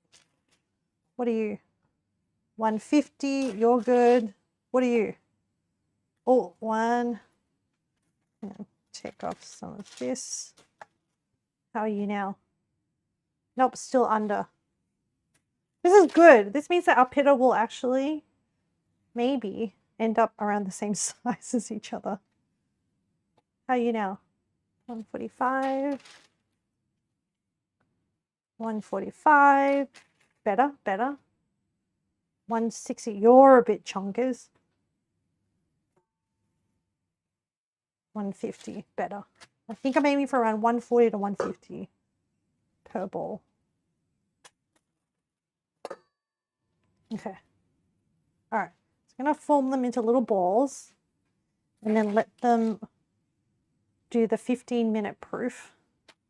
And then we're going to check on our pie. And hopefully we haven't burnt it. It's still good. Little balls. Look at them. I love forming dough into balls. It's so satisfying.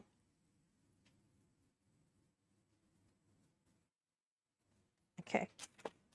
Look at them. They're so cute. Okay, anyway. Fua, fua. If you know what I mean. Okay, I'm putting it back to proof. Hey, Google, set a timer for 15 minutes.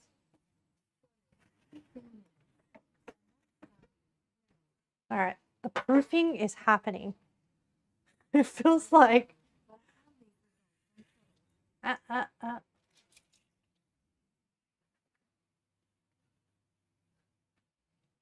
And then, what am I doing? I am... Oh, apple pie! Almost forgot. How is my baby?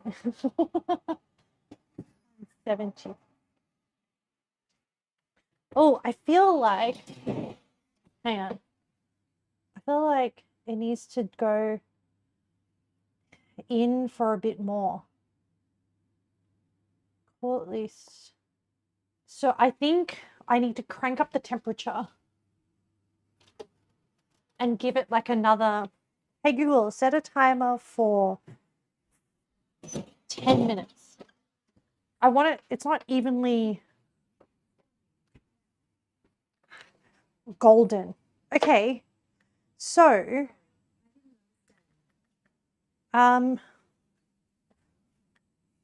we might have to cook the lamb in a skillet. Well, I think we need to start cooking the lamb because the other stuff is still proofing. All right, we're getting there. So I think the lamb is just literally marinade, thread, cook. Blushing pink inside for medium rare. 3 minutes, 3 minutes. Okay, we can do this. And then after that, then we can make the dough. And the dough shouldn't take long. So maybe what I'll do is when I cook the lamb, maybe I will cook all the lamb. I'll put it into these containers. And we should probably use tongs to cook the lamb. Oh, my favorite tongs are covered in applesauce. Yeah. While that heats up, I'll quickly wash these.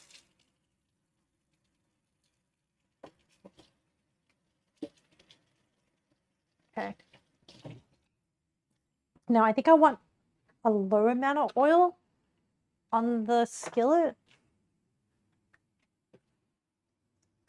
Just enough for it to not stick. So I'm going to do a bit of spreading. Okay. Then I should use the thermometer to check. So I think I want 170, 150. Okay, I'm getting close. It's climbing up.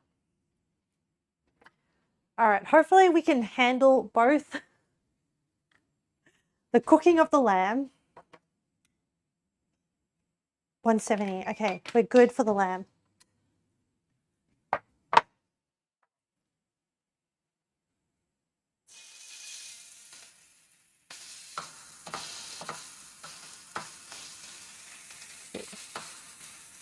Sorry. Let's not overcrowd. Hey Google, set a timer for 3 minutes.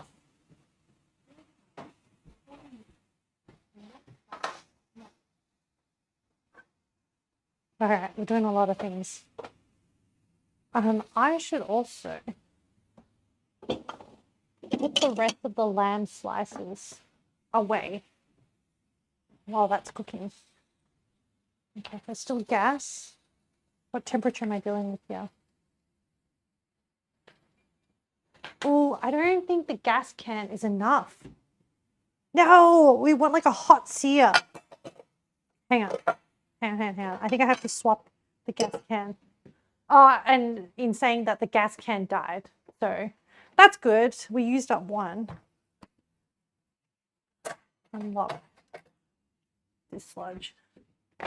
Okay. I need to find another one. Quickly, before the pan cools down and I lose the residual heat. Okay, this one is like...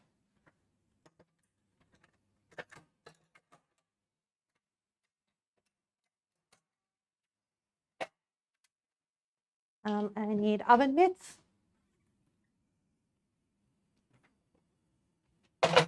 By the way, I really like these oven mitts. They're silicone coated. They're really good. Okay. I really should set up that Amazon affiliate link, just in case.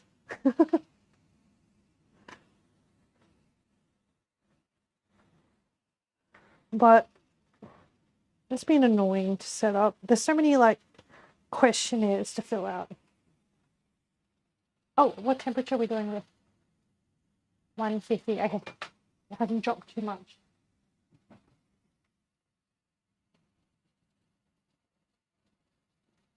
We lost some time. No, we lost some time for the cooking. Oh, yeah. Well, I'm just going to scrape these leftover apple slices into a container. Maybe I will snack on them later. Well, actually, I have a whole pie to snack on. Don't really need the extra snack. But damn, they're really good.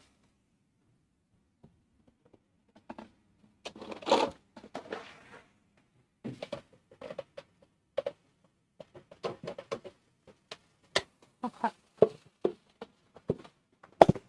Oh no.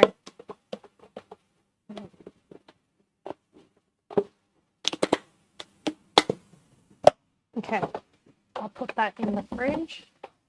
What else am I doing? Oh yes, I'm cooking it.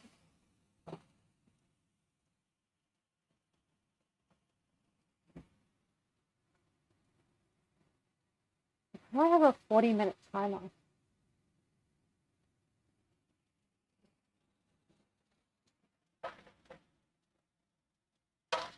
I'll just check it. How long on the 10-minute timer? 3 minutes left. Okay, I think that's good. I took a peek at the lamb. Not the lamb, at the pie, sorry. And it is okay. This lamb needs a bit more colour.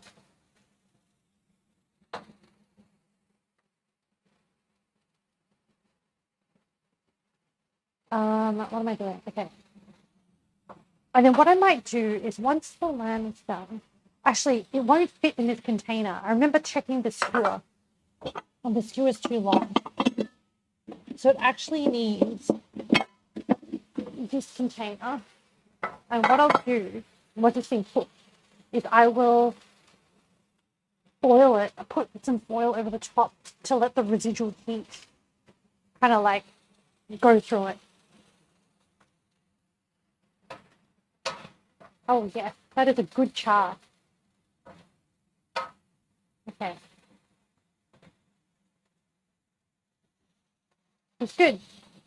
And then if there's not enough char, I can always torch it.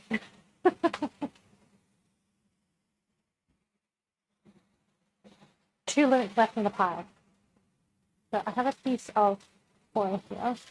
I can use for this. Oh, yes, we can multi-manage all of this at the same time. Okay, one thing I'm learning that I should do differently next time is when I thread meat, I should, I mean, this is an obvious thing, but you should either go big pieces all to one end, but not big, thin, big. Because then the thin one doesn't get any contact with the pan. Unfortunately.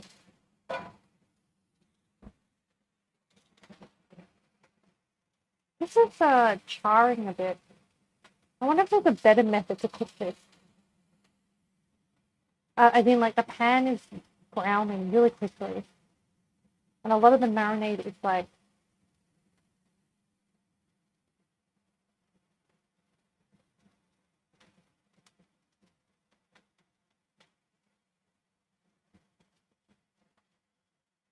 I don't know if I'm overcooking it. It's not getting as hot as I want it to be.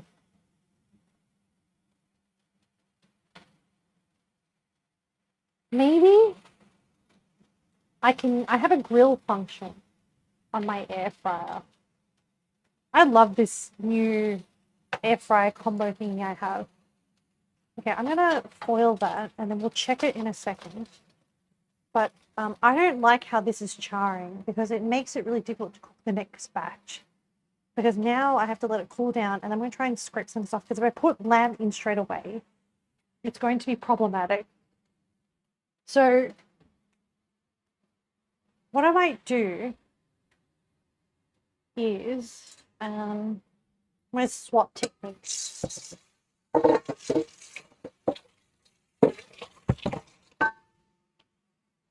Either way, I have 13 seconds till the pie is done. So let's handle the pie and see how the pie goes. Whoa. Oh, that is beautiful. Right? Look how beautiful that is. So we need to let this cool down. Some of the syrup kind of seeped out a little bit. I hope nothing really spilt in the oven. Ooh. It's like nice and like the pastry looks really good. Okay. So I'm going to set this baby aside to let it cool down. It is now 3:40 p.m. They said cool it down for like at least 3 hours. I don't think that's happening. So we'll let it cool down for as long as we can. But at some point, we will be eating this pie. There will be no waiting. Okay. I'm going to quickly wash this pan. And I think we're going to swap techniques with cooking.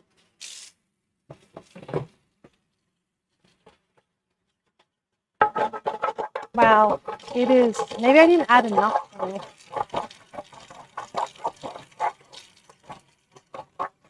And I don't, maybe there was some sugar in the original marinade that I overwrote with my Greek souvlaki recipe.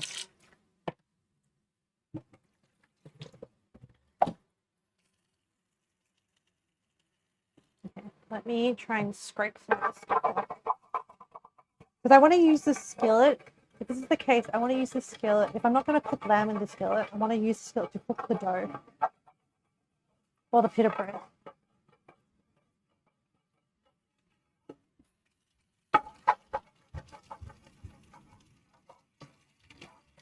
I'm going to do my best. This. Actually, I might use the metal.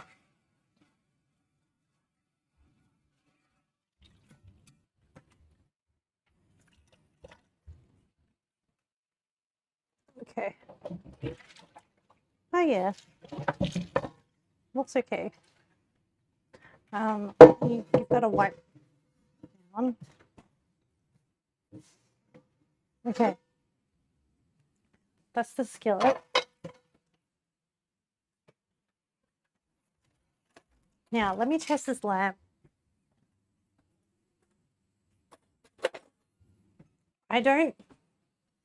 Also, I want to test the flavoring.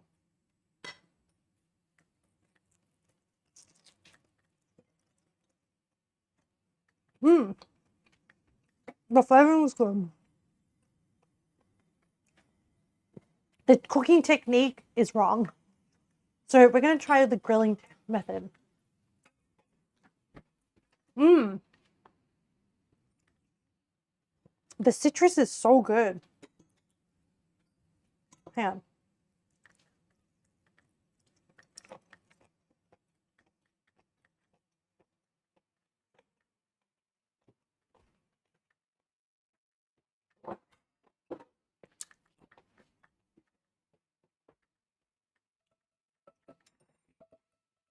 Perfect timing.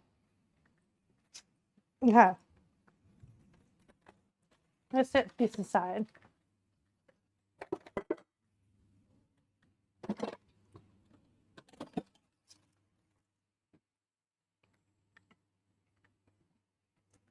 I will grill. Now, the dough has proofed. So this is second batch dough. So instead we're going to cook the dough in this skillet. And then we're going to grill. I'm going to swap around. This needs to like, I'm going to put this, actually this is not even hot. I'll put this here and I'll organize that. But instead, I'm going to put down another piece of, oh, can I?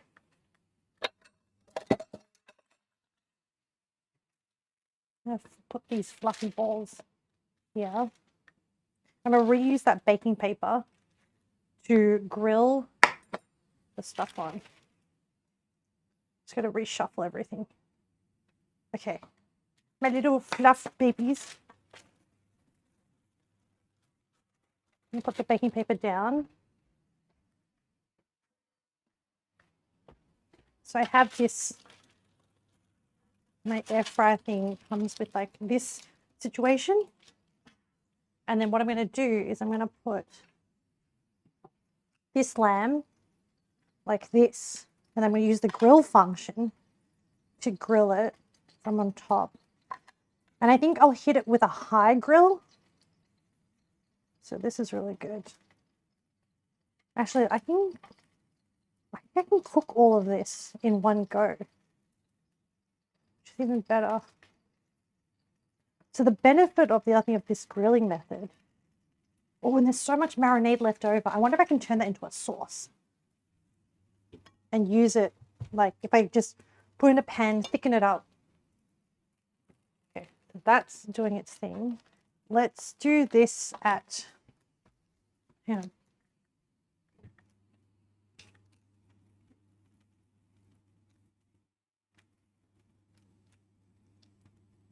Okay. All right, I have this. I'm going to put this in the grill.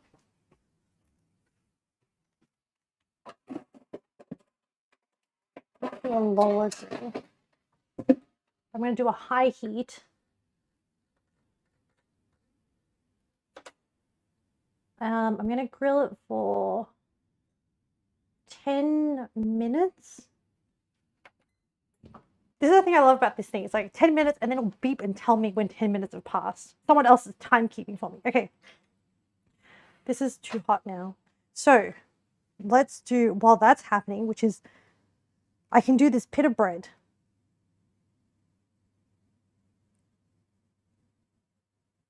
Should we try?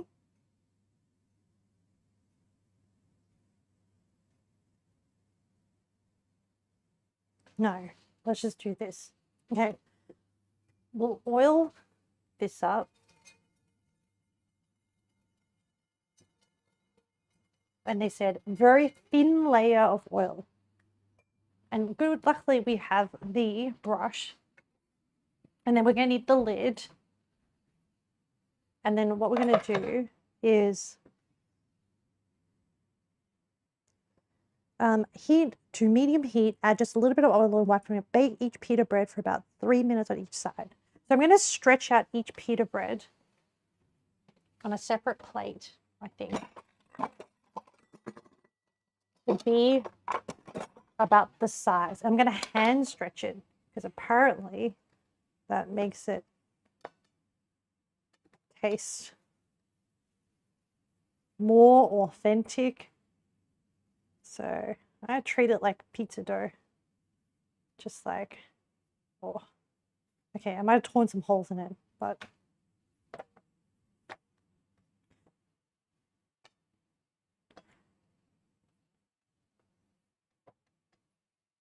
okay. What's the temperature of my pan? 200 degrees. Probably a little bit too hot.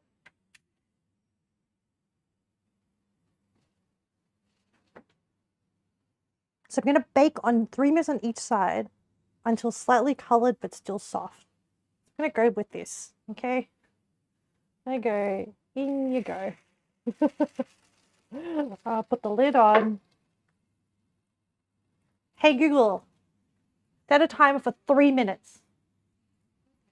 Okay, this is great. Gosh, my pie is still hot. I can just put like a hand over it. I think it's time to change the camera angle.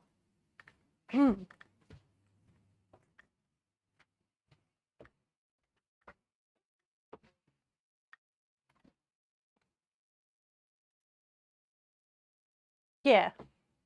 I don't know. What do you...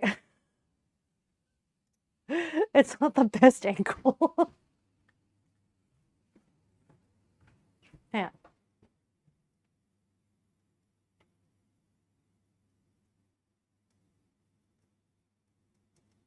Yeah, I think that's good.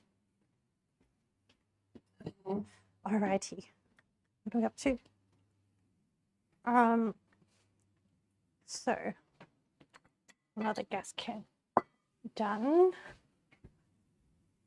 I need to clean all of this, but I can now put this tray back in the oven. I think I can turn the oven off, or just let it be warm, or do whatever its thing is. Did I add flour? Hey Google, add flour to the shopping list.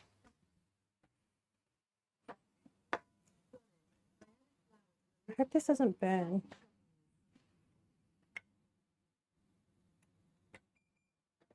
It's 200 degrees. I hope it's not burning. Actually, maybe I'll just turn it off. It's 200, so it should stay warm for a while.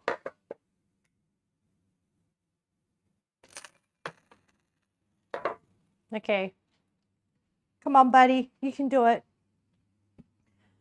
And then maybe what I'll do is I will put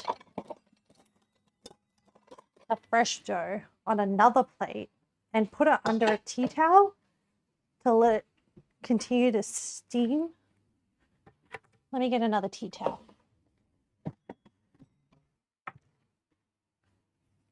Just so it stays like kind of warm. Yeah, this is good.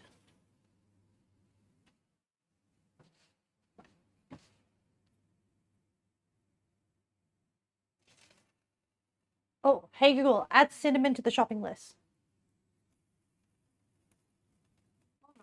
I added cinnamon to the list called spicy shopping list. Hey Google, how much time left on the time? Oh, actually, I don't have any timers on. Oh, 15 seconds. I do, this one. And then we need to flip it. I don't want to wait till 3 minutes because I'm a little bit concerned about it. Hey Google, stop the timer. Oh, it looks not bad. Okay. I mean, it's a little bit charred. And what are we doing for temperature?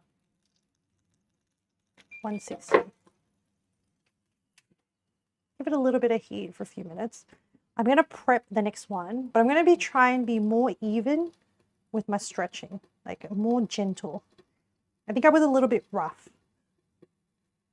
And the holes are not great for wrapping stuff, wrapping protein and salad and stuff. Oh, I also need to make the salad, which is going to be a Greek salad because it's just going to be tomatoes. Yes, back into time where it's going. That specialist been through it, seen some shit. Yeah, it has. We currently, so the update is the pie is out of the oven. It is resting because it too has seen some, it's been through the trenches. The pie is currently like PTSD.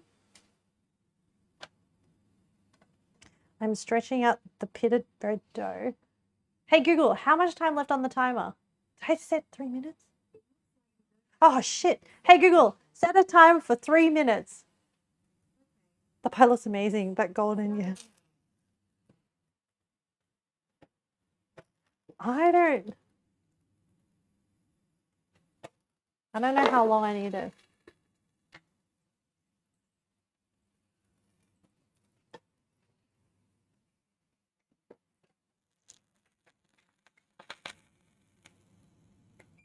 No. I just got here. Virtue Bear. I mean, we've been at it all day, so you know, it's important that you jump straight into the business. You know what I mean? Okay, I'm gonna do this one. Oh my gosh, I need like a spot to put this. And then I'm going to put this onto like, oh, olive oil. Almost forgot.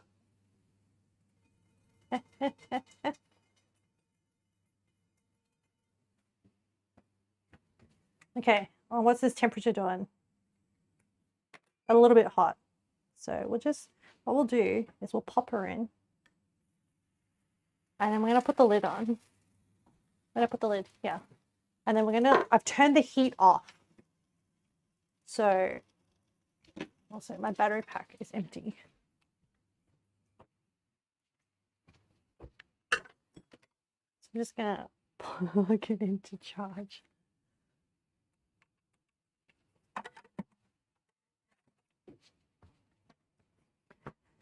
Okay. And then we have the lamb skewers grilling and doing their thing, which is okay. Right. Damn it. I didn't set a timer for this dough.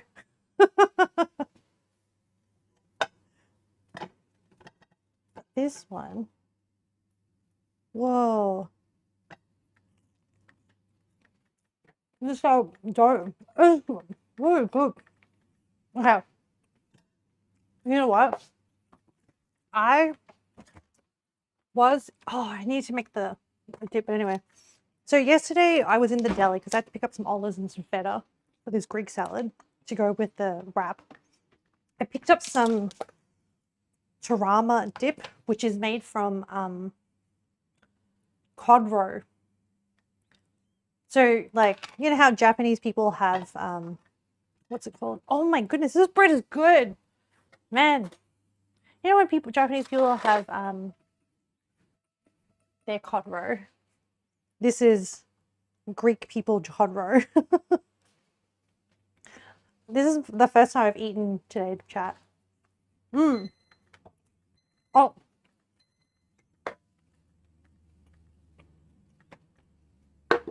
Yeah. I'm gonna, what temperature is this? 140. Okay.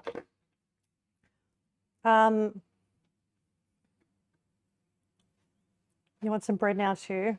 I do recommend. Yeah, I might turn that on a little bit. I think the lamb needs to go on a higher rack temperature. I don't think there's as much. No, there's not enough space. I need to flip the lamb over. And the temperature is not high enough. Tongs. Oh, here. And this is going. Turn this off. Okay, that's good, that's good. Flip this over. I'm going to put this back in the grill.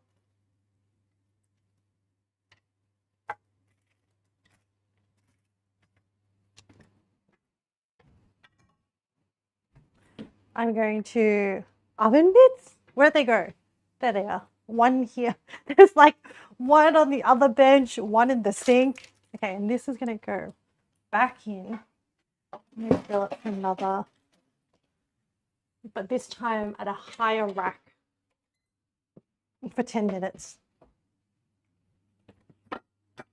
Chat, I know this stream took a lot longer, but the food is so good.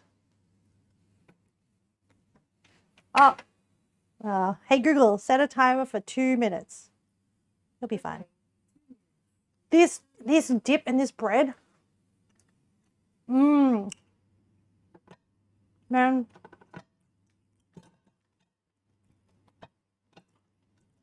As much effort as it is, this is delicious. I'm sorry. I'm kind of hungry. All I've had so far is the apple slices. Someone in Google, hey, you probably why my account in particular sets so many times and then immediately cancels.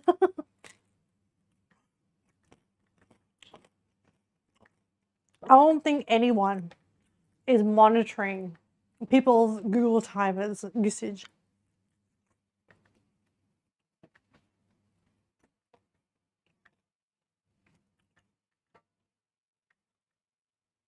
Okay.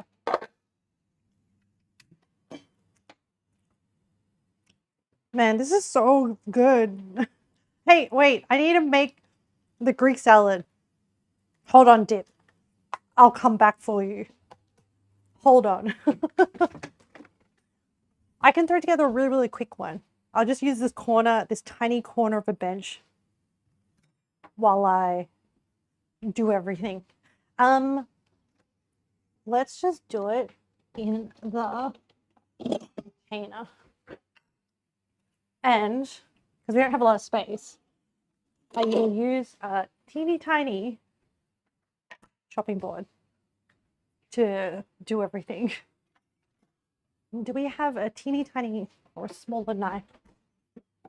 Yes, I have a smaller knife. Let's just do like that amount. Oh, that's the bread.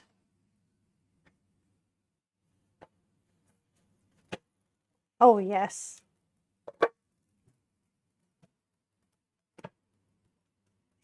Okay. Hang out there, bread. Oh, I haven't prepared the next bread. Okay. Stretching this guy out. Yeah, let me show you.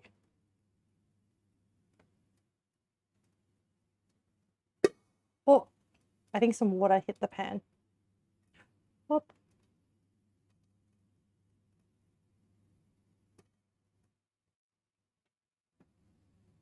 They look really good. They're really good, Jen. Hang on, I need to update the pita bread recipe. I don't think I added it into the recipe links thing. So they are a little bit, like I'm not the best stretcher. And also because I'm like rushed for time. Crap, it's too hot. I think, luckily, I have been very good at controlling the temperature of the pan. So that's 300 degrees. We have learnt, honestly, we have skilled up so much. You're making me want to order some pita and butter chicken, or maybe it's naan and butter chicken, or maybe pizza. Yes, I'm inspiring you for dinner. I'm a dinner influencer. Naan pizza. Combine both. Okay, I'm gonna let that. You know what?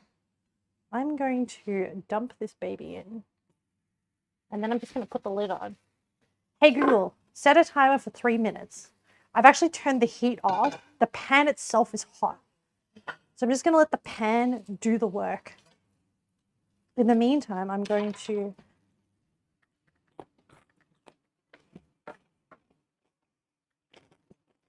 you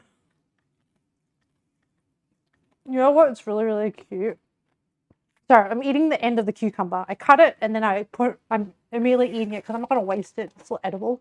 It's just not attractive looking. That's all. Know your diet.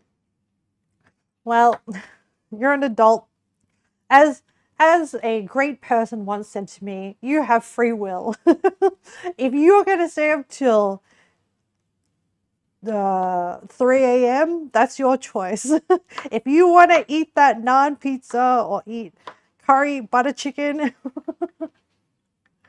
diet of naan, yeah. You can also pretend that you're carb loading. So I'm going to do a really, okay, so I'm doing a Greek salad, but I'm doing a very fine one because I want to wrap it up in the pita bread. Guys, like savory food is so much faster to cook than bloody sweet foods. No carb loading for sitting at my PC.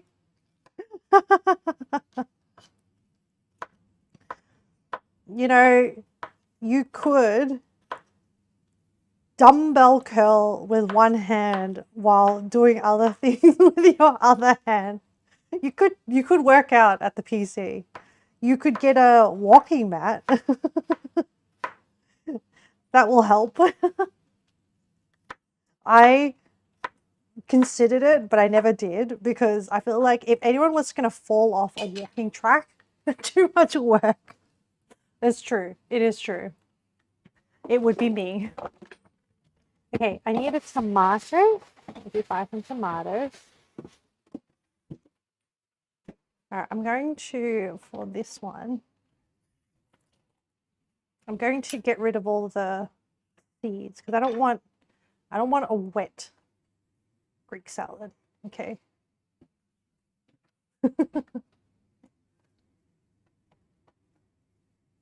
I'm just, man, tomato seeds are so juicy. Too much juice. Okay.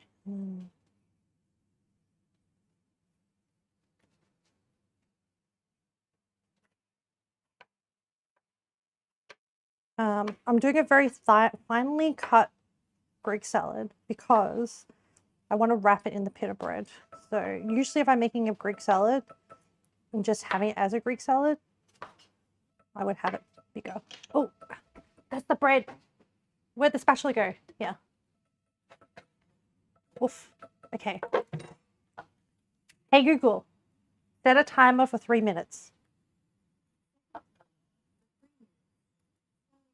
Yeah. What? Okay.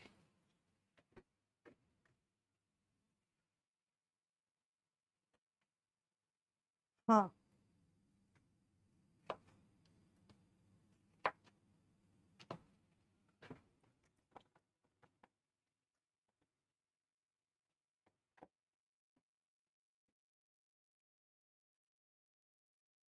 Oh,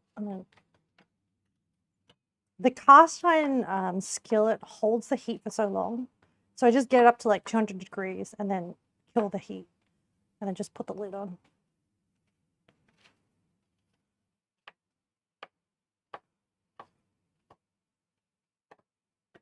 Okay.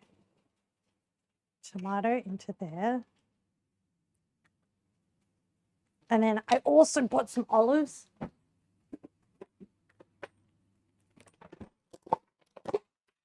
I will cut them up as well. These are black pitted Kalamata olives. Mmm. So good.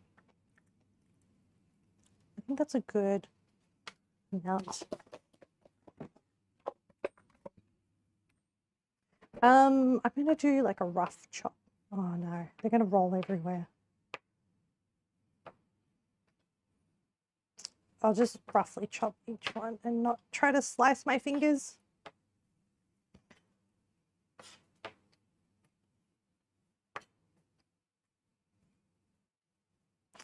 I really would like an olive tree. I think they're so pretty. The leaves are very like silvery and kind of like small. And I don't know, I just think an olive tree is such an attractive tree and the fruit is really attractive. And also I really like olives. So, but I think brining them does take quite a bit of effort.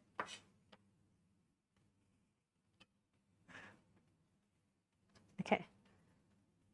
And then now for some feta. What? Oh, that's the lamb. There's too much going on, chat. Okay, hang on. Before I flip the lamb, let me stretch out the next pita. Because this one is about to be done.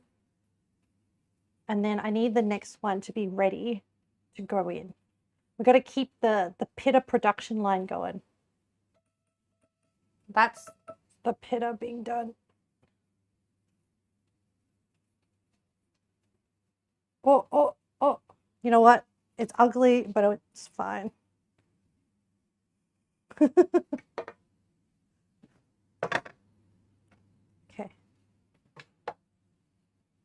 Yeah, I think it's definitely cooked. Okay, so I'm going to do the same thing. What temperature are we working at now? 160. I'm going to heat the baby up to like 200 and then put the pitta in and then put the lid on and then just let it settle down. So we're doing 160, 170. It's a little bit more. And then I'll handle the lamb. I'm just going to try and stretch this out a little bit more.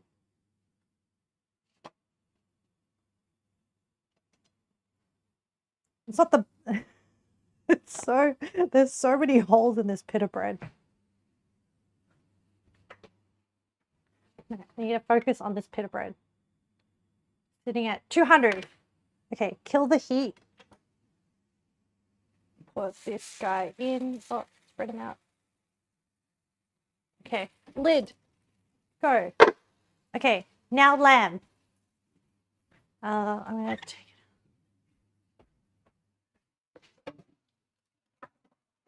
Oh, okay. Whoa, there is quite the char on this. Look, once we flip it, hopefully it won't be too bad. And then we'll just... Oh, there was a bay leaf in here. Okay. Maybe I might have overcooked the lamb. So I'm just going to flip it and then do it for like another 2 minutes or something. A lot of the juice came out, so I hope it's not too dry.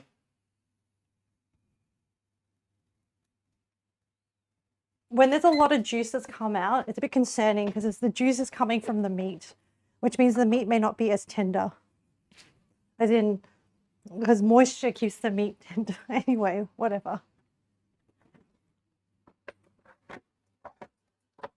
All right, chat. And then I just need to do... So I need to finish cooking the dough. But I have my feta. But I just want... Oh my God, there's so much feta juice.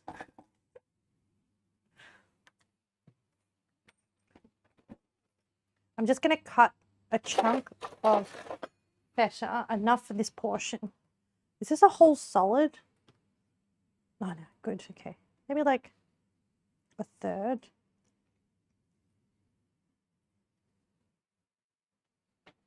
Okay. And then I'm just going to crumble it.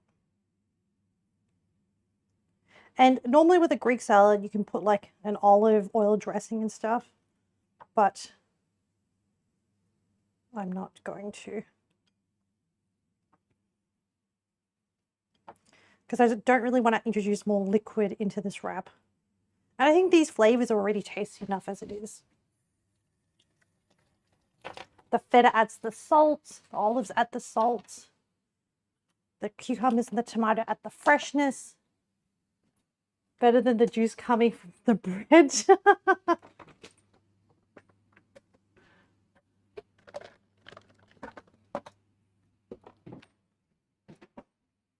Oh, I didn't set a timer for the bread. No.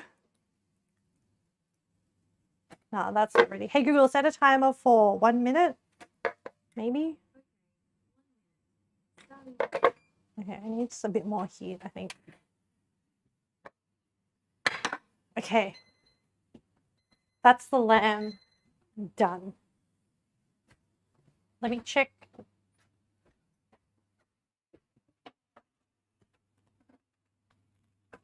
Okay.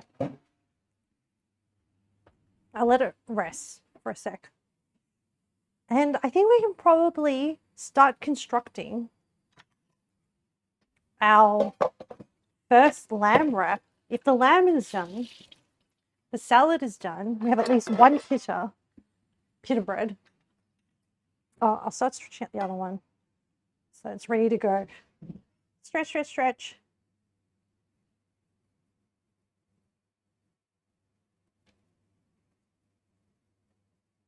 Look, if I was making pizza and I was stretching out pizza dough, I would treat it a bit differently. But I'm not.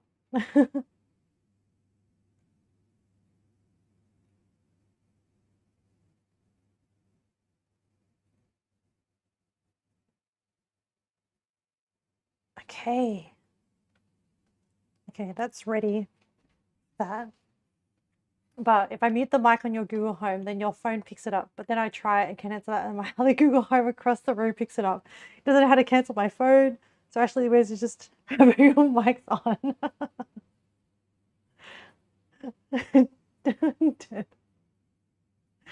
Poor Birchie Bear. Don't you miss Friday cooking streams, Birchie Bear? Okay. Spreading it out. I'm going to prepare both of them. Okay. She's ready.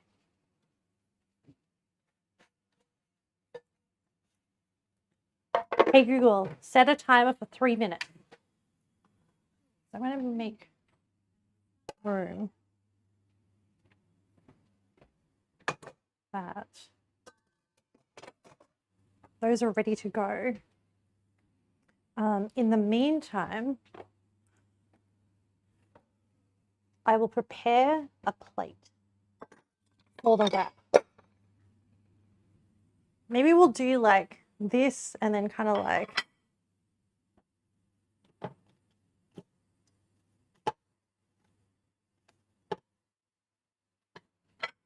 oh, maybe I'll do half a wrap. Yeah.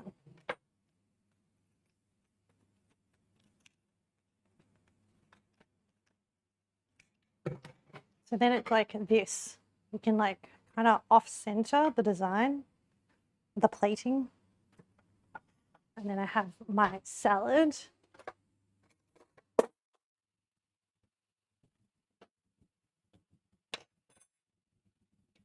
Oh, I should get my camera ready. Hold on, chat. So many things to do. I know, where'd I put my camera?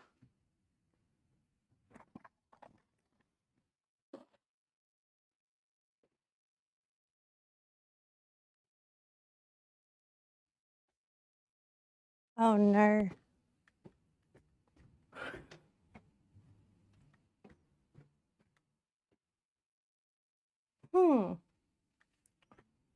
I took photos on Wednesday night and then I unpacked my bag and then I put the camera down somewhere. I was going to transfer the photos and then I got distracted.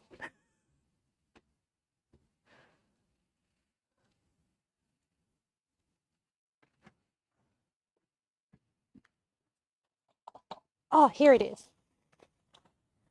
Okay, I have the camera. Hopefully I have enough juice. And then let's bring the lamb over. I need the glove. We have the timer going. Excellent. Okay, it's a little bit dry. We could have done better. Holy shit, guys. There's like really not enough spice. Okay. I'll put my coffee on top of the coffee machine. Oh, the salad I can like. Okay. Here is our lamb. Oh no, the bread is done. Yeah, that was pretty good. 2 more. But yeah, I need a bit of space. I feel like I'm going to drop this lamb.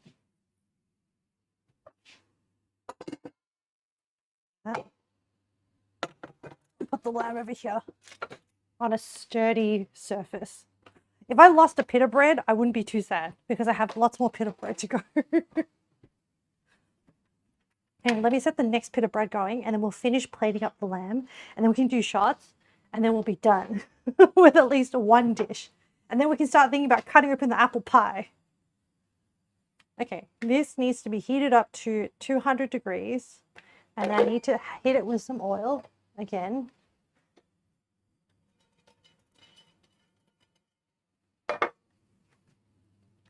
Wow, it's like 4 p.m. It has been a 5-hour stream. But I'm feeling okay. Okay, 200 degrees. Hit it with another pitter. All right, here you go, buddy. Hey Google, set a timer for 3 minutes. All right, I'm going to pick up this skewer. I'm going to take the lid off the skewer.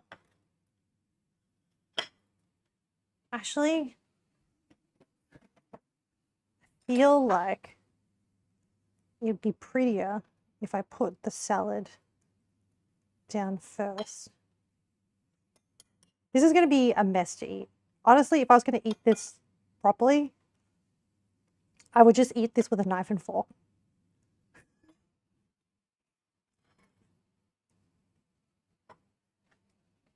Not bad. Yeah. I think the meat should be closer to the front. Oh my gosh. Yeah. I think it needs another piece of meat. Oh, here we go.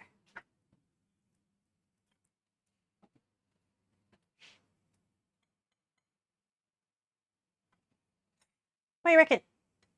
Looks pretty good.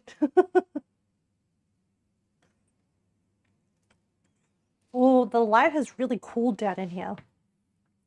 Hang on, let me do some photos and then we can finally do a taste test of everything combined, even if it's a mess. I think I want, hang on. I need,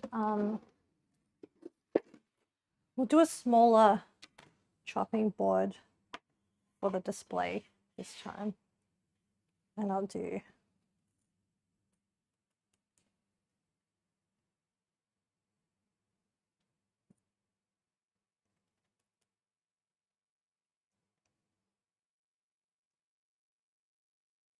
more.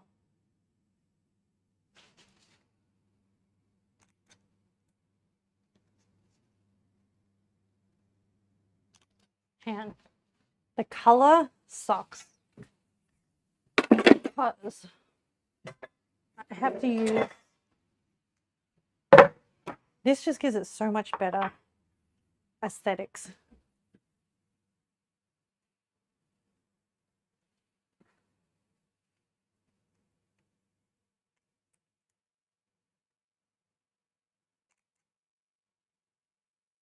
Hang on.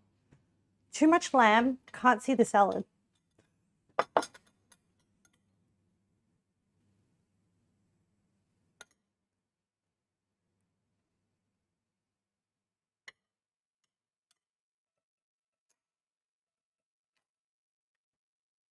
Oh, that's the bread. Flip you. Oh, no. Hey Google, set a timer for 3 minutes. Oh, that's better.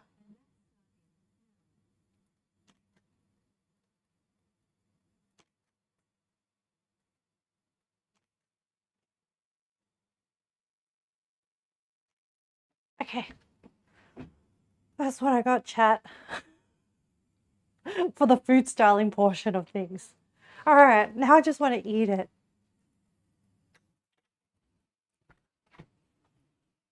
And then we can cut into the apple pie. Ooh. Mmm.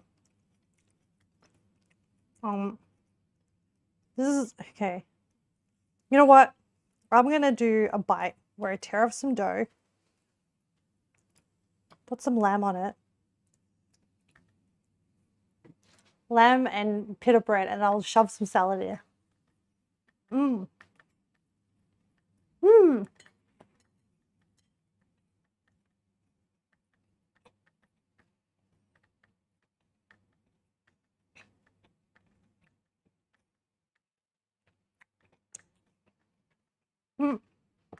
That was a really big bite of lamb, but it was really good.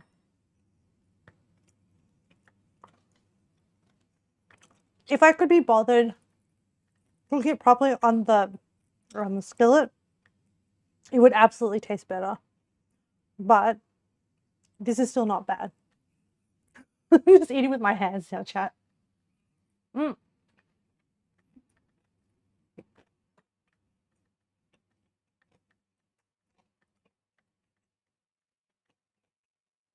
Everything is so fresh tasting.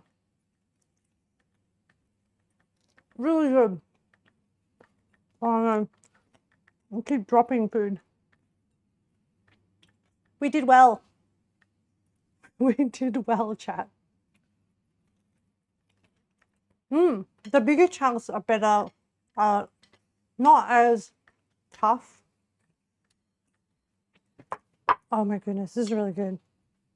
You know what will make it even better? This dip. Chat. We need to swap places. Oh, we still have to do the pie. Hang on. Let's let the dough cook.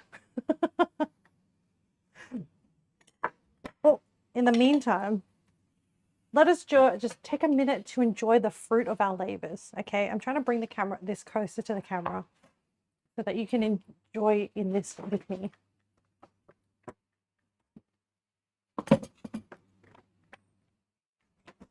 Because, like, I love this dip. Oh, that's the bread done. Dip, some lamb.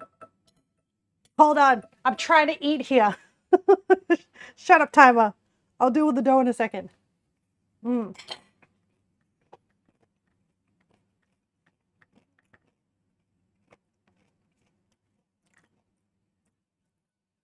This is messy, but the flavor's so good.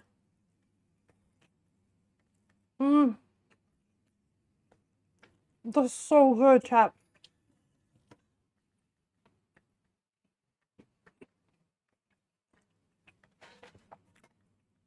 This is not hot enough. Okay, well, we'll just let that. So the lemon, the grapefruit, lemon, citrus, whatever, really, really brightens up the dish. Or brightens up the lamb so much.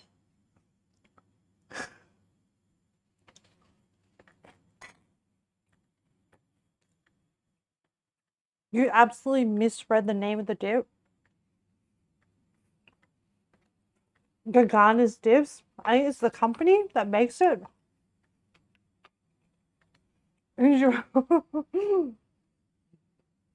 Insert address here, said it now. Yes, that's what it says. Are you reading anus? Is that what you're reading from your angle? Oh my goodness. Great. It was very pink dip. Ooh. It's the... You thought there was a V in there. Like a vagina dip. A vaginus.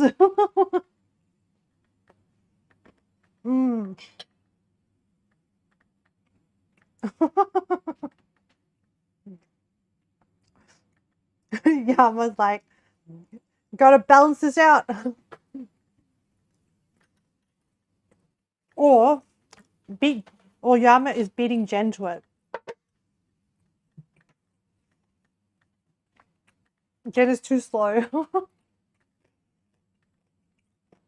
know what? I'll eat the salad in a sec.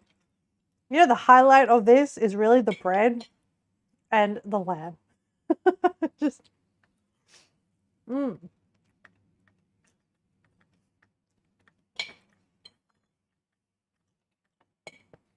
Oh man, life is good.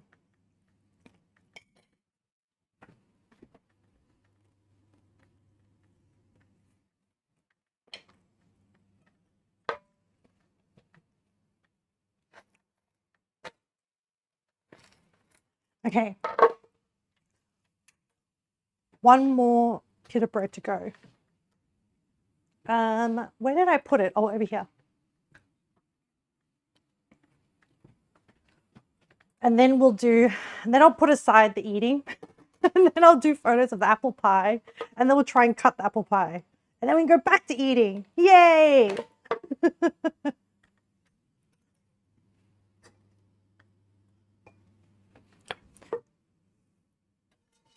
Okay, boiling it up.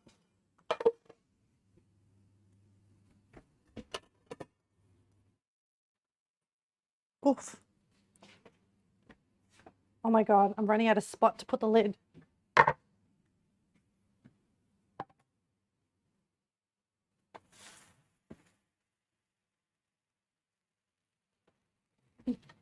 Hey Google, set a timer for 3 minutes.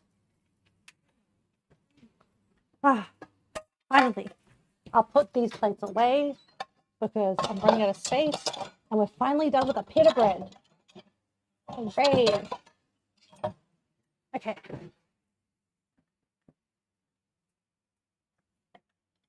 And I just want to eat another piece.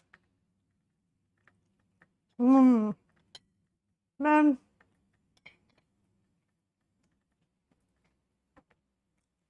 Finally done with the fun times. No, we have 2 more. Bertie Bear. Birthday is dangerous. Yes, for you. Flatbread day.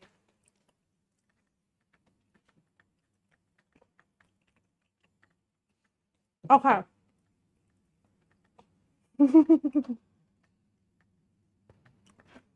So, no, I don't want to stop eating. It's so good.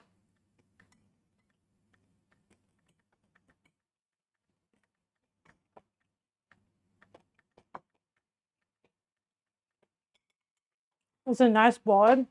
It is a nice board. Oh my goodness. Okay, hang on. Just one more.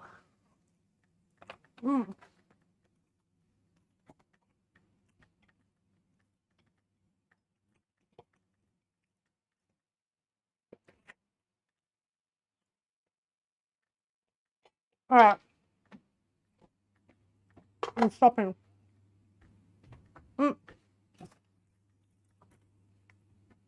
Oh,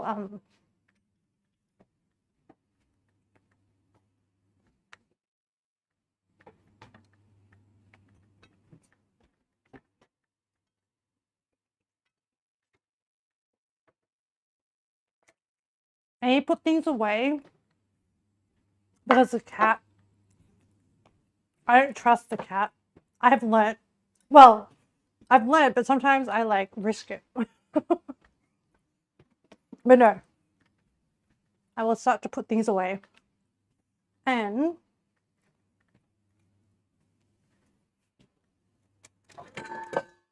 I'll put this, because she will try to absolutely, there is bread involved. And she loves flour and bread. You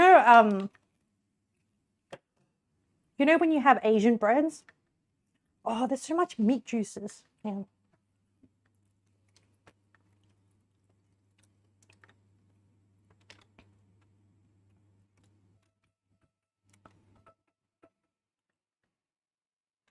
And I want to scrape some of this garlic into the container that I have. Whoa. Hey Google, set a timer for 3 minutes. Last one, Betty Bear. That's like, well, that's a nice boulder. I know that reference. That is Shrek reference from Donkey.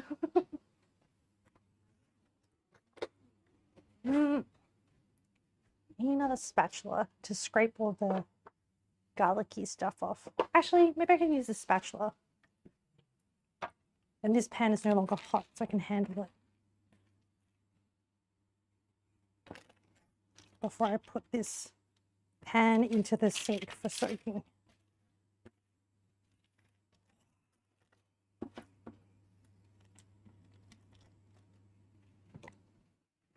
I think if I wasn't doing like lamb plus apple pie plus like everything. One dish would have been more tolerable, but fine.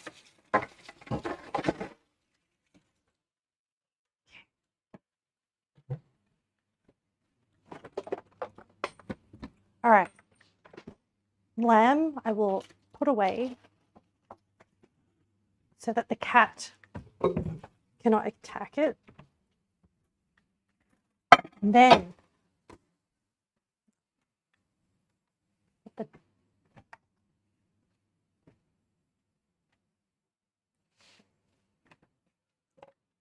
there, I'm going to move that back over. I'm going to take some pre-cut pre-cut shots of the apple pie. This is our apple pie. There's a little bit of sinking on the right, but we're going to take it from this angle. We're not going to look on that side. She is heavy. She is a heavy pie. We love her, but she's a solid pie.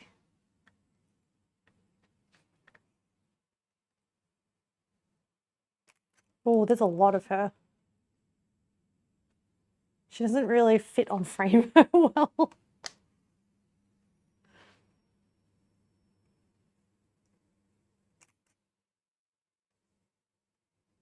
Also, she's a little bit rectangular, so, you know.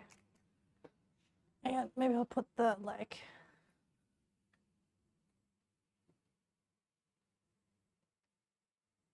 to give the camellia a point of interest.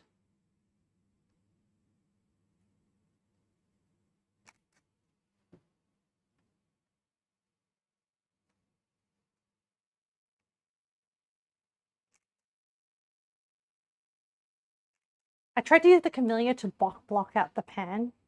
So that's the big pie tray. And then we're going to try and cut her up.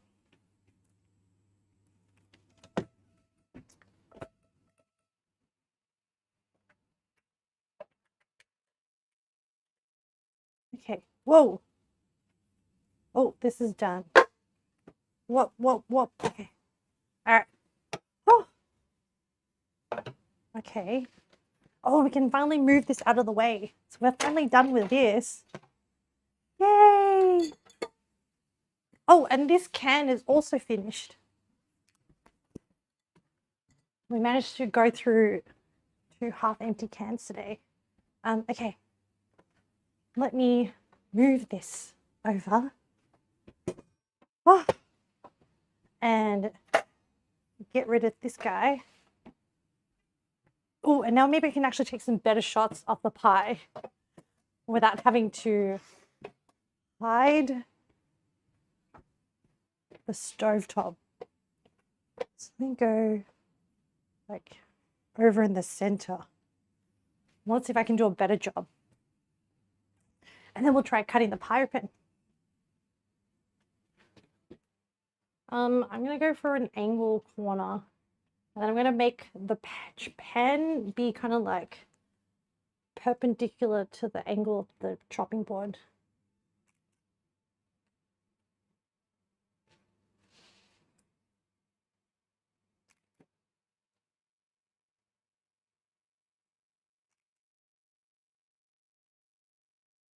Oh, it's so much better when you have more space to work with.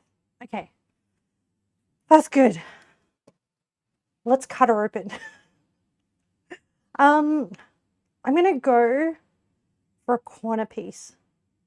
Hey, I'm inspecting this. This is more charred. Maybe we want like this color. Like maybe we want like a wedge.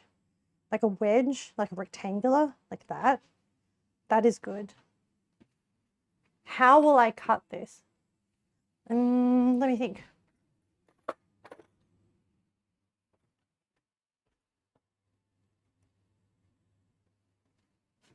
I'm going to go...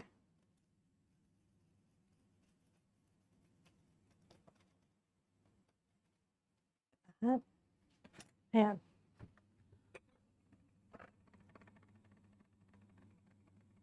I need a plate. I need to know what plate I'm plating on. Do you know what? Should I do like a big wedge like this? Like a 3 wedge? Like this?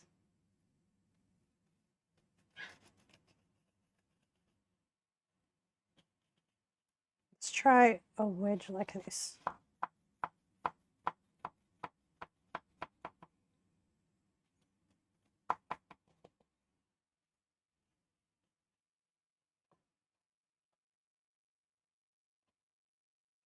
I'm trying to cut through all the apples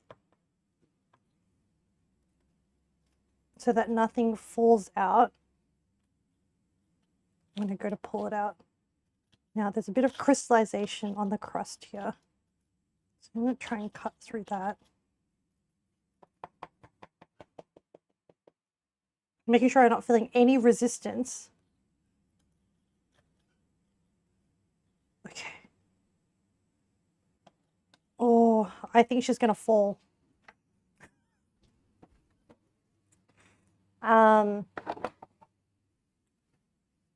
This size should be able to handle it. Okay, yeah. Come on, baby. Okay. All right. Oh, some stuck to the bottom. It's fine. It's fine. Okay. Okay. So some of the dough actually stuck to the bottom. I think there was too much moisture. Okay, well, some crust fell off. I'm going to try it. Look, crap. Look. Oh my goodness, this is so tasty. Man.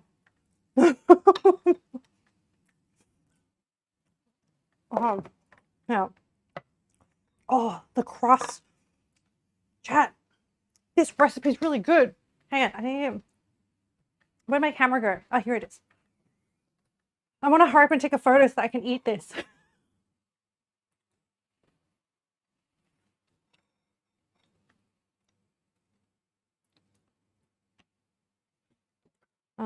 Hang on, there's imbalances photo.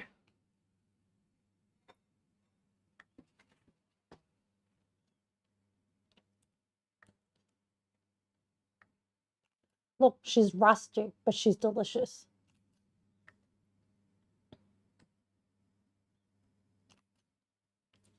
She's not... She's very rustic.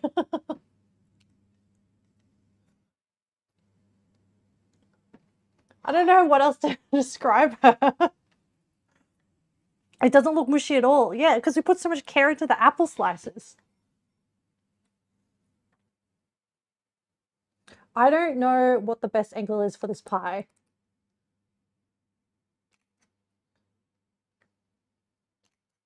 Yeah, I think there's light coming from this side.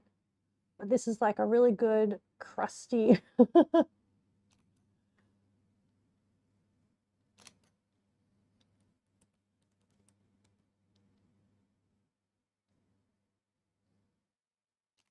Okay. Let's try that. What do you reckon? Look, she looks a little bit messy. It's a bit hard to take a photo. You know what? I'm going to leave this. I'm going to try some more shots after the stream. We're going to eat. We're going to eat from the tray itself. So this is I cut this out for aesthetic purposes. I'm going to take some crust and some pie.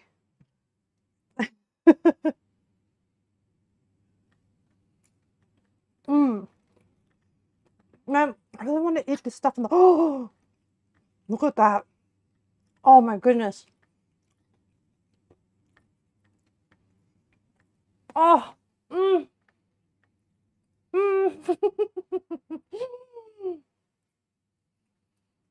Oh my goodness. This bottom bit is glorious. Holy shit. The sauce is so good. What the fuck? And the apple. This recipe, 10 out of 10, honestly. It's a lot of effort. Jen, you're right. They're way better than store-bought pie. Oh, okay. Let me describe you what I'm okay. So you have the buttery crunchiness of the short crust pastry, okay? It is, because it's been blind baked, it did stick a little bit because I think some of the juices went underneath it. Whatever. We can excuse the juices.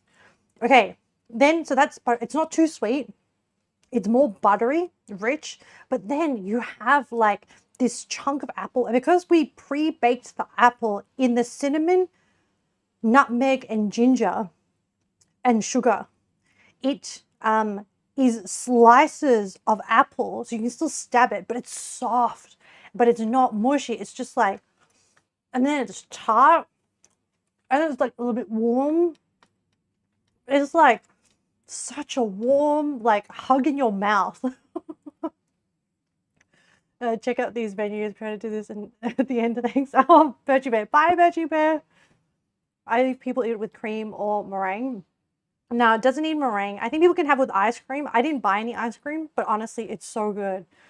Technically, it's a healthy just because it's just fruits. If we ever do our own meeting, I suggest I may have a great Aussie cookout.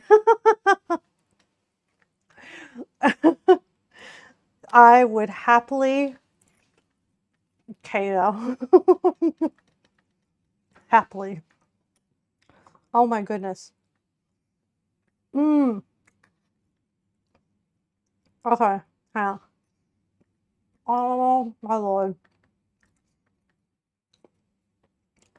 This short crust, this is like the best pastry I've ever made.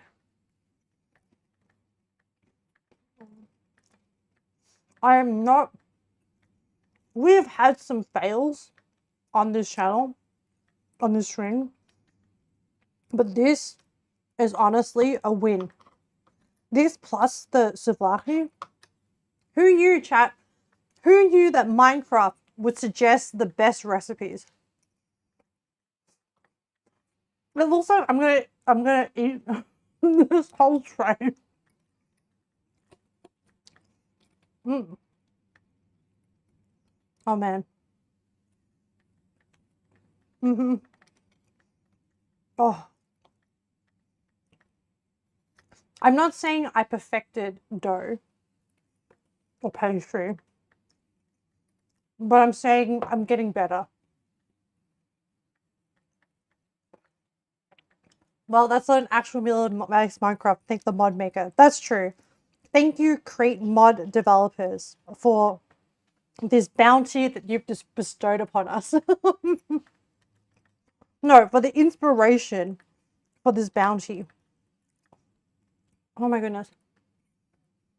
Mmm. Damn. You know what? I'm going to break off some of this pie. I'm going to take it with me. And then we're going to quickly do rough retro. And then I can get back to eating this lamb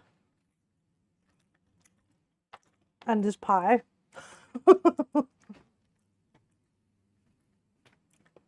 It's too much if I eat this whole slice, right? Right.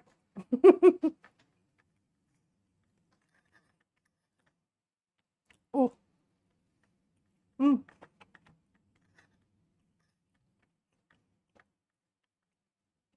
This pan works pretty well for pie. Probably best not to make a base Minecraft recipe. You don't like metal buckets in your cakes. And whole eggs with the shell still on. It's true. The other thing, well, there is also, there's baked potato in base Minecraft. What else is there? There's baked beetroot in base Minecraft. I don't think the eggs are, oh wait, the eggs are used to make the cake. Mm. Pumpkin pie. You're right, Penguin. I completely forgot about pumpkin pie. I was trying to think what else like the carrots do. I mean, we could make bread, like full-on bread, like a bread loaf, because bread is a thing. Okay, I need to stop eating this apple pie and get to rough retro. The stream has already gone long, far enough. um, okay, is everything put away?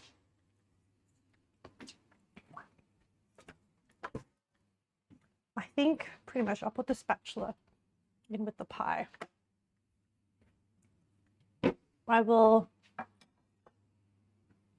I don't think she'll go for this.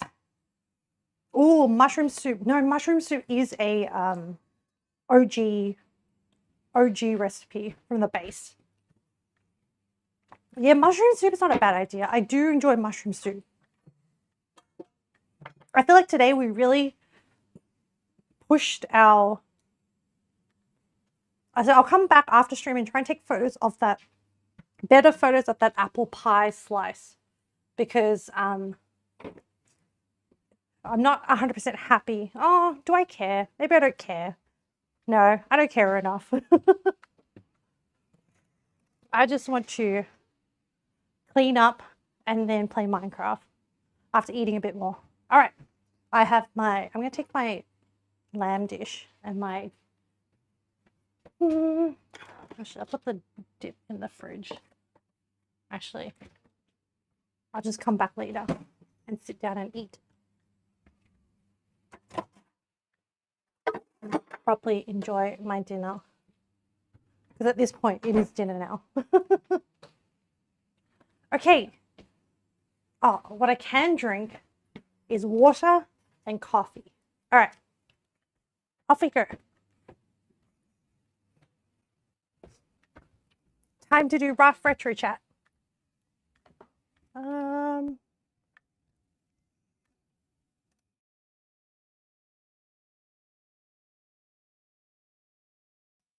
Alrighty.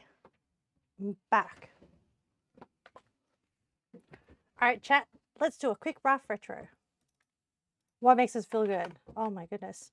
Making successfully making apple pie from scratch.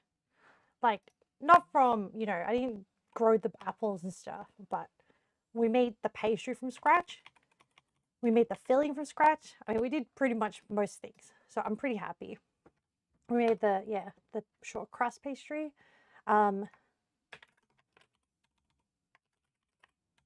Delicious. What's it? Lamb Souvlaki.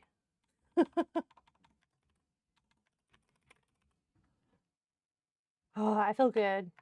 And I actually really enjoyed just having... Okay, my favorite time was chilling during the stream, was chilling with chat and peeling apples. That was the most relaxing time. And then from then onwards, it just went kind of hectic. But we got through it. Like, that was really, really fun. I enjoyed that. What pushes us forward? Upskilling cooking skills. Like, today we successfully conquered short crust pastry. I think the trick to short crust pastry really is freezing it, letting it rest every time you work it, and not stretching it out, rolling it out, and then just flopping it into the vessel that you're going to bake it in. So we did homemade short crust pastry. We made homemade pita bread. I think those, in terms of like skills, were the more difficult things.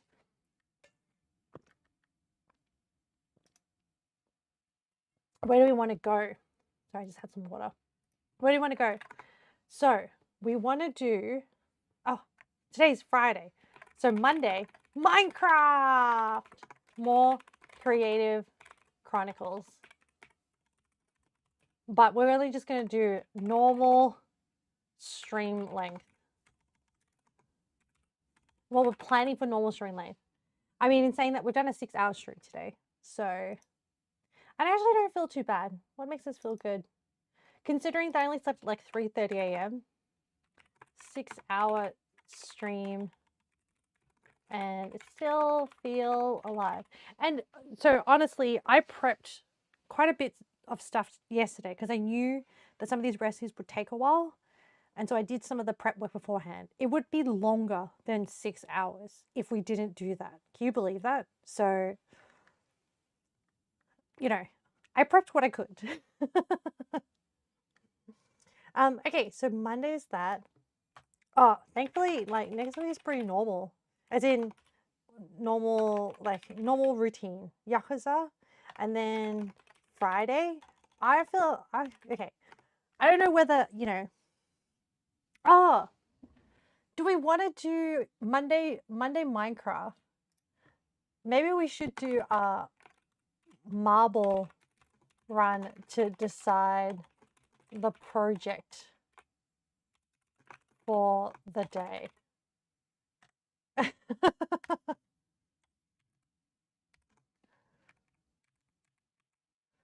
I think the idea I think is pretty good because so Jen suggested it, but as Yama pointed out, it would give me more camera practice and commentating practice, which is kind of fun. I like it. I think next Friday we're going to do Friday cooking with more Minecraft recipes, Minecraft mod recipes. I really enjoy them. They're really good recipes. I'd love to explore the Filipino place, but yes. So that's what's happening. Other than that, I hope everyone has a good weekend. I'm glad everyone enjoyed my cute little Minecraft farmer Ame outfit with the crazy buzzing around bees. I have the rice panicle and the tomatoes in my hand because they're my favorite crops to like grow and just chill with. So I'm going to clean up. It'll probably take me a half an hour to an hour. I'll also have some food, and then I will do a bit of editing, and then I will not jump onto Minecraft straight away. Okay? But everyone else is welcome too who is playing Minecraft. I will try tonight. I will edit for a little bit, at least 1 hour. And then we'll see how we go. That sounds like a good plan to me. All right, chat. Oh, honorable mentions. Oh, yes. Number 1 chatter. As in first chatter. I shouldn't say number 1. Look, for today, number 1 is, oh no, I spelled it wrong. First.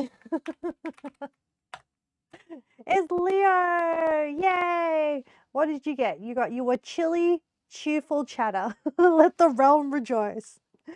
Well done, Ashley, on being the first actual active chatter and being the first person to redeem the first active chatter redeem. Creative Chronicles. Oh no, Monday Minecraft isn't it Creative Chronicles? Isn't that the name of the mod? Penguin, you let him win. I'll create Chronicles. Whoops. Close enough. But thank you, Yama. I mean, maybe we could call when we do Create Chronicles Creative Chronicles, we can call it, like Yama be like, hang on a minute. Are you doing creative work built on your creative world? Yeah, I mean, isn't everything that you create in Minecraft creative? Do you also like doing creative building work on your create world? Creative world. Okay, pass. Yeah. Yeah, I was like, narrowed eyes. All right, I'll let you go.